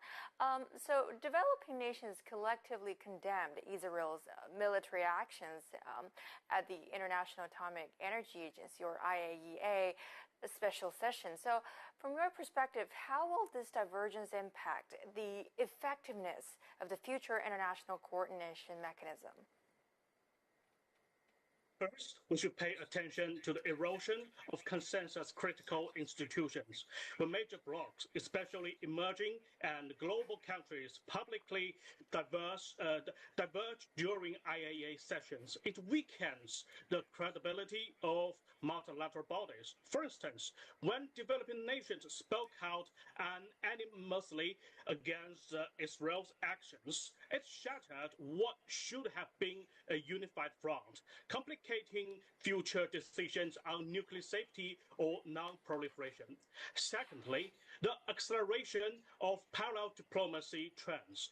As confidence in established institutions wanes, coalitions such as BRICS, the Global South Caucasus, or regional forums like ASEAN are likely to assume more roles. Those blocks of alternatives to the Western-led structures, fragmenting global decision-making rather than building cohesive responses. And thirdly, the increased demand for systemic governance reform. This divergence strengthens arguments from China, India, and South Africa for collaborating governance systems like the IAEA, UN Security Council, and IMF. Expect renewed proposals, more seats for emerging economies, regional representations, or weighted voting models as developing nations leverage this momentum. And also the IAEA Director General early warned that the attacks on Bushehr could reach a regional nuclear disaster. So what concrete measures do you expect from tomorrow's emergency meeting to safeguard the civilian nuclear facilities? First, we may expect that adoption of that explicit red line resolution. The IAEA should pass a resolution declaring civilian atomic infrastructure off limits under international law, referring the UN Charter and the Convention on Nuclear Safety. Such a statement would legally clarify that any military strike crossing that boundary could constitute a war crime. Secondly, we should say the rapid technical development to Bushehr. Within 24 to 48 hours, IAEA must dispatch inspection teams, for example, engineers, radiation experts, structural safety specialists, to conduct the on-site assessment, install dosimeters, and engage within Iranian operators. Finally, to make the establishment of a regional nuclear safety watch group. The resolution should call for forming a regional expert task force, including IAEA, Gulf states, Iran, and maybe including Turkey, to draft the crisis contingency plans, buffer zone protocols, and the early warning notification system to avoid misunderstanding. And against the backdrop of Iran's refusal to engage in dialogue with the United States, from our perspective, what diplomatic windows and roles for third parties still exist? Like, do neutral Middle Eastern countries have the potential to build negotiation channels? Well, I agree that, for example, Oman has historically served as a discreet intermediary, notably in 2012 and in recent 2025 back-channel diplomacy involving U.S. frozen assets. It can assume that role, hosting informal meetings where U.S. officials and Iranian envoys quite explore offers. Secondly, linking regional and nuclear issues for incentive-based engagement. Iran may be open to localized discussions on Red Sea security, Yemeni conflict de-escalation, or maritime safety. If such talks are paired with negotiable strands like partial energy sector sections relief, it might open the door to nuclear diplomacy. Finally, economic incentives as triggers for renewed engagement. Past patterns show Iran engaged when economic pressure is elevated. In early 2025, informal talks revived once 6 billion frozen funds were unblocked, a credible mechanism for gradual sanctions relief. Conditional on compliance could become Iran's lever to return to formal nuclear negotiations. Exactly, and I think one thing is for sure, more efforts are definitely needed to get all the parties back to the negotiation table. And now let's talk more about the U.S.'s role in this conflict. A lot of analysts told us that the United States really plays a very important role in catalyzing this, in escalating this conflict. So from your perspective, what international pressure might the White House face, on the other hand, and could this alter its strategic priorities in the Middle East in the future? Well, we see the U.S. partners in the EU, Japan, Australia, and Gulf states are increasingly urgent restraint. If these governments align at the G7 or UN meetings, Washington may shift from military preparedness toward diplomacy and to maintain alliance unity and credibility. And secondly, we should see that congressional and public security favoring caution. For example, outgoing polling in the U.S. shows low tolerance for new ground wars or airstrikes, especially in light of civilian casualties. Congress members from both parties are likely to pressure remaining measures or budget cuts for military funding, nudging the administration toward conflict avoidance. All right, Sam, we'll keep track of the further development of this conflict. All right, thanks for your analysis insights. We really appreciate it.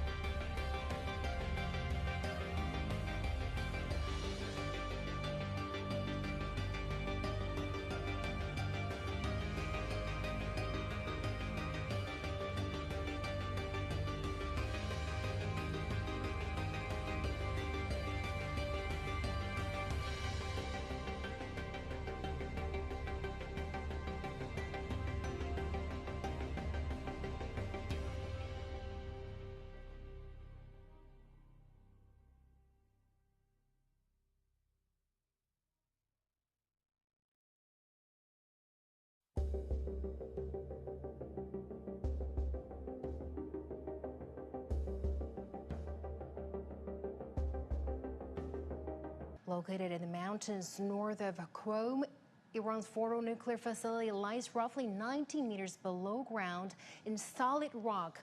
Its structure was designed to shield it from potential airstrikes and to enhance its defense capabilities. Fordo is equipped to enrich uranium to higher levels compared to other facilities. Since the U.S. withdrew from Iran nuclear deal in 2018, Tehran resumed enrichment activities at Fordo, including producing uranium with higher enrichment levels. Iran insisted its nuclear program is solely for civilian use, including energy and healthcare. The Natanz nuclear site is located in Iran's central Isfahan province, according to reports. Some of its production halls were built deep underground, protected by concrete walls overhead. The Isfahan nuclear facility, also in central Iran, produces medicines used for uranium enrichment. It is one of the largest enrichment facilities in Iran and was previously monitored and inspected by the International Atomic Energy Agency. Retired U.S. Air Force Colonel Cedric Layton, which is a military analyst for CNN, explains the mechanism behind the GBU-57 bunker buster bomb. It is the only known weapon in the world that could destroy Fordo. You might have heard about bunker busters. It's the type of weapon that can be used to attack a site like Fordo, a site where Iran is enriching uranium that's buried about 300 feet beneath the ground. There's only one weapon in the world that can destroy a place like Fordo, and there's only one plane in the world that can carry that weapon. That weapon is the GBU-57, a sophisticated bunker buster called the Massive Ordnance Penetrator, or MOP. The MOP is 20.5 feet long, weighs about 30,000 pounds, and it can strike a deeply buried target after multiple impacts with pinpoint accuracy. And the only plane that can carry it is the B-2. Israel doesn't have any of these planes or any of these bombs, and that's why they want the U.S. to join their aerial campaign against Iran. And now let's take a look at the history and milestones of Iranian nuclear talks until Israel's attack on Iran on June the 13th. Iran's nuclear negotiations have spanned decades, with periods of diplomatic breakthroughs and major setbacks. It began in the late 1950s when the U.S. and Western allies supported Iran's nuclear development under the Atoms for Peace program. But following the 1979 Islamic Revolution, that cooperation came to a halt. In 1980, the U.S. cut diplomatic ties with Iran after the hostage crisis. Since then, Iran's nuclear program has become a point of contention, especially in the 21st century.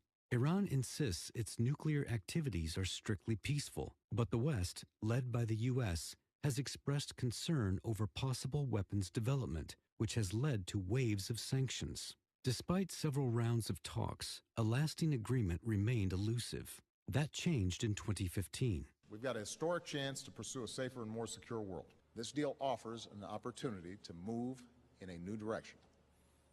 We should seize it.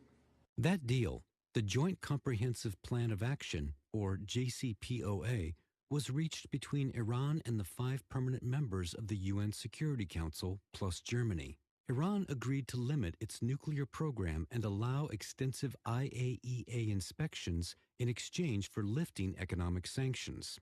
But the agreement soon unraveled. I am announcing today that the United States will withdraw from the Iran nuclear deal. This was a horrible one-sided deal that should have never, ever been made. In 2018, the Trump administration withdrew from the JCPOA and reimposed harsh sanctions. In response, Iran scaled back its compliance and ramped up uranium enrichment.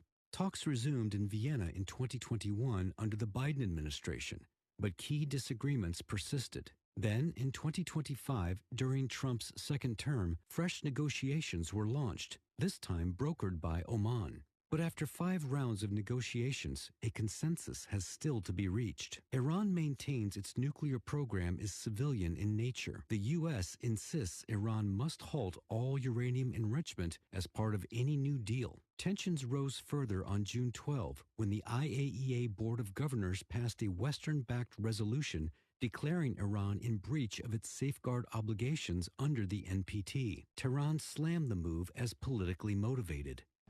Just one day later, Israel launched airstrikes on Iranian territory, claiming it had targeted military and nuclear-related sites, however, accused Israel of killing civilians and launched retaliatory strikes. In response to the sudden military escalation, Iran withdrew from upcoming nuclear talks with the U.S.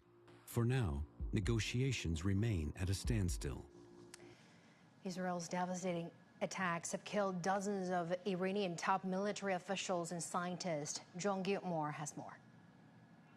A precision attack on an apartment in Tehran from an Israeli drone, perhaps launched from inside Iran.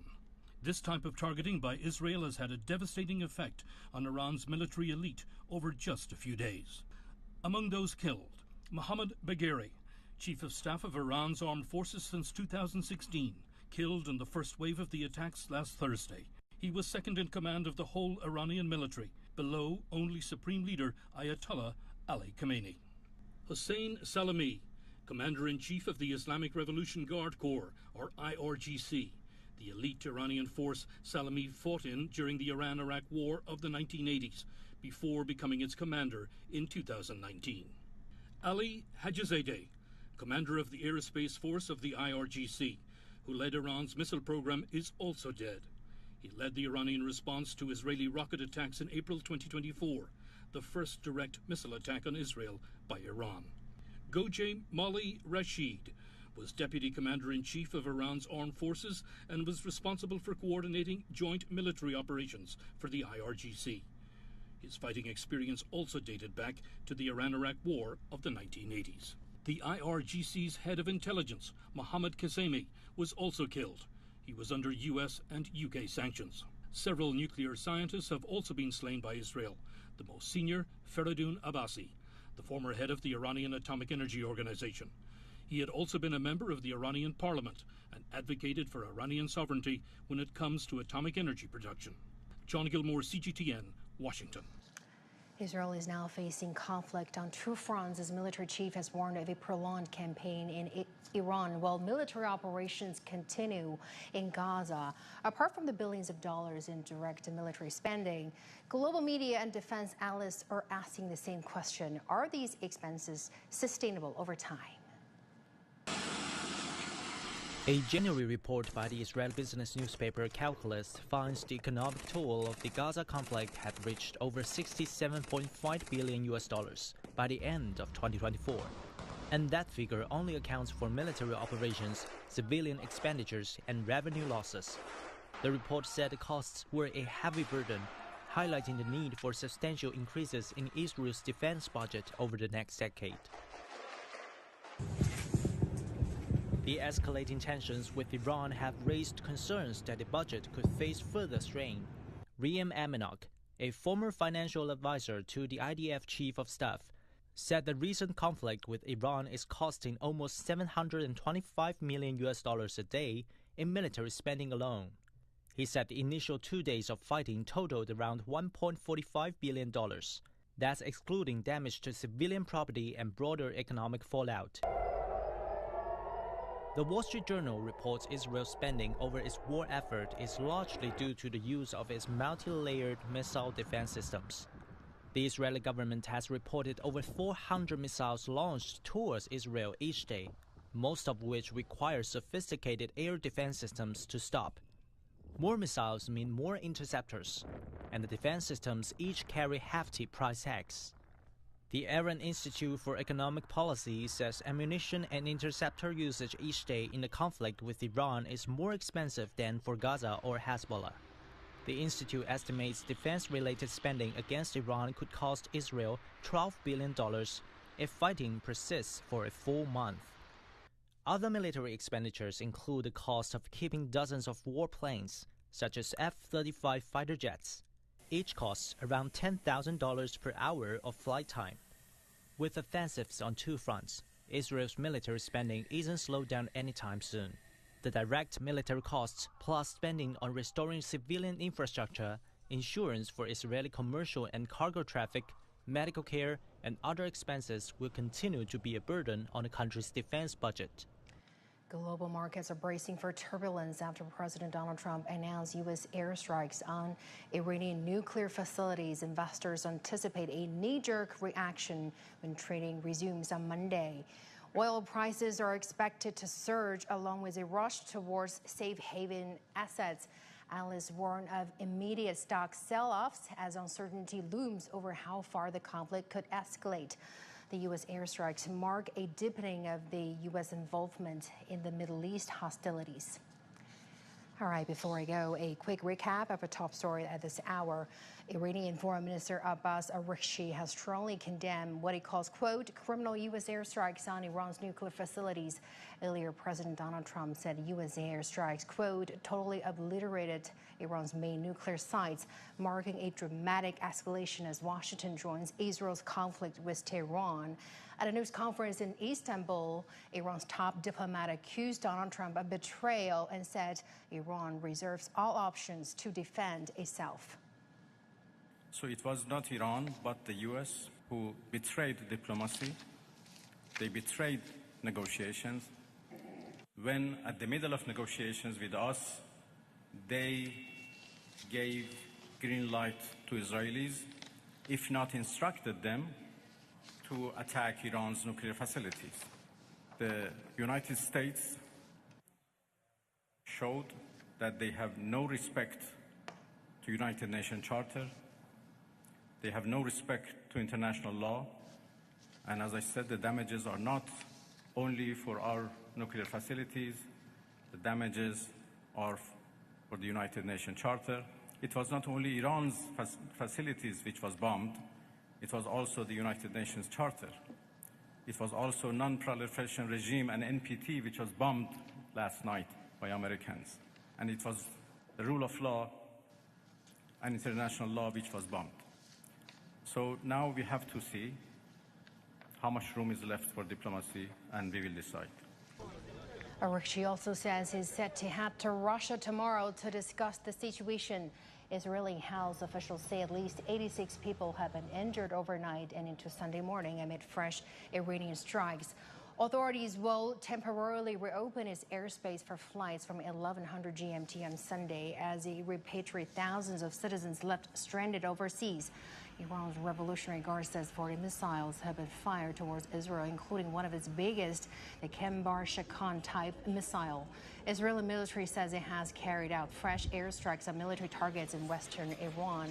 President Donald Trump has called the strikes on 3 Iranian nuclear sites a spectacular success. Israeli Prime Minister Netanyahu has lauded Donald Trump's decision to strike Iran, saying it will, quote, change history. Well, CGT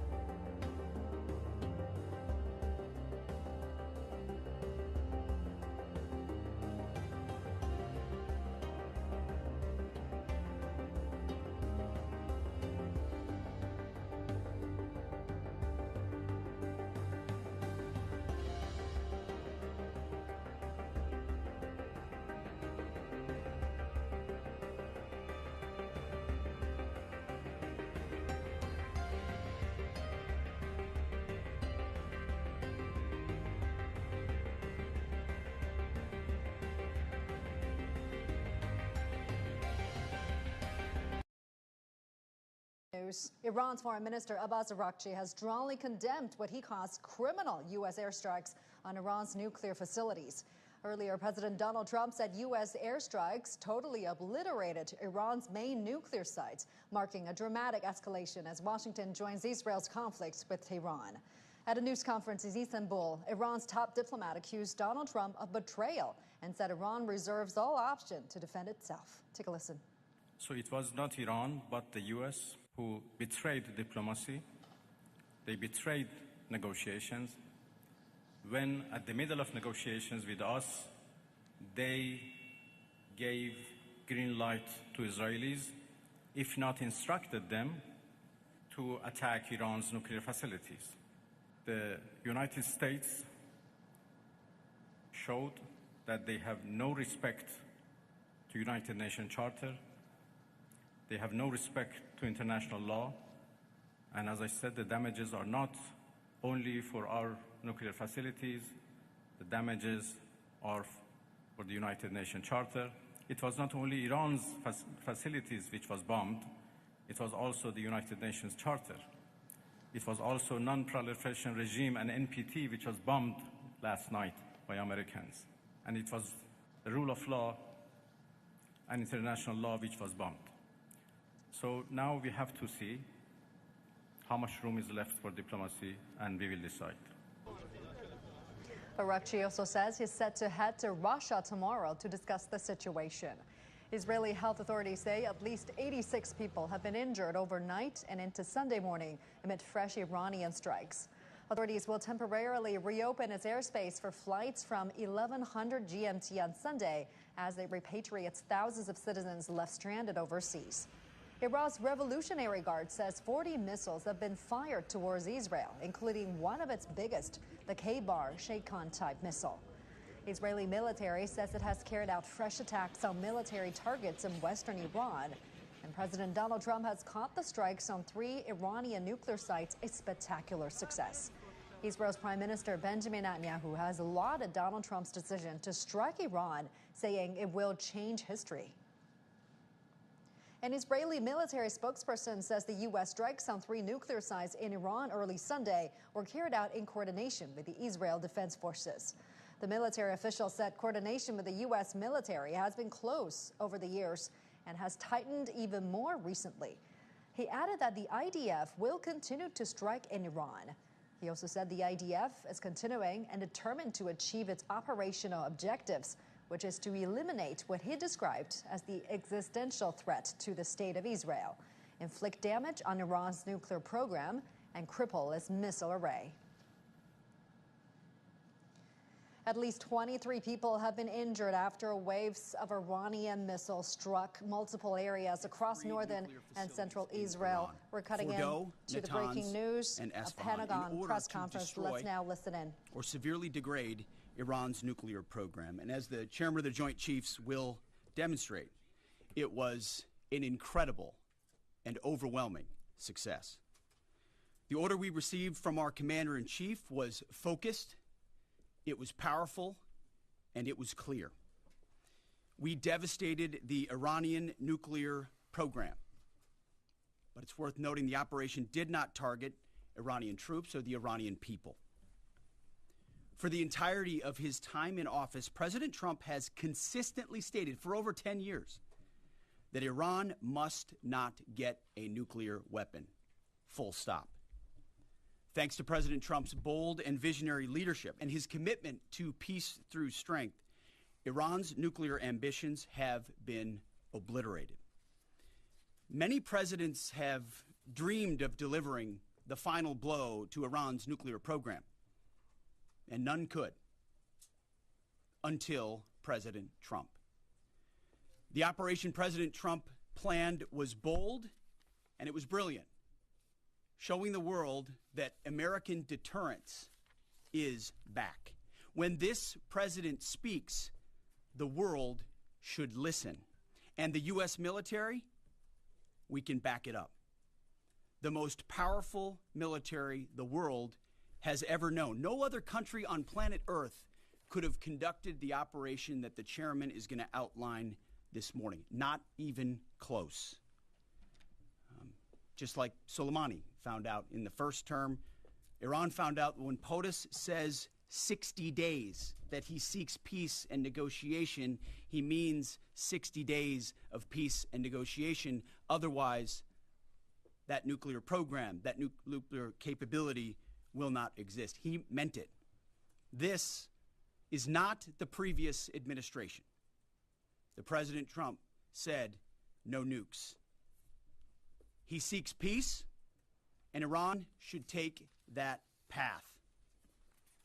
He sent out a truth last night saying this: any retaliation by Iran against the United States of America will be met with force far greater than what was witnessed tonight. Signed, the President of the United States, Donald J. Trump. Iran would be smart to heed those words. He's said it before, and he means it. I want to give recognition to the Chairman of the Joint Chiefs of Staff, the Joint Staff, General Eric Kurilla at CENTCOM, who did a phenomenal job, he and his staff, all of CENTCOM. Policy across the board, this was a joint effort, and across the Pentagon effort. I want to recognize the pilots who flew those bombers, who flew those fighters, who flew those refuelers, warriors. I want to recognize the sailors on those destroyers, in those subs, on those carriers, warriors, all of them. I want to recognize our soldiers doing air defense, base defense, QRF, warriors, all of them. Every American involved in this operation performed flawlessly. And I want to give recognition to our allies in Israel as well. This is a plan that took months and weeks of positioning and preparation so that we could be ready when the President of the United States called. It took a great deal of precision. It involved misdirection and the highest of operational security. Our B-2s went in and out of downtown Tehran, not Tehran, excuse me, of these nuclear sites, in and out and back without the world knowing at all. In that way, it was historic. A strike that included the longest B-2 Spirit bomber mission since 2001 and the first operational employment of the MOP, a massive ordnance penetrator. The mission demonstrated to the world the level of joint and allied integration that speak to the strength of our alliance and our joint forces. As President Trump has stated, the United States does not seek war, but let me be clear. We will act swiftly and decisively when our people, our partners, or our interests are threatened. Iran should listen to the President of the United States and know that he means it, every word. I want to give congratulations to our Commander-in-Chief. It was an honor to watch him lead last night and throughout, and to our great American warriors on this successful operation. God bless our troops. God bless America. And we give glory to God for his providence and continue to ask for his protection. I turn it over now to the chairman for specifics. Thank you, Mr. Secretary. Thanks for recognizing all of our folks out there doing our nation's work, and nice to see everybody on this early Sunday morning. Last night on the President's orders, U.S. Central Command, under the command of General Eric Kurilla, executed Operation Midnight Hammer, a deliberate and precise strike against 3 Iranian nuclear facilities. This was a complex and high-risk mission carried out with exceptional skill and discipline by our joint force. I want to thank every service member, planner, operator that made this mission possible. Their actions reflect the highest standards of the United States Armed Forces. This operation was designed to severely degrade Iran's nuclear weapons infrastructure. It was planned and executed across multiple domains and theaters with coordination that reflects our ability to project power globally with speed and precision at the time and place of our nation's choosing. This was a highly classified mission with very few people in Washington knowing the timing or nature of this plan. I'll refer you to the graphic on the side as I walk you through some of the operational details. At midnight Friday into Saturday morning, a large B-2 strike package comprised of bombers launched from the continental United States. As part of the plan to maintain tactical surprise, part of the package proceeded to the west and into the Pacific as a decoy, a deception effort known only to an extremely small number of planners and key leaders here in Washington and in Tampa. The main strike package, comprised of 7 B-2 Spirit bombers, each with 2 crew members, proceeded quietly to the east with minimal communications. Throughout the 18-hour flight into the target area, the aircraft completed multiple in-flight refuelings. Once over land, the B-2s linked up with escort and support aircraft in a complex, tightly timed maneuver requiring exact synchronization across multiple platforms in a narrow piece of airspace, all done with minimal communications. This type of integration is exactly what our joint force does better than anyone else in the world.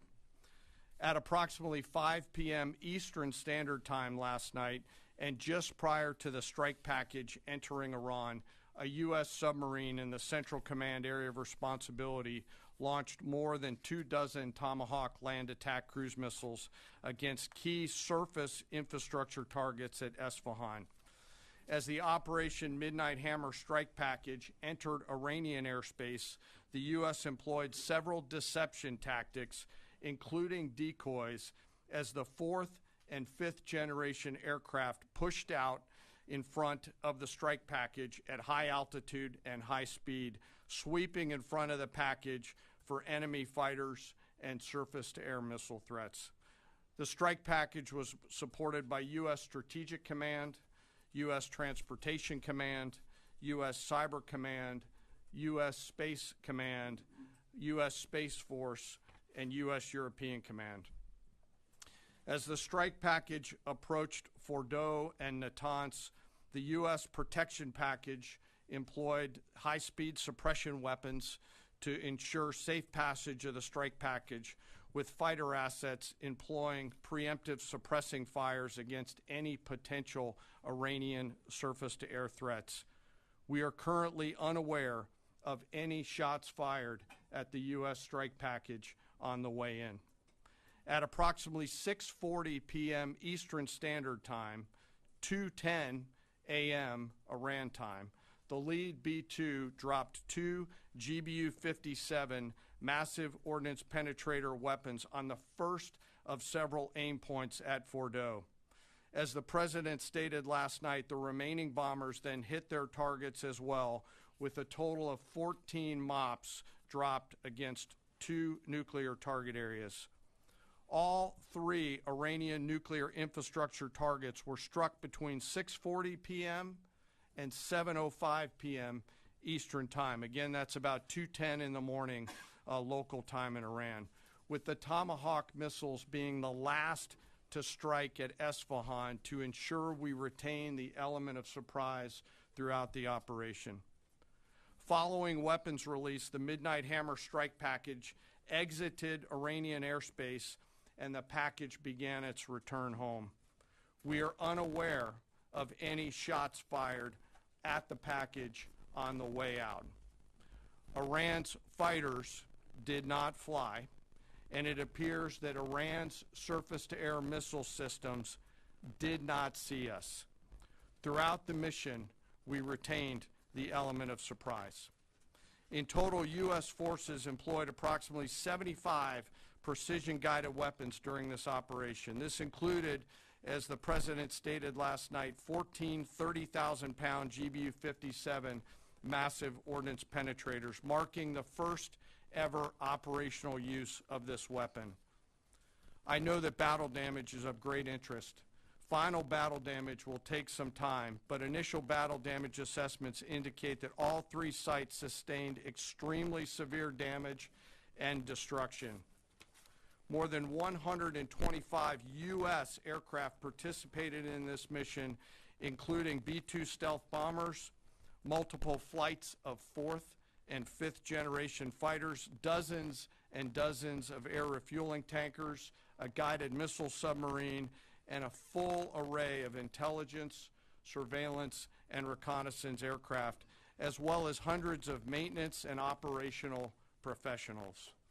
As the Secretary said, this was the largest B-2 operational strike in U.S. history and the second longest B-2 mission ever flown, exceeded only by those in the days following 9/11. Well prior to the strike, General Kurilla elevated force protection measures across the region, especially in Iraq, Syria, and the Gulf. Our forces remain on high alert and are fully postured to respond to any Iranian retaliation or proxy attacks, which would be an incredibly poor choice. We will defend ourselves. The safety of our service members and civilians remains our highest priority. This mission demonstrates the unmatched reach, coordination, and capability of the United States military. In just a matter of weeks, this went from strategic planning to global execution. This operation underscores the unmatched capabilities and global reach of the United States military. As the President clearly said last night, no other military in the world could have done this. I join the President and the Secretary in being incredibly proud of the air crews, naval forces, cyber operators, planners, and support teams, and commanders who made this mission possible. It is their skill, discipline, and teamwork that makes this operation possible. I am particularly proud of our discipline related to operational security, something that was of great concern to the President, the Secretary, General Kurilla, and me, and we will continue to focus on this. As we stand here this morning, many assets are still airborne, and we have hundreds deployed. I ask that we keep our warfighters on their way home and our deployed service member in our thoughts. Our joint force remains ready to defend the United States, our troops, and our interests in the region. Thank you very much. We will take a few questions, Phil. Me? Yeah. So, is regime change off the table, Mr. Secretary? And to the chairman, you said the battle damage assessment is still ongoing, but do you believe that some nuclear capability in Iran remains? This mission was not and has not been about regime change. The President authorized a precision operation to neutralize the threats to our national interests posed by the Iranian nuclear program and the collective self-defense of our troops and our ally Israel. Thanks for your question. I think BDA is still pending, and it would be way too early for me to comment on what may or may not still be there. But thanks for the question. Green. No, behind you. Excuse me, Mr. Secretary, can you tell me, was there a particular moment when the President decided to pull the trigger on this operation where he said, now, rather than being, something in the holster, now we're going to pull the trigger on it? I would just say, having the opportunity to witness his leadership, he was fully committed to the peace process, wanted a negotiated outcome, gave Iran every single opportunity, and unfortunately was met by stonewalling, which is why he gave them plenty of time to continue to come to the table and give up enrichment, give up the nuclear program. But there was I won't say the particular moment, there was certainly a moment in time where he realized that it had to be a certain action taken in order to minimize the threat to us and our troops. Yeah. General, you say that General Kurilla increased force protection in Iraq, Syria, and Gulf, and those areas. Were they given any advance warning the attacks were coming? And also, Mr. Secretary, when were congressional leaders notified? How long before the attacks took place? Sir, to your first question, the risk has clearly been rising over the last few weeks in the region.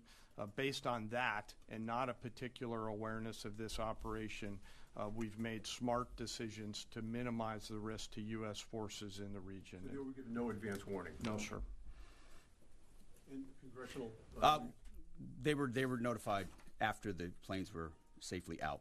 Well, we complied with the notification requirements of the War Powers Act. The attacks, they were notified? They were immediately thereafter. Yes. Thank you. Secretary, two questions. Do you believe you completely destroyed Iranian nuclear program? And how about Iranian ballistic missiles? Your ally at Israel always saying that is biggest threat. And second question is very important. What will be your next step if Iran or militias under Iranian influence in the region attack U.S. interests or allies in the region? And you can chime in on this too, Mr. Chairman. The battle damage assessment is ongoing, but our initial assessment, as the chairman said, is that all of our precision munitions struck where we wanted them to strike and had the desired effect, which means especially in Fordo, which was the primary target here, we believe we achieved destruction of capabilities there. Ultimately, wherever it may be, whether it's in Iraq or Syria or bases in the Gulf, as the president said, it would be, as the chairman said, it would be a very bad idea for Iran or its proxies to attempt to attack American forces. Yes. Thank you, Mr. Secretary. Regarding retaliations, Iran and North Korea are cooperating on nuclear and missile development. Do you think there is a possibility that Iran, North Korea, and the other forces, such as China, will join forces to retaliate against the United States? Well, unfortunately, because of the policies under the previous administration, we drove those countries together, and ultimately that creates a challenging environment. For this particular operation, the focus is on Iran and Iranian nuclear capabilities. That's our focus here, is to not just say that they can't have, but President Trump has said from over 20 years, frankly, Iran cannot have a nuclear weapon. And ultimately, he decided this is the moment, given their stonewalling, when direct military action had to be taken to prevent that from happening. Yes? Thank you very much. General Kane, I understand OPSEC, I respect OPSEC. Can you say at all what security procedures are being taken to protect U.S. troops in Iraq and elsewhere in the Middle East?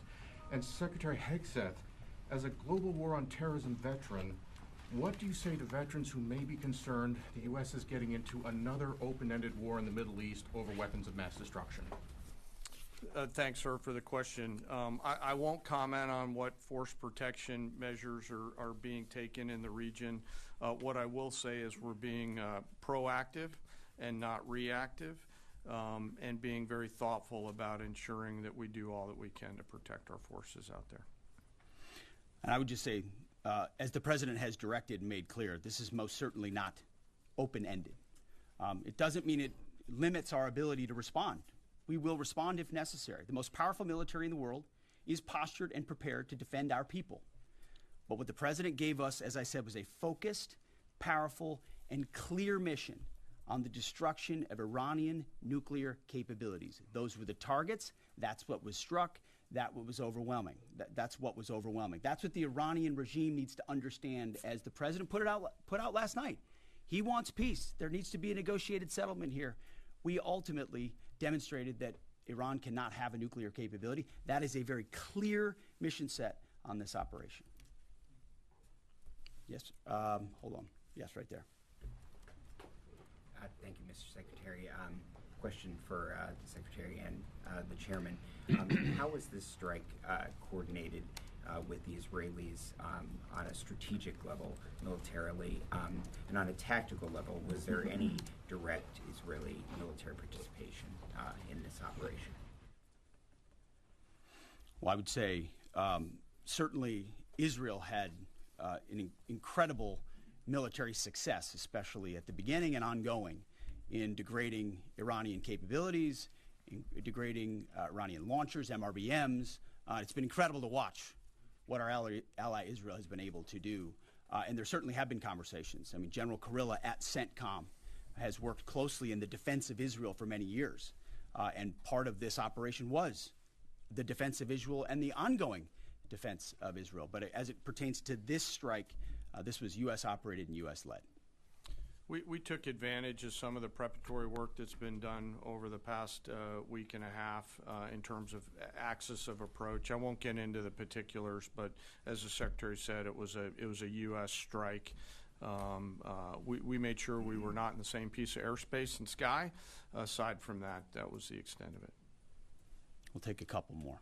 Right, that was the first press conference from the Pentagon we've had since the U.S. strikes on Iran's nuclear facilities. We've got U.S. Secretary of Defense Pete Hegseth speaking at the press conference there, confirming that Iran's nuclear program, quote, has been obliterated, adding that it did not target Iranian troops or Iranian people, and praising the troops involved in the operation, as well as Israel, its allies, calling this as a successful, coordinated effort. So we've also got the chairman of the Joint Chiefs of Staff, General Dan Kane, speaking there, giving a rather detailed description about how this military operation was carried out, a military operation that took out 3 nuclear sites in Iran.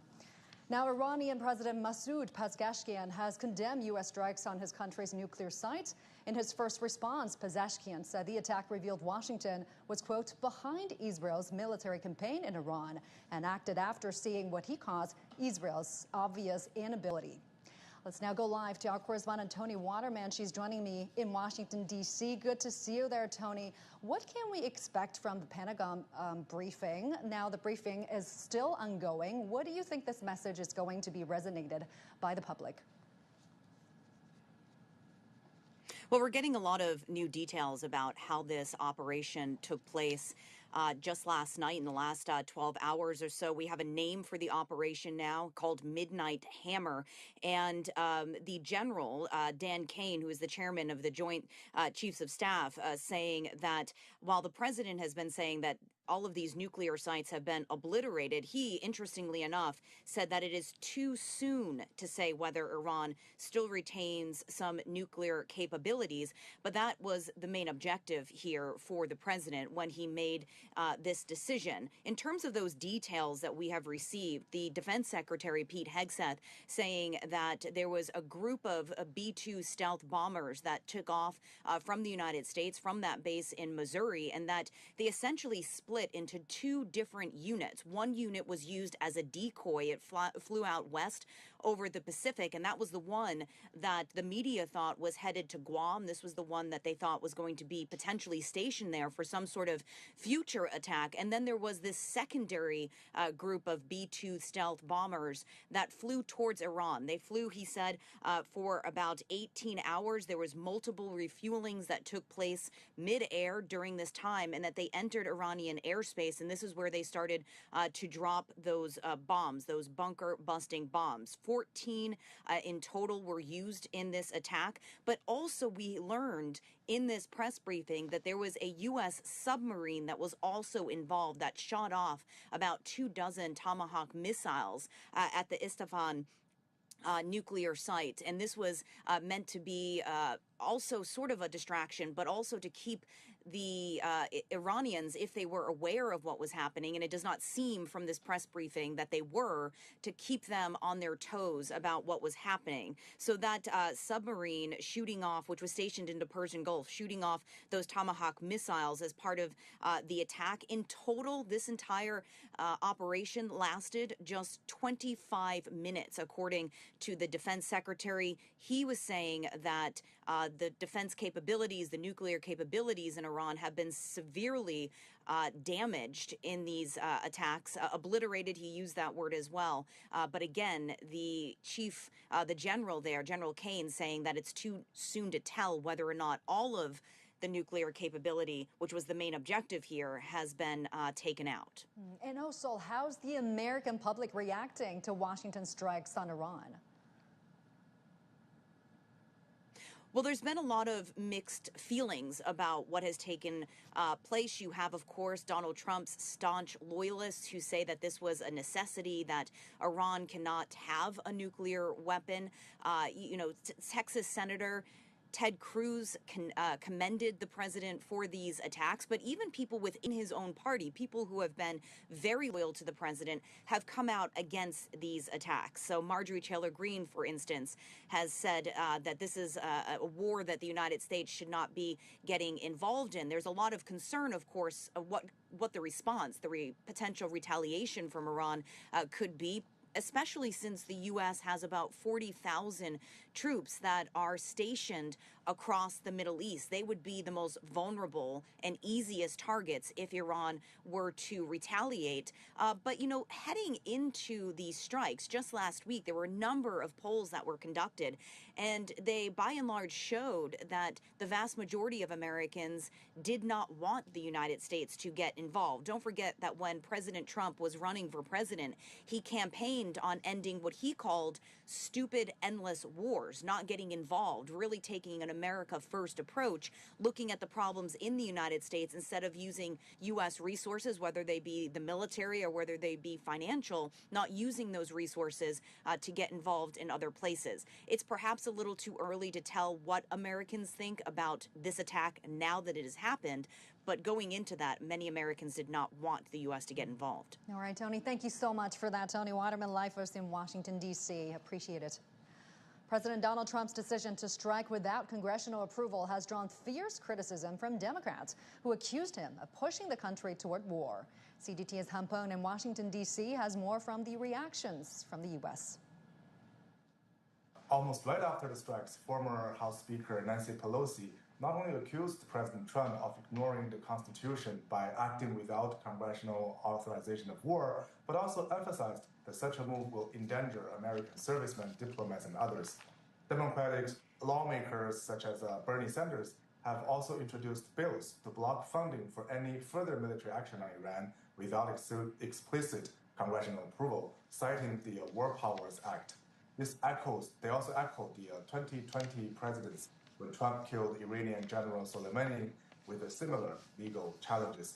All this has actually sharpened the division between the Republicans and Democrats. Some Republicans, like Senators Lindsey Graham and also Tom Cotton, are actually urging Trump to take an even tougher action. They think that Trump is not tough enough. However, some of Trump's other Republican allies, such as Congresswoman Marjorie Taylor Greene, are actually vocally against U.S. involvement, saying such involvement is actually working against the U.S. national interest. So all this clearly shows that there's not only deep-seated partisan differences in the U.S. over the military actions on Iran, but also a lack of unity even within Republicans is also probably the reason why Trump has to resort to surprise attacks against Iran twice, since the 2020 killing of General Soleimani, where otherwise the White House can hardly unite different factions in the U.S. to get involved in Iran-Israel conflict.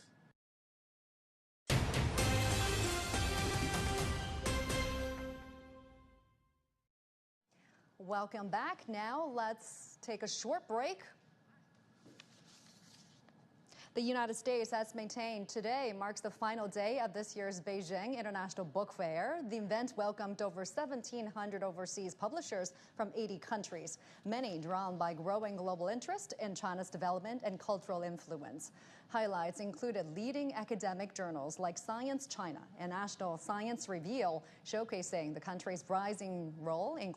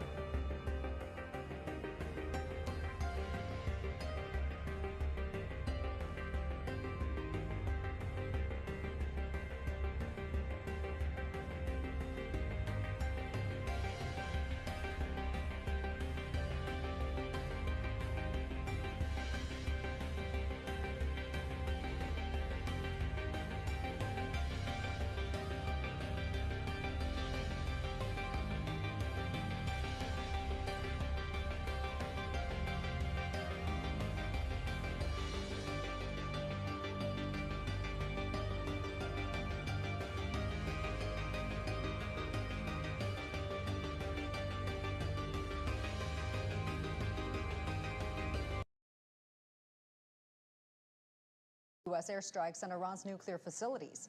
Earlier, President Donald Trump said U.S. airstrikes totally obliterated Iran's main nuclear sites, marking a dramatic escalation as Washington joins Israel's conflict with Tehran. At a news conference in Istanbul, Iran's top diplomat accused Trump of betrayal and said Iran reserves all option to defend itself. Take a listen. So it was not Iran, but the U.S. who betrayed diplomacy. They betrayed negotiations.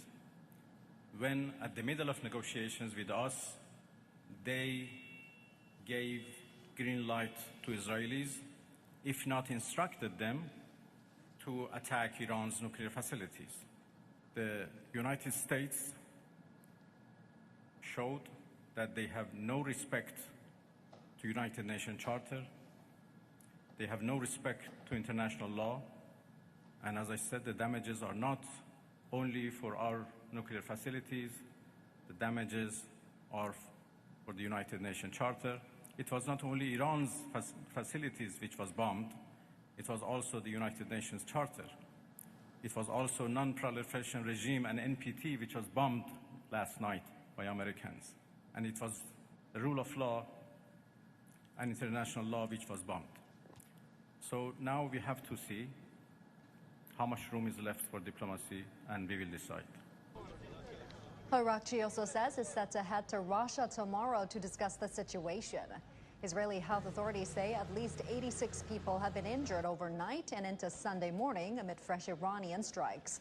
Authorities will temporarily reopen its airspace for flights from 1100 GMT on Sunday as it repatriates thousands of citizens left stranded overseas. Iran's Revolutionary Guard says 40 missiles have been fired towards Israel, including one of its biggest, the K-Bar Shakan-type missile. Israeli military says it has carried out fresh attacks on military targets in western Iran. And President Donald Trump has called the strikes on the 3 Iranian nuclear sites a spectacular success. Israel's Prime Minister Benjamin Netanyahu has lauded Donald Trump's decision to strike Iran, saying it will change history. And after the U.S. strikes, Iraq's government denounced a military escalation that threatens peace and stability in the Middle East. A U.S. official said more personnel from the United States diplomatic mission departed Iraq. Let's now cross live to our correspondent, Ahmed Al-Wandi from the Associated Press in Baghdad. Good to have you with us this hour, Ahmed. Now, following Washington's strikes on Iran, there are fears that the U.S. embassy in Iraq could be attacked. What are you hearing about this? Good afternoon. I think the possibility of having an escalation in Iraq is really valid and could happen in any hour because the factions of resistance that Iraq has, or they operate under under any governmental authority, have declared that they will stay in neutral as long as the United States does not directly interfere with the ongoing war between Israel and Iran. Now that the United States have interfered directly and bombed the nuclear reactors in Iran, it remains unclear whether these resistant factions will have the decision in order to engage throughout the territory of Iraq geography. There are multiple bases that hold and operate U.S. personnel, with the most famous one being the U.S. Embassy compound in the international zone in Baghdad, as well as the Ain al-Asad base in Anbar and other bases that are spread out throughout in the Kurdistan region. These all remain under the jurisdiction of the Iraqi government, but they are still remaining as valid threats to these resistant factions, especially that if the Iranians decide to open up multiple fronts in their war with Israel, especially in Lebanon. Now there's Hezbollah that we all acknowledge that has suffered some defeats on the level of leadership, but it remains a lethal force to be used, as well as these proxy factions here in Iraq that could operate as well based on orders that could come from Tehran. What we are hearing as well is that the Iranians have perceived this U.S. attack on their nuclear reactors, and that they have emptied and evacuated the reactors 2 to 3 days ago, as the satellite images show. that have been spread throughout the social media, that the Iranian regime has withdrawn all the valuable equipments, including the uranium from these reactors, into hidden sites. So that's symbolic hit, could be considered symbolic by some. Now the world waits for the Iranian retaliation, whether it will use rockets to hit the American bases, not only in Iraq, but in the region as well, especially in Emirates and Qatar, which they hold the largest U.S. base in the region. Or they will intensify their hits over Israel in order to maximize the pressure on the United States government for doing what they did this morning. All right, Ahmed, thank you so much for the update. We're going to have to leave it there. Ahmed Awani, live for us in Baghdad. Thank you. U.S. Secretary of Defense Pete Hegseth and Chairman of the Joint Chiefs of Staff General Dan Kane have given a news briefing at the Pentagon following America's airstrikes on Iran's main nuclear sites.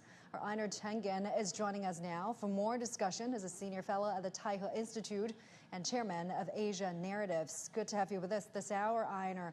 Now, what key messages did the press conference convey to you? What stood out to you? Well, Hegseth is obviously glorying in the moment. He sees this as a win after his many losses. Notably, he only mentioned one ally, Israel, very different from past actions.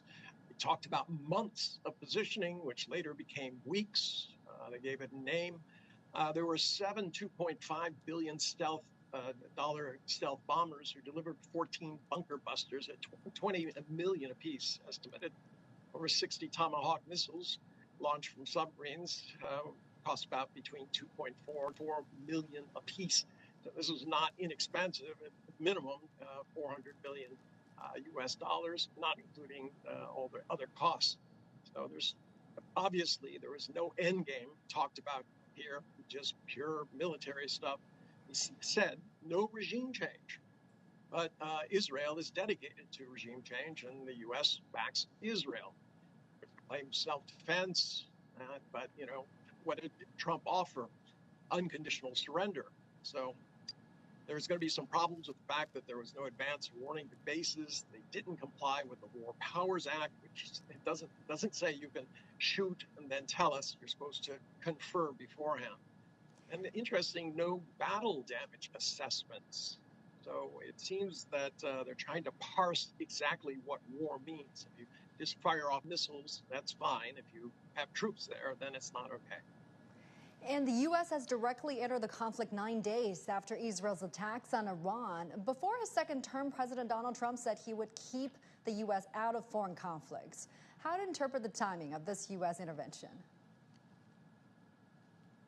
Well, Donald Trump has been all over the place. I think he's been stung by this kind of Emperor Taco moniker that he's gotten, that, Trump always chickens out.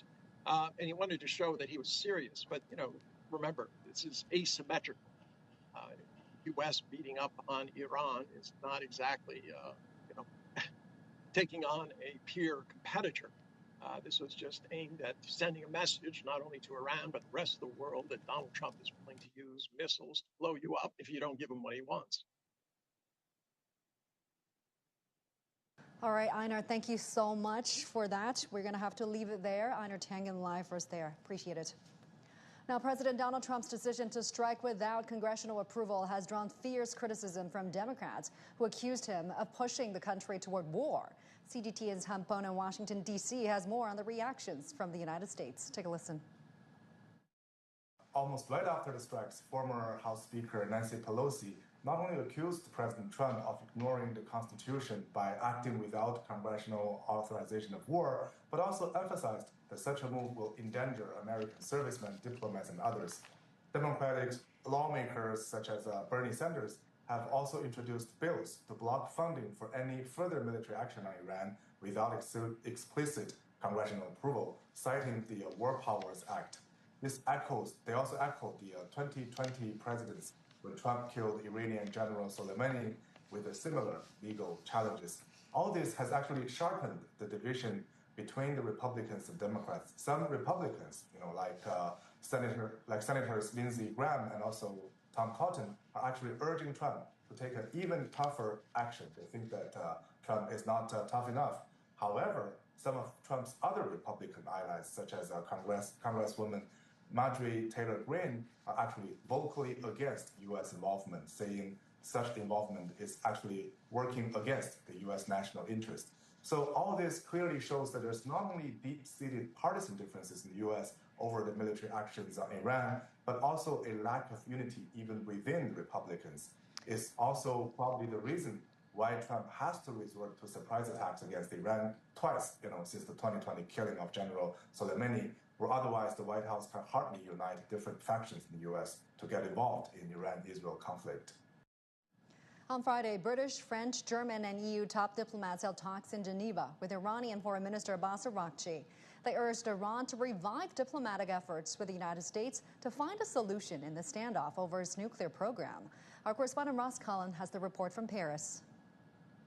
There is alignment in terms that France, the European Union, the United Kingdom all say that they believe that Iran can never have a nuclear weapon. There needs to be negotiations. They need to continue in that format. The Iranian Foreign Minister, Abbas Araghchi, who's off to Moscow to meet Vladimir Putin on Monday. So they are hoping, the European countries, that they can somehow manage to keep open those diplomatic channels to Iran to convince the Iranian officials and Iranian ministers that there is a path for diplomacy, because we heard a little bit earlier on today from the Iranian foreign minister saying that he thinks there may be no room now for diplomacy, saying that the United States and Israel blew up that diplomatic solution. Certainly the European Union and other European countries like the United Kingdom will be hoping that there is.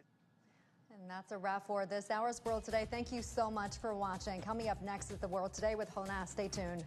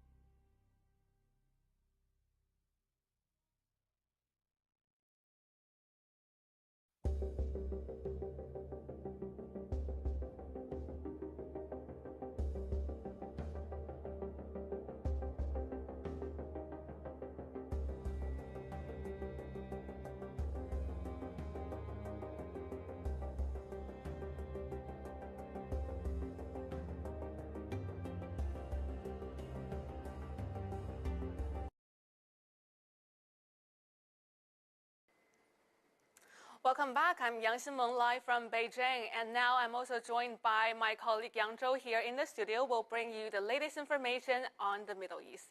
Well, the Middle East has now entered a dangerous and unpredictable phase. Earlier today, the United States launched airstrikes on 3 major Iranian nuclear facilities, Fordo, Natanz, and Isfahan, joining Israel's ongoing bombardment. Well, President Trump declared that these sites have been completely obliterated, and global reactions have been swift and deeply divided. Well, in Tehran, Iranian Foreign Minister Abbas Araghchi condemned the U.S. strikes as a serious violation of the UN Charter and a dangerous escalation. He accused Washington of enabling the attack and urged the IAEA and UN Security Council to respond. He said Iran had been engaged in talks with the U.S. and EU when the strikes happened. So proof, in his words, that the West only understands the language of force. While reaffirming Iran's nuclear program is peaceful, he questioned the value of the NPT and confirmed a meeting with Russian President Putin tomorrow. And on the other hand, Israeli Prime Minister Netanyahu praised the U.S. move, calling it awesome and righteous, and said it would lead to a future of prosperity and peace. A former Israeli advisor said the campaign against Iran would continue even without Trump's backing. Now, Yang Zhou here is helping us to understand how these developments are being perceived inside Israel, both in the media and on the ground. Thank you so much for being with us here, Yang Zhou. So from what you've seen in Israeli media and social media, what's the general mood in the country now? Are people more hopeful, or is there a growing anxiety of the potential war? Okay, so I would say people become more hopeful. You know, the majority of Israelis, they support this Israeli government's campaign, or we say war, towards Iran to realize is a war goes by eliminating Iran's nuclear power capability and also hinder Iran's power to develop any ballistic missiles that could threat Israel's existence, according to the Israeli national narrative. And so on this extent, the Israelis has been waiting for a long time that President Donald Trump of the U.S. and Washington going to decide to airstrike Iran's nuclear facilities. And since the day Israel declared they already control the airspace over Tehran and even over Iran, I think people are already saying when Trump going to bomb this nuclear facility, especially Fordo, because we know the Fordo is a nuclear facility that's hidden underground, very deep. Only America has the power to destroy it. So then today I got a message from my friend in Israel. They're saying finally, like Trump decided to join. And from what I see, what I read from the posts of Israeli politicians and IDF officers, they all narrate, they all use the word historic. It's a historic day. They say, and everybody thanks President Trump for doing this. So I would say it's more hopeful. But as you mentioned, there's anxiety, and we know like a few hours after Israel did this, after U.S. did this to Iran, especially bombing the Fordo, Natanz, and Isfahan nuclear facilities, Iran launched around 30 missiles from Iran towards Israel, and we see from the media when those missiles hit Haifa, hit some Nes Ziona, some Israeli cities, and the damage was pretty bad. We see the civilian residential buildings were hit and the building collapsed even. But and from this perspective, we can say there are some anxiety when people are seeing this kind of damage. But comparatively, the fatalities, there are no fatalities today, but there are around over 20 people injured. So comparatively, the fatality rate is very low. So I would say this kind of help Israelis still feel safe because all over the country they have a bunker, they have shelters. When there's a sirens, when there's a launch from Iran, they always find a place to shelter, to hide themselves from these attacks. So in general, they still feel safe.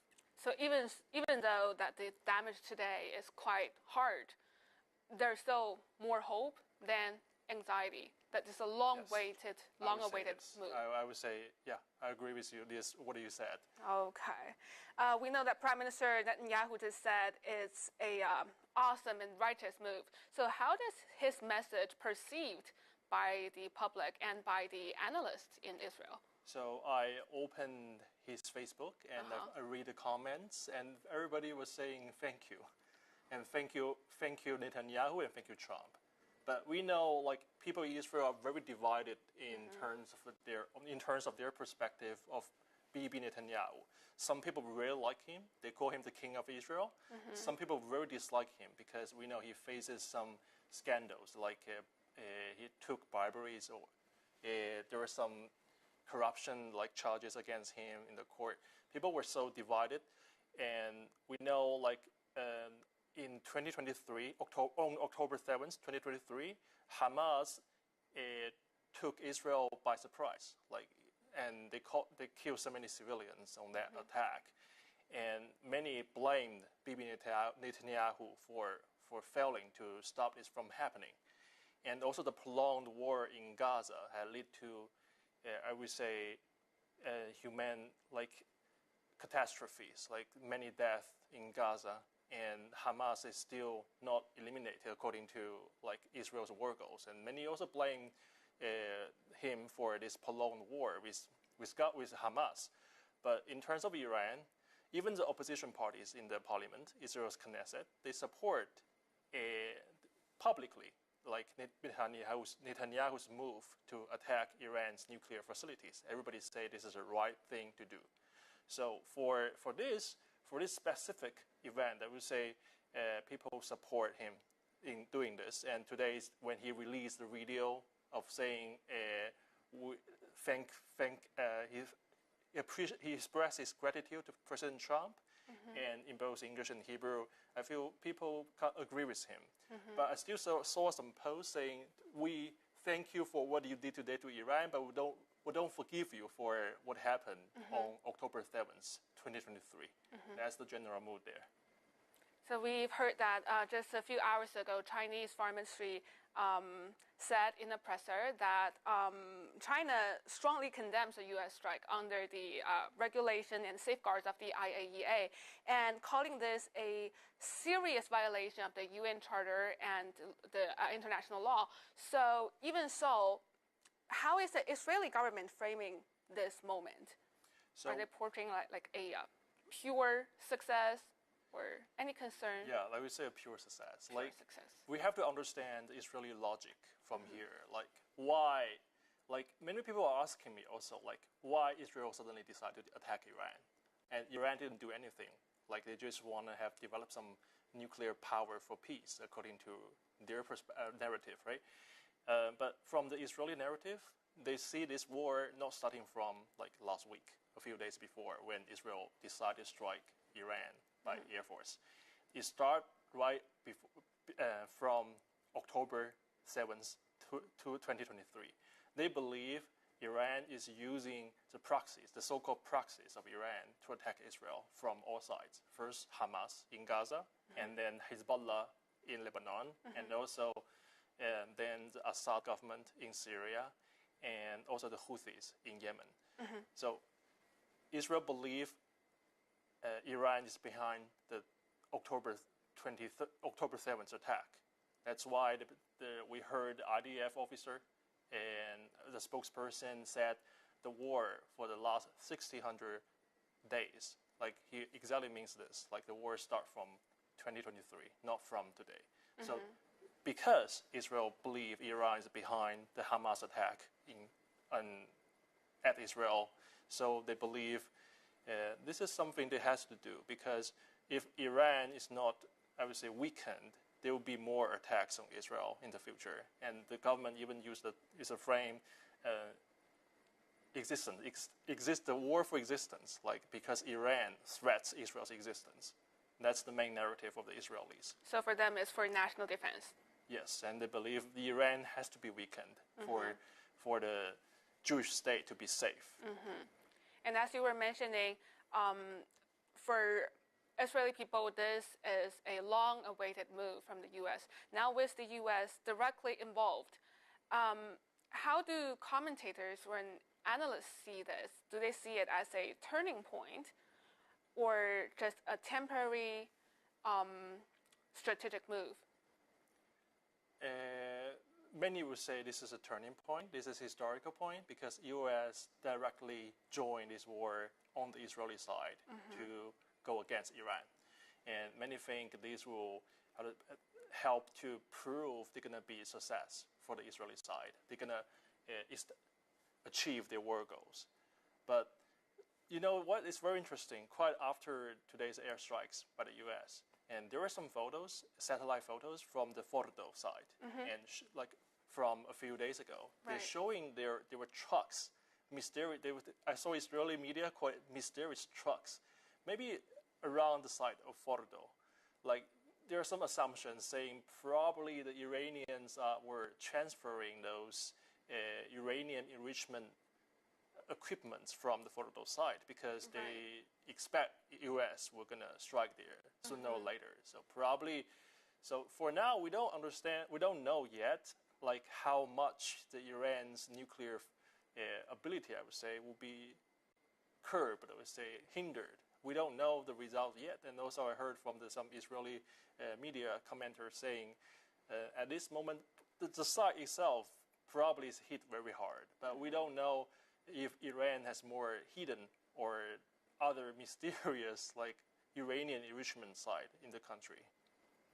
So since they're thinking this is a, you know, the U.S. joining is a turning point for the overall situation there, is there any indication, either officially or in the media, of plans for further strikes? Yes, right after the U.S. strikes. For U.S., probably no, but because Trump said this probably is a once for all. If Iran did not attack U.S. back, there will be no more strikes on Iran. This is one-time thing.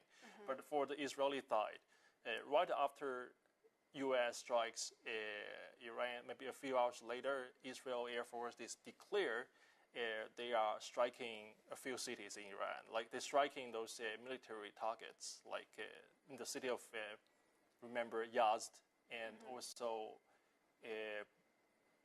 Bushehr. The city of Bushehr is very important because it hosts another nuclear power station there run by the Russians. So many are fear that if this power station were attacked, there were going to be some leak of radiation materials, which would be very dangerous for the whole region. And yeah, that's the thing I read from the media. Do you see anything, any indication of space for diplomacy or negotiation? From what I read from the IDF spokesperson, and they are saying they are continuing the strikes because they haven't achieved their goals yet, which is hindering Iran's ballistic missiles which is hindering Iran from having the power to attack Israel anymore, I would say. So they are still attacking Iran right now. Probably, and we see today from the international side, there are so many countries pressing for like dialogues or diplomacy to come in to stop the war. But from the Israeli side, from the IDF spokesperson or some other officers, they're saying they are keeping the war. And also yesterday, just before the U.S. strikes, the IDF officer said probably there's going to be a prolonged war because Iran is such a big country, and probably it's the biggest country Israel ever fought with in this history. And so it takes a long time for them to accomplish what they want. So for now, I don't see any sign that Israel, from the Israeli side, they want some diplomacy to come in, like to maybe have some talk with Iran. But at this moment, still no. I think they will keep striking Iran's those ballistic missile like launching sites and those military targets as they what they claim to be. And maybe a few days later, let's see. It remains to be seen if they're finally they feel like they have accomplished some goals and it could come to an end. And then also, I saw some experts like Israel also, there are some debates in Israel also saying about a regime change in Iran, saying like by attacking Iran's military targets and it will weaken the government in Iran, and probably they won't have a new government in Iran, and this new government probably will friendly with the West, with Israel and U.S. But there are some experts warning it won't be that easy. Like there are some Iranians who are not, they are not very pro-government, but when you see a foreign country striking your country, it's very hard for you to, as a citizen of this country, to stand with the country that is attacking your country, right? So probably it's not very easy to accomplish the goal of Israel, like where we say like a regime change. Okay, thank you. I know you've made it pretty clear that in Israel currently, basically nobody is worrying about the risk of future escalation. But are there any voices for caution, maybe from, I don't know, military officials or former generals, voice for caution for the public, for the people? Of course, yes. There are cautions saying they're asking the people to stay close to the shelters because the attacks could happen at any time. We see there are strikes from at midnight, strikes 2, 3 a.m., and also UAV attacks, drone attacks. There are so many attacks, and I just heard from the official on TV asking the Israelis to please stay close to the shelters. And whenever there's a siren, then police go inside the shelter.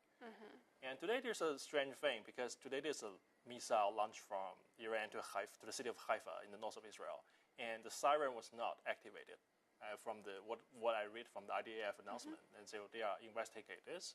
This is strange because then it has a potential to bring a lot of damage. If people didn't hear the siren, they won't go into the shelters. And were there any fatalities or injury from? And today, today there were around 30 missiles launched from Iran towards Israel and caused over 20 people who are injured. You see the rate is very low. You don't see a lot of people injured, but given the footage, we see those buildings collapsing. It's very terrifying as a Chinese. We live in a country of peace. Exactly. Yeah, but because when I was living there for a few years, and I know that every apartment have a safe room, and every building has a shelter on the ground.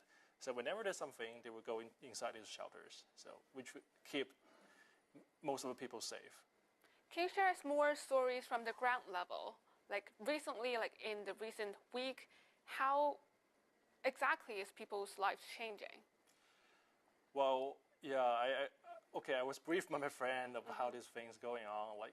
Firstly, many people living in Tel Aviv, they say their sleep was interrupted because Iran launched missiles. 3 a.m. or 4 a.m. in the morning. So then when you're hearing the siren, you have to go to the shelters. And there's also an app on your phone which sounds very loud. Push notification. Yeah, exactly. Yeah. So they say the first thing they complain is their sleep were interrupted. And also from what we saw, there are some people's houses, those apartment buildings were heat and collapsed. So your belongings are all gone in one night. This is terrifying, right? And also, you see the pictures of Israelis now, they're sleeping at the metro station underground. And also or in the parkings, because the underground parkings, because they feel safer there and their sleep will not be interrupted. And yeah, this is the things I was briefed by my Israeli friend saying. Okay. Yeah, and also there are interesting things, when you, a lot of people get into the same bunker, same shelter, and very limited place, but yeah, you have to spend a long time there. And today there's a very negative news saying there were some people fighting inside a small shelter because I didn't pay attention to the details. There were some people spraying the pepper spraying to another person, which caused everybody to leave the shelter when the strike is going on. This is horrific. This is terrible. All right, so that's basically all the questions I have here. Do you have anything more you want to share or add? No, for now. It's a pretty good conversation. Thank you so much for your time and analyst. So let me summarize to our audience here. So Israeli media appear largely supportive of today's strikes, echoing the government's belief that they've dealt a major blow to Iran's nuclear ambitions, while meanwhile China's foreign ministry strongly condemned the U.S. strike under the safeguards of the IAEA, calling it a serious violation of the UN Charter and international law. And Beijing urged all parties, especially Israel, to immediately cease hostilities, protect civilians, and return to dialogue.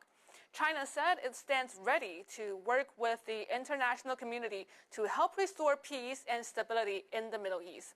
And at the same time, UN Secretary General Antonio Guterres also issued a stark warning describing the situation as a dangerous escalation and urging all sides to show restraint, reminding the world that, I quote here, there is no military solution. The only path forward is diplomacy, and the only hope is peace. And other governments around the world have also responded with growing alarm. We see New Zealand, Australia, and Mexico have all called for de-escalation and the return to diplomacy. At the same time, Venezuela, Cuba, and several Middle Eastern groups, including Hamas and the Houthis, have condemned the U.S. strike as a clear violation of international law. And in Europe, the EU's top diplomat urged all parties to step back and resume negotiations, warning that Iran must not be allowed to develop a nuclear weapon, but also stressing that dialogue is the only solution. And even within the United States, several lawmakers criticized the decision as unconstitutional and dangerously reckless, warning it could draw the country into yet another prolonged war in the Middle East. And with that, we now return to live feeds from Tel Aviv and Tehran as the situation continues to unfold in real time. This is Yang Xinmeng and Yang Zhou here in Beijing, reminding our viewers, only peace offers a sustainable way forward. Stay tuned.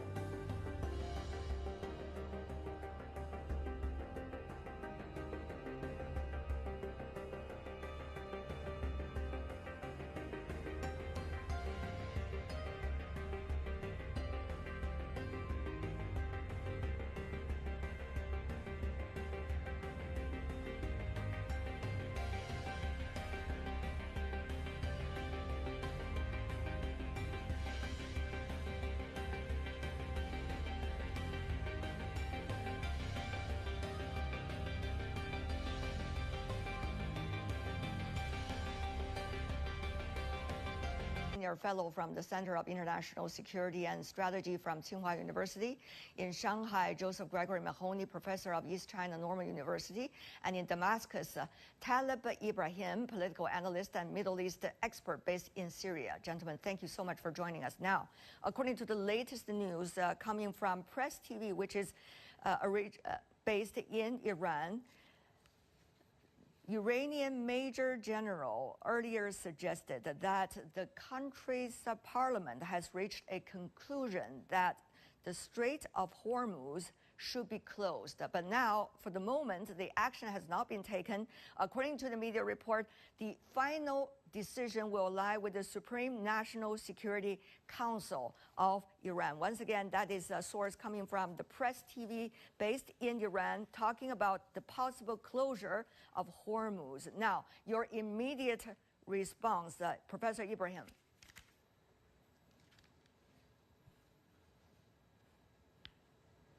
Professor Ibrahim, can you hear me? Sorry. Yes, I think this is a very dangerous escalation, and I think that Iranian choosing to go to the end of this game. It is a very dangerous, and I think to close the Hormuz Strait was one of the Iranian choices, and I think that Iranian will go to further choices because that the American step last day destroyed all the possibilities of reaching a diplomatic resolution and a diplomatic settlement for this crisis. And I think we will witness in the upcoming days more and more escalation of the Iranian side. We are already hearing more vows of escalation. First of all, this strike against the nuclear sites by the United States directly is already quite a signal. Now, to you, Professor Gregory Mahoney, you are an American professor. Tell me more about your immediate response about the latest decision suggested by Press TV about the Hormuz. Well, I agree. It is a clear indication that Tehran is not going to capitulate or unconditionally surrender as demanded by Donald Trump. And to be honest with you, I think this is exactly what he hoped to avoid. I think he hoped to get in, do these 3 hits, hold a gun to their head and say, okay, that's it.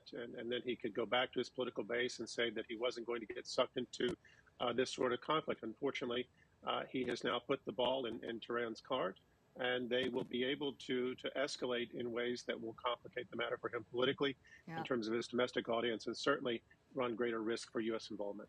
Senior Colonel Joe, what does that mean for the region and including for others around the world? We understand the UN Security Council already had an urgent meeting. Meanwhile, we're also seeing a NATO summit the coming week. What are we talking about here with the possibility of further military escalation and nuclear leaking possibilities if further strike happened, and as well the closure of the Strait of Hormuz? Well, I fully understand how Iranian would be feeling, but I still have some doubts whether they could really block Hormuz Strait, because that would be unprecedented. Even during the Cold War, neither the United States nor Soviet Union tried to block international straits. You remember, at that time, they were just enemies, right? So because blockade of Hormuz would be very much consequential in that every day 20 million barrels of crude oil would come out of Strait of Hormuz. So if Iran does that, actually Iran is blocking its own economy. Yeah, so this would be very, very much consequential, not only for other people, but also for the Iran government. As for the leak of, these kind of dangerous radioactive materials, we do not have evidence so far. So we don't just know whether the U.S. has really hit the target, with such a precision. So all this remains to be seen. But as a result, of course, this is unprecedented in the Middle East. Right. The ramification is still, boiling. So we don't know the result. But right. Apparently, the U.S. right now is involved in 2 wars at the same time. That actually would very much affect the prescribed ambition to come to the Indo-Pacific. To focus in this region, because that's what's said to be the top priority. I want to thank the 3 of you, in fact, for discussing our topics today based on facts, not assumption. I really appreciate that. Having said that, though, it is already a fact that the U.S. has entered this war, quote unquote, against Iran directly. That is at least the title used by some of the leading media organizations in the headlines.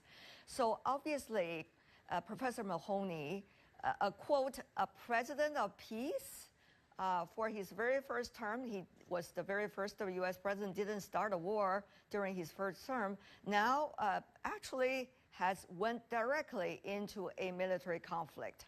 What does that say? Well, I think we have to be cautious. I think a lot of what he did in Trump 1.0 set the table for the things that we're seeing now in terms of his posturing towards Iran, blowing up the previous agreement, and moving to position Israel for several of the things that it did that came after. But I think the bottom line is that the U.S.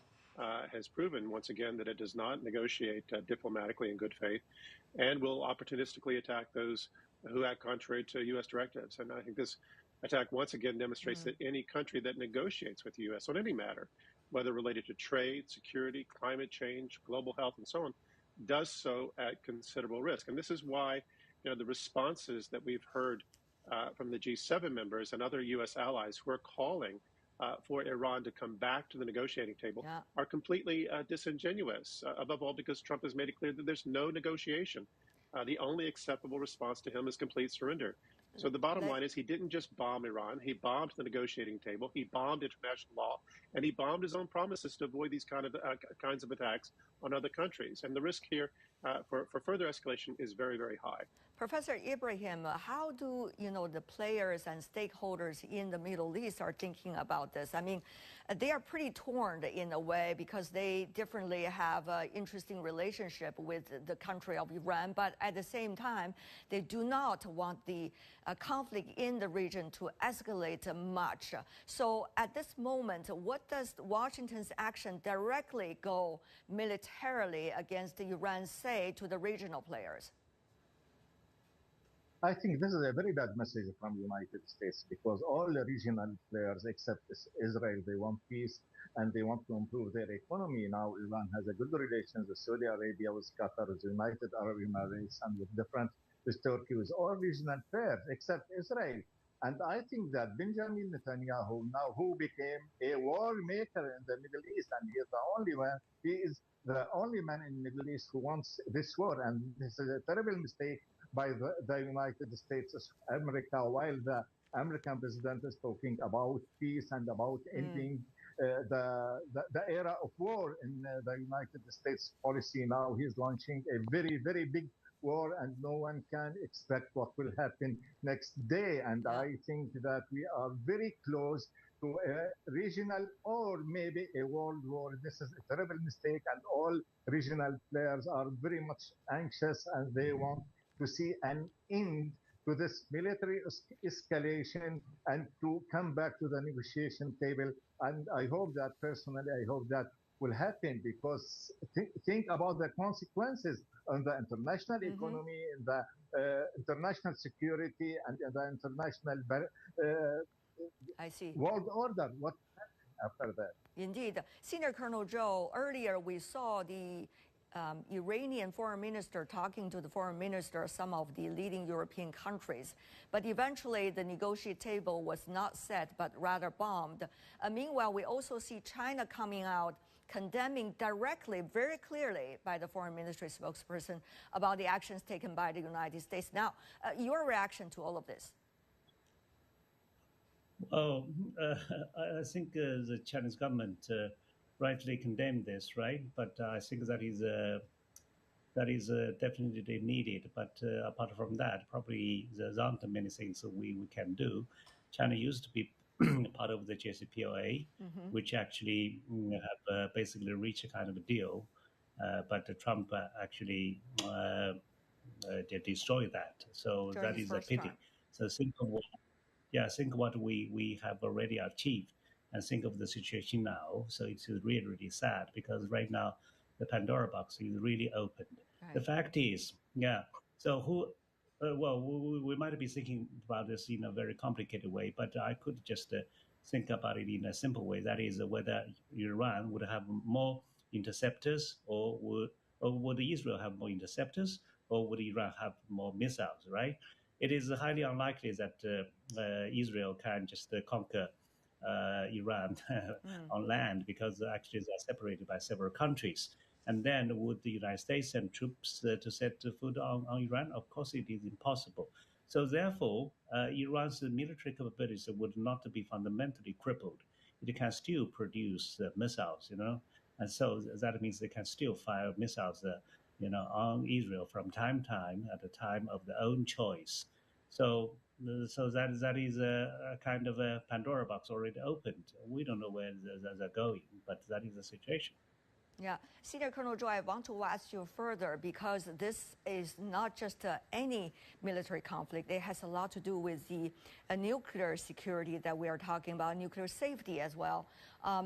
Today, we heard the so-called claim of success by the Trump administration bombing the Fordo and some of the other areas without giving details as to what the result is. Now, we also know Iran at this moment, its contact with the rest of the world seems to be the least at its level. So how much really it takes for the rest of the world to understand what exactly is going on, and how do you see some of the military weapons used by the United States during this round of strikes is likely to do, given its publicly known functions? Well, you see, Iran is fundamentally different from DPRK. DPRK said that they would want to develop a nuclear bomb, even if they have to eat grass. But from the very beginning, Iranian did not say that they're going to develop a nuclear bomb. And they insist that it is for peaceful use. But of course, there are some doubts about it. Why? Because Iran is not a country short of energy, right? Because Iran is a large exporter of oil. So why would they just develop, nuclear energies? So there are some natural doubts about it. And even the Khamenei actually many years ago has actually made a decree saying that to develop a nuclear bomb is against Islam, right? So there is also kind of a sincerity. It seems to be kind of sincere in what he said. So that is why Iran has been denying all this. But it seems that Americans' military operation is very successful. So of course we have to wait and see.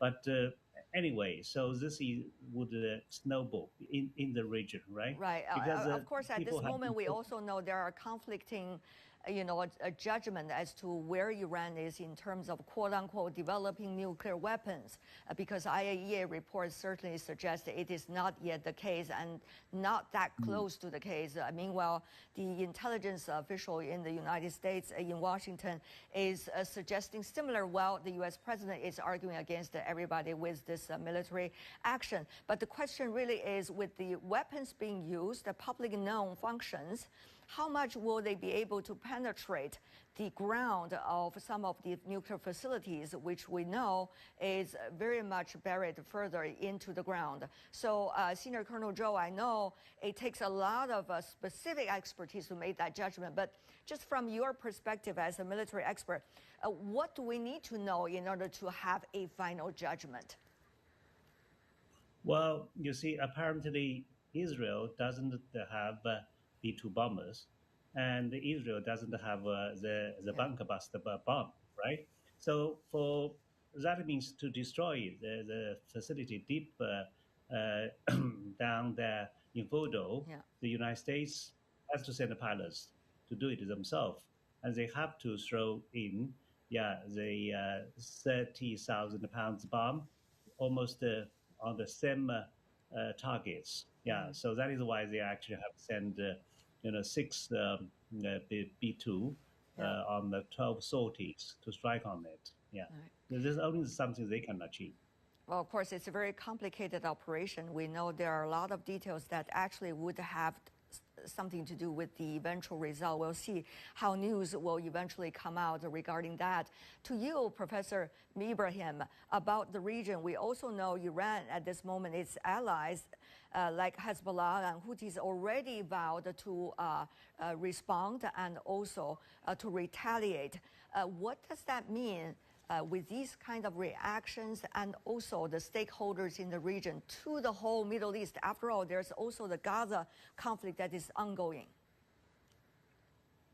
I think there will be a great escalation. And as I said to you, I am very much worried about a very, very big regional war, which will extend from Yemen to Lebanon to Iran. And this will be the greatest operation, military operated field in the history of the United States and even in the, in our century. So I think that Hezbollah and Houthi will help Iran, and they will launch their missile against Israel if they receive any sign from the Iranian side. And I think that now not only those, I think about the pro-Iran Iraqi military forces who are working inside Iraq, think about Syria. So all the region will go to unknown location and to unknown position after the strike. And this is why, because of the policies of Donald Trump. And I think this is a responsible decision to bomb Iran was a very bad thing to be done. And the most important thing for superpowers is to keep international security and to stability and regional and international stability and to prevent wars, not to launch war after war after war. and we are very much worried about our future, especially as a Syrian. I witnessed war, and I am praying every day to see end for any war in the world and to begin a new era of cooperation and coexistence with other Well, I'm nations. afraid you're going to be disappointed at this moment. Yes, indeed. Professor Mahoney, on the other hand, what do you think this could mean for the region, which is already plagued by conflicts and also refugees, you name it, as a result of the Gaza conflict? Well, unfortunately, this conflict is distracting us once again from what's happening in Gaza. There were more reports on Israeli attacks on aid workers today. It's distracting people from the conflict in Ukraine. And certainly, we now run the risk of Iranian retaliation. We've already seen Iran retaliate with strikes against Israel, multiple volleys in close intervals overnight. We've heard experts saying that this won't end quickly, that both Iran and Iranian proxies can strike U.S. targets. And it's unlikely that the Iranians will or even can politically and militarily speaking capitulate per Trump's demand. So I think that we're going to see this continue. Now, I'd like to pick up on one of the questions you asked Colonel Bowe a moment ago, and that is with regard to the assessment of whether or not the U.S. was able to destroy these sites. And I think it was very telling that in the immediate aftermath, right after the planes had left Iranian airspace, Trump was giving reports that the sites were completely destroyed. And I think we have to take that with a grain of salt, that we can't be sure. It usually takes more time. It takes satellite views and studies to determine whether or not those sites were in fact destroyed. But additionally, there are now reports that there were a number of unusual activity at the Fordo site ahead of the bombing, that there were a large number of trucks. And it may be possible that Iran moved all of its assets out of the Fordo and perhaps other areas to safer locations. And so if U.S. intelligence or Israeli intelligence comes to that conclusion, then we may see additional attacks on other parts of Iran, because they may start chasing these materials around, trying to destroy them. Right. Senior Colonel Joe, now we know that the Iranian foreign minister is still traveling around the world, for example, going to Russia and also talking to other UN Security Council members as well. Now, what do you expect that this round of diplomatic talks likely to achieve, or provide us with any clues about what's next? Well, certainly Iran can get a lot of sympathies from around the world, but that would not work really. The central question is whether this kind of a military strike on Iran would actually prevent Iran from becoming a nuclear weapon state. The answer is probably not, because first of all, Iran might just walk away from NPT treaty. And you see, nuclear technology actually is not something new. China even could develop a nuclear weapon in 1960. Now this is the 21st century. If they are, determined, like a DPRK, eventually I believe it is highly unlikely that they could still develop a nuclear bomb. So by that time, then, what have we been doing? Yeah, people will have to answer this question. Right. One of the things I want to also have the views of Professor Ibrahim from the region as well on this. I think Iran has the right to have it as peaceful nuclear technology, and I think it's the right for any nation. And Iran is like other nations, want to improve its economy and to improve its infrastructure by using this technology, not by using nuclear weapons at all. But what is happening now is very much different from what we used to see. And I think now Iran will think about other choices. And I am very much worried that Iran may withdraw from the NPT and begin its own nuclear military program. And no one can expect what will happen tomorrow, because after the closure of Strait Hormuz, everything now is possible in the mind of decision makers in Iran.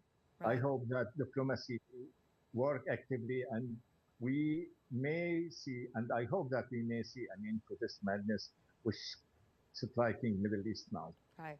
Besides what we are talking about here, when it comes to military, strategic, as well as future impacts on the rest of the world, we know already Iran is a country that hosts 3.2 million refugees. Many of them were coming from Afghanistan originally, which was a place earlier experienced military attacks by the United States, of course, decades ago. And now, as a result of this, things will be even more chaotic when it comes to the humanitarian crisis that we are now on the ground in Iran and probably beyond. So we're going to bring some of the interviews about that by asking the spokesperson of UNHCR tomorrow in our program. But let me continue by asking you this, very important, that is, what is this specific escalation of military actions, particularly by the United States directly participating against Iran, mean for the future logic of relations between countries and mean for the logic of the U.S. Apparently going through its own internal debates about what the country should be about, mean for its future strategies dealing with others or enemies? Is it going to be rules of the jungle and that's it? Senior Colonel Joe. Well, you see, when Donald Trump was re-elected, I was asked by so many journalists, how would his second term look like? I say, I don't know what he's going to do next, right? But I'm very much confident by the end of his second term, America's whole credibility and image will be further tarnished. Yeah. And this seems to be the case. Yeah. Because this kind of a double standard cannot be more obvious. I think there are a lot of discussion about whether U.S. has really declined or not. If you say that it has ready to decline, Americans would have to admit. But it seems that this kind of flagrant invasion of another country, yeah, and this kind of unpredictability of a president who even wants to get a Nobel Prize, yeah, and there's a whole division of the United States domestically, and even on this attack, the division caused, yeah, even within his own party. This is chaotic, yeah. So we are heading in a more dangerous world. But at the same time, I believe the world is also trying to fathom, the future, because we are now seeing the development of BRICS Plus. Why? Because nobody knows where it is going, but it's just like a train that is already moving. Everybody is afraid of not being able to catch the train. So that is why people see that there is another way out. So that is why this kind of organization are becoming more attractive. And that tells where the world international order is moving. It is shifting toward this region. We are reaching the end of our show today, but I really want to thank the three of you for sharing with us your insights based on the facts we know. Senior Colonel Joe Bo, Professor Mahoney, Professor Ibrahim, thank you. And that's all the time we have for today. If you'd like to know more, search World Insight or check out our YouTube channel. Follow us on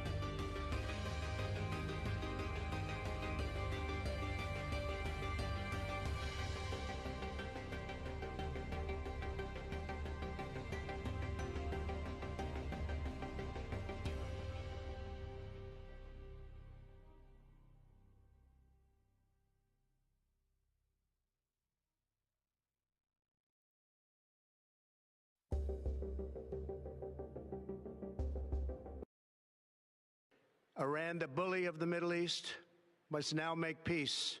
If they do not, future attacks will be far greater and a lot easier. Trump had said he'd make a decision on whether to strike within 2 weeks. In the end, his verdict came faster than anyone thought, to the relief of some. Congratulations, President Trump.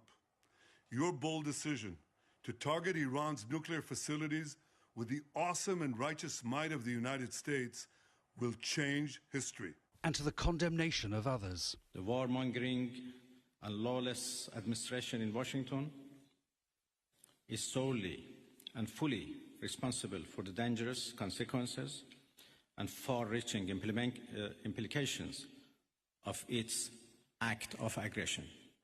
The Iranian foreign minister is now travelling to Moscow and will speak to President Vladimir Putin on Monday. UK Prime Minister Keir Starmer is gathering his security officials, backing the strikes but calling for de-escalation. It is important that we now de-escalate the situation, stabilise the region and get the parties back around the table to negotiate. The EU saying this conflict can now only be resolved at the negotiating table. China has strongly condemned the attack on Iran, calling on all parties to cease hostilities and restart talks. In the Middle East, Gulf states are now on high alert. The next 48 hours could be critical. For now, the world waits for Iran's next move, for Israel's response, and for what the US does next. Jeff Moody, CGTN. And let's go live to the US and Washington for our correspondent Tony Waterman. Defence Secretary Pete Hegseth, Tony, who's been speaking. What have we now been told by the Pentagon? Well, the defense secretary gave great detail on Operation Midnight Hammer, as we now understand it was called, including the fact that this mission started at midnight on Friday with a group of B-2 stealth bombers that left from an Air Force base in the U.S. state of Missouri, and they actually split into two separate groups, one acting as a decoy flying over the Pacific, and the other group, which included 7 B-2 bombers, made an 18-hour flight to those target areas. This involved the use of 75 precision-guided munitions. This includes 14 of those bunker bombers. The majority of them were dropped over the Fordo enrichment site, which, of course, is buried deep under a mountain. We also learned that a Navy submarine stationed in the Persian Gulf was involved. It fired off 24 Tomahawk missiles as part of this attack, hitting the Isfahan site. The total operation, according to the defense secretary, lasted only 25 minutes. And Hegseth said that those B-2 bombers went in and out without the world knowing, that there was no shots fired from the Iranian side, which perhaps is an indication of how depleted the Iranian military is at this moment. But Hegseth made it very clear that the objective of this operation was not about regime change in Iran, but about taking out Iran's nuclear capabilities, something he says President Trump has made very clear over the past 10 years. It was an incredible and overwhelming success. The order we received from our commander-in-chief was focused, it was powerful, and it was clear. We devastated the Iranian nuclear program. But it's worth noting the operation did not target Iranian troops or the Iranian people. The president said last night during his nationwide address that this attack resulted in the complete obliteration of those nuclear sites. But Secretary Hegseth was far more cautious when he was speaking, saying that it took out Iran's nuclear ambitions, which is very different. And also, General Dan Kane, who is the chairman of the Joint Chiefs of Staff, who also spoke during this press briefing, said that they are undergoing a battle damage assessment and that the initial results show that all three of these sites were extremely damaged. But, he added, it's too soon to say whether Iran still retains some nuclear capability. So, again, different from the president, and we've seen these satellite images showing, a caravan of lorries at the site in the days ahead of these strikes. So it's very feasible that some of this material and equipment had been moved. And in fact, that's exactly what the Iranian broadcaster has been saying, that these sites were emptied at the time of these attacks. So in light of that, Tony, what does the Trump administration want to hear from Tehran now? And is there a game plan for what might happen next? Well, President Trump apparently still wants the unconditional surrender he called for on social media last week. He told Iran in that address last night to make peace, to come to the negotiating table, or to face far greater attacks in the future. And the U.S. over the last week has moved a considerable amount of military assets to the region, including aircraft carriers and fighter jets. So this puts him, the president, in a position to act quite quickly if he chooses. The main objective for the U.S. right now is really protecting those 40,000 U.S. troops that are deployed across the region. They would be the easiest targets. They would perhaps be among the most vulnerable. So those bases are very much on high alert right now. And the Iranians have made it very clear that they plan to retaliate. The Iranian foreign minister said that it's Iran's right to defend itself, and that the U.S. is responsible for the consequences. And already we have started to see some of this response, about 20 ballistic missiles fired towards Israel earlier today. And that may just be the beginning. The next 48 hours is really going to prove critical. Tony, we will be checking in with you as and when we need to during this next hour. Thank you so much for now. That's Tony Waterman, our correspondent in Washington. And let's get the picture now from Iran and our correspondent, Ehsan Kevani. After days of rhetoric from U.S. President Donald Trump, Washington launched strikes on 3 Iranian nuclear sites. Following the attacks, a major concern among the Iranian public is potential nuclear contamination. Iranian officials have repeatedly denied any radiation risks, insisting that no nuclear radiation has occurred and urging citizens not to worry. One MP further claimed that dangerous materials had already been evacuated prior to the strikes. Iran's Supreme Leader Ayatollah Ali Khamenei warned in a televised address last Wednesday that the U.S. military incursion would have irreversible consequences. Attention now turns to Iran's expected retaliation. Tehran had previously warned that U.S. military bases in the region could be targeted. While reports suggest some bases have been evacuated, several remain operational and vulnerable. The U.S. maintains a significant military presence across West Asia, including Bahrain, the United Arab Emirates, Saudi Arabia, Iraq, Jordan, and elsewhere. Another potential response hinted at by senior officials involves threatening the energy transit route through the Strait of Hormuz. Iran's foreign minister said the U.S. attacks on nuclear sites had blown up any chance of dialogue. And the Israeli attacks on Iran have not stopped. On Sunday, the IDF hitting the outskirts of Yazd, the first such strike on the central Iranian city. Explosions were heard and smoke was visible in mountainous areas controlled by the Iranian armed forces. The Khatam al-Anbiya central headquarters, Iran's unified military command under the Armed Forces General Staff, issued a stark warning after the Sunday attacks. It declared that any country providing Israel with military support would be deemed complicit in aggression against Iran and could become a legitimate target. Ehsan Kevani, CGTN, Yazd. And let's talk now to our correspondent, Jonathan Regev in Tel Aviv. Jonathan, what's been happening there today and what are we hearing from the Israeli government? So from the government, Paul, nothing but congratulatory messages. The ministers and the prime minister, it seemed as if they were holding a competition as to who will congratulate the American administration, and especially President Trump, more and more. All of them, from the prime minister on to the defense minister, the Israeli president, the speaker of the parliament, and so on. Everybody congratulated. More than anyone, it was Prime Minister Benjamin Netanyahu. Before even President Trump spoke, Benjamin Netanyahu released his first statement in English. Before he even spoke to the people of Israel in their own language, he spoke abroad to Americans, to the administration in English, and then he carried out another message in Hebrew. Let's hear, just to understand the atmosphere, let's hear what the Prime Minister said.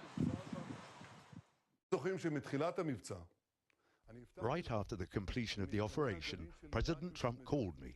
We had a warm and moving conversation. He congratulated me. He congratulated our army. He congratulated our people. And I congratulated him, the US pilots, and the American people. President Trump is fiercely leading the free world. He's a great friend of Israel like no one before him.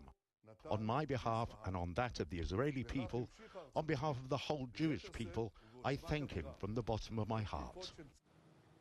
So fulsome thanks there from Benjamin Netanyahu. Jonathan, this is a very tense moment, of course, for the region, for the world. What's the feeling there about what might happen next? The feeling is better, I will call it this way, because when it seemed as if the United States will not join up until 24 hours ago, and President Trump was speaking about the 2 weeks in which that he will take to decide, there was a lot of anxiety, and there was quite a difficult feeling that Israel is once again left to fight on its own, with doubts as to how much can Israel do on its own. Now Israel knows that the U.S. is also involved militarily, and I'll put it this way, there's a feeling that the United States has Israel's back, meaning someone else is fighting alongside Israel.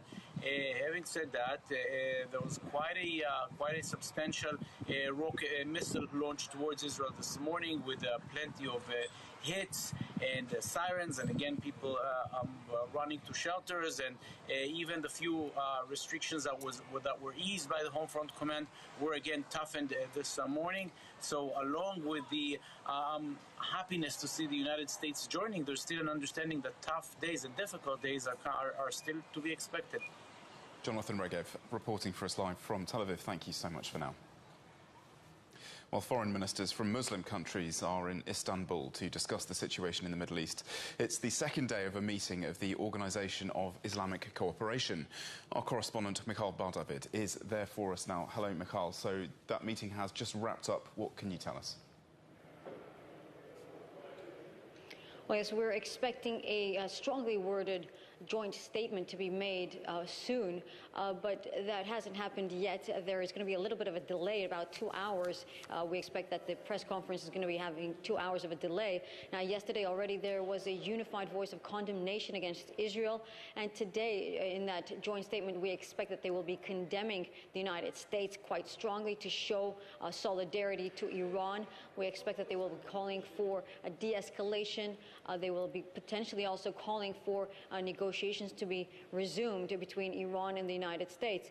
Turkey, as the host of the summit, has already issued a statement regarding the attacks by the United States. The foreign ministry stated that the ongoing developments could cause the regional conflict to escalate to a global level. It also called on all parties to act responsibly, to mutually cease attacks, and to immediately avoid all steps that could further lead to loss of life or destruction, and added that the only way to resolve the dispute between Iran and the United States is through negotiations.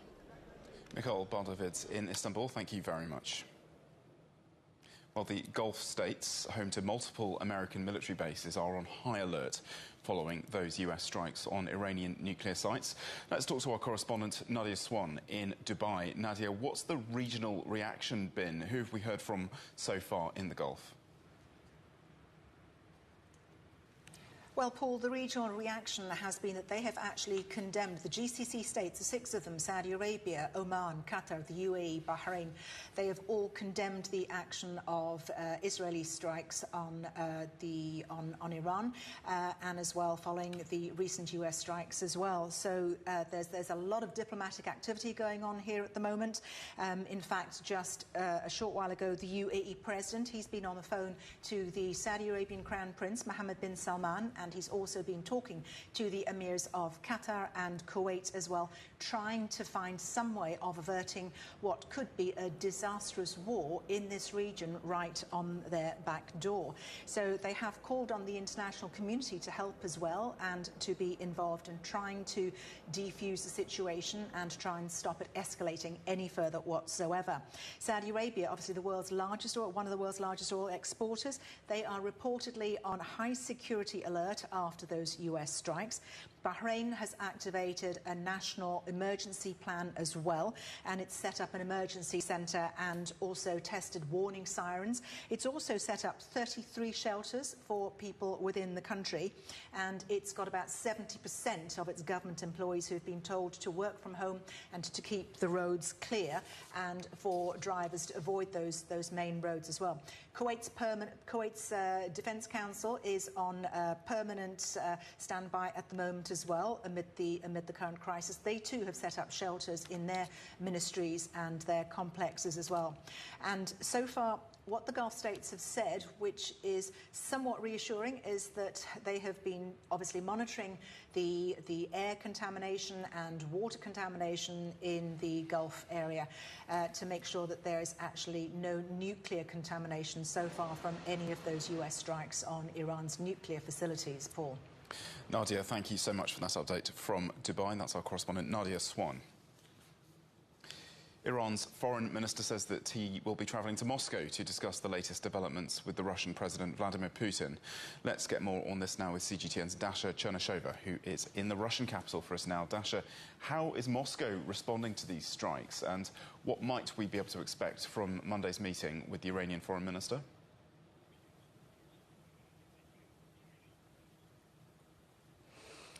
Well, we have heard the Russian Foreign Ministry condemning those attacks by the United States. Moscow saying that those was irresponsible decisions made by the American administration, stressing that they are the strikes with missiles and bombs against the territory of a sovereign country, and that, according to Moscow, is against the UN Charter and in gross violation of the international law. Moscow is also saying that it is undermining the authority of the International Atomic Energy Agency, and Moscow is now calling for restraint, for the de-escalation of this situation, but also takes a very strong note that this situation is very rapidly escalating. There are risks of radiological nature. Those are not just the military ones, but those that are already in effect. Those consequences are yet to be assessed, according to the Russian Foreign Ministry. Moscow is saying that there has to be the widespread condemnation of those attacks. Meanwhile, what we understand Moscow will be trying to do is to provide more diplomatic support to Iran. Moscow earlier saying that it is ready to mediate the negotiations on the peaceful solution of this situation, and also suggesting that there is no other way of resolving this crisis without the return to the diplomatic talks or the negotiating table. Also, we understand that the Russians have been saying that they got some guarantees that the Russian staff at the Bushehr nuclear power plant is safe, because Moscow has been earlier saying that Iran has the right to develop its peaceful nuclear program, although Moscow has voiced concerns that there should be no proliferation of the weapons of mass destruction. Moscow was against Iran getting the nuclear weapons, but there was no also evidence pointing to the fact that Iran allegedly was producing and attempting to get its nuclear weapons, and Moscow has been saying that Israel has been informed about the lack of that evidence repeatedly. So at this stage, we understand Moscow is ready to provide its diplomatic support, but also is calling on the United States to cool this situation down, because Moscow has been against the involvement of more actors into this conflict. Dasha, thank you very much. That's Dasha Chernysheva, our correspondent in Moscow. China has strongly condemned the US attacks on Iranian nuclear facilities. In a statement, the Foreign Ministry said that this action by the US seriously violates the purposes and principles of the United Nations Charter and international law and further escalates tensions in the Middle East. China calls on all parties to the conflict, particularly Israel, to cease hostilities immediately, ensure the safety of civilians and initiate dialogue and negotiations. China stands ready to work with the international community to uphold justice and contribute to restoring peace and stability in the Middle East. And let's get more analysis on the situation with Dr. Wang Jin, Associate Professor and Assistant Director at the Institute of Middle East Studies at Beijing's Northwest University of China. Thank you so much for being with us today. How do you think Iran will likely respond to these attacks now? What options does it have? I think Iran has several options. I think Iran could directly attack the targets in its neighboring countries, because we know that there was many United States military presence, military bases in Saudi Arabia, in the Emirates, in Qatar, in Kuwait, in Oman, and in Bahrain. So even in Iraq. So that's why Iran could target them directly. And also, on the other hand, Iran could mobilize its allies, such as Hezbollah in Lebanon, such as the Houthi in Yemen, such as Hashd al-Sha'abi in Iraq, to launch the attacks against the targets inside different neighboring countries. I mean, targets the military presence there, the political establishments there, and as well as the military diplomats and even civilians there. But I don't think that Iran will do this, because I think it would further escalate the tension. And from the rhetorics and what the statements from Iran after the United States direct attack against the nuclear facilities, I think Iran now still keeps a very rational and restrained manner, and Iran still hopes to manage the crisis rather than to escalate it into a new level. But I think the very determining factor would be how Iran evaluates its losses. And so we are still waiting and see what will happen next. Because if Iran says, okay, the losses are heavy, I think it will retaliate very strongly. But if Iran says the loss is not so much, I think Iran will still to keep the very rational and restrained manner rather than to escalate the tension. So these next few hours, the next 48 hours, it's being said, will really be crucial. What do you think is going on behind the doors, behind those diplomatic doors in the corridors of international power? China, we just heard, strongly condemning the US attack on Iran, saying that it violates the UN Charter and international law. What are the chances of regional escalation now, and what are the regional and global powers doing to prevent it? I think on the one hand, we cannot deny that the regional tension are on the very verge of further escalation, because we know that Iran now has the excuse to retaliate, and Iran still has the very capabilities to retaliate further, not only the targets inside Israel, but also the targets belonging to the United States in the neighboring countries. But that could be the very dangerous one. I think Iran would reconsider very carefully whether or not to launch these attacks directly, or to maybe adopt new manners to try to avoid the possible chances for the further escalation. And on the other hand, we know that international community, China and Russia and other regional countries, all called for peace and all called for rational and restraint, and all hopes that to influence behavior of conflicting sides, United States, Iran, and Israel, through the enhanced consensus. So that's why I think it offers opportunities for the negotiation and talks. So that's why, as you mentioned, just as you mentioned, that the next 24 or 48 hours would be very crucial. And I think, and we all hope that the peace could come back, and maybe new possibilities would come back. Indeed, and history tells us that the United States does not win in the Middle East when it engages in this way militarily. Why do you think that they did decide to engage in this major escalation? Why now? And what are we learning about the kind of intelligence that the Americans were operating under about just the level of nuclear threat inside Iran, which the Iranians have always said was not the case, that they weren't developing a bomb? The Israelis certainly convinced that they were. But what intelligence is there that this was a justified attack?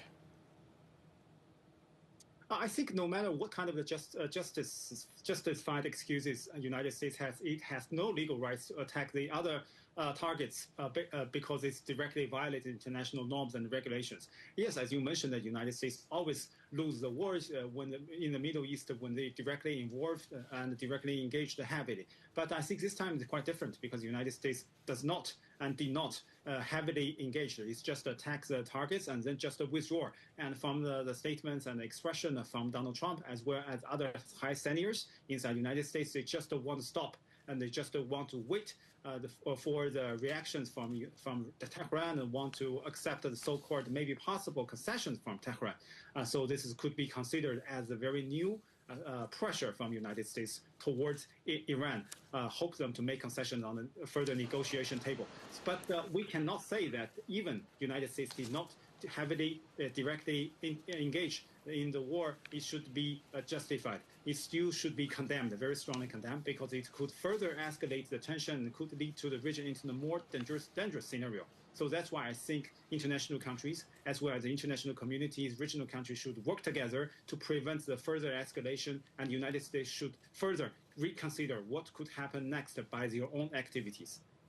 Dr. Wang, we really appreciate your insights today. Thank you very much for joining us here on CGTN. That's Dr. Wang Jin, Associate Professor and Assistant Director at the Institute of Middle East Studies at Beijing's Northwest University of China. Thank you. And you're watching CGTN. Do stay with us for the latest developments following the US attacks on Iran. We'll be right back.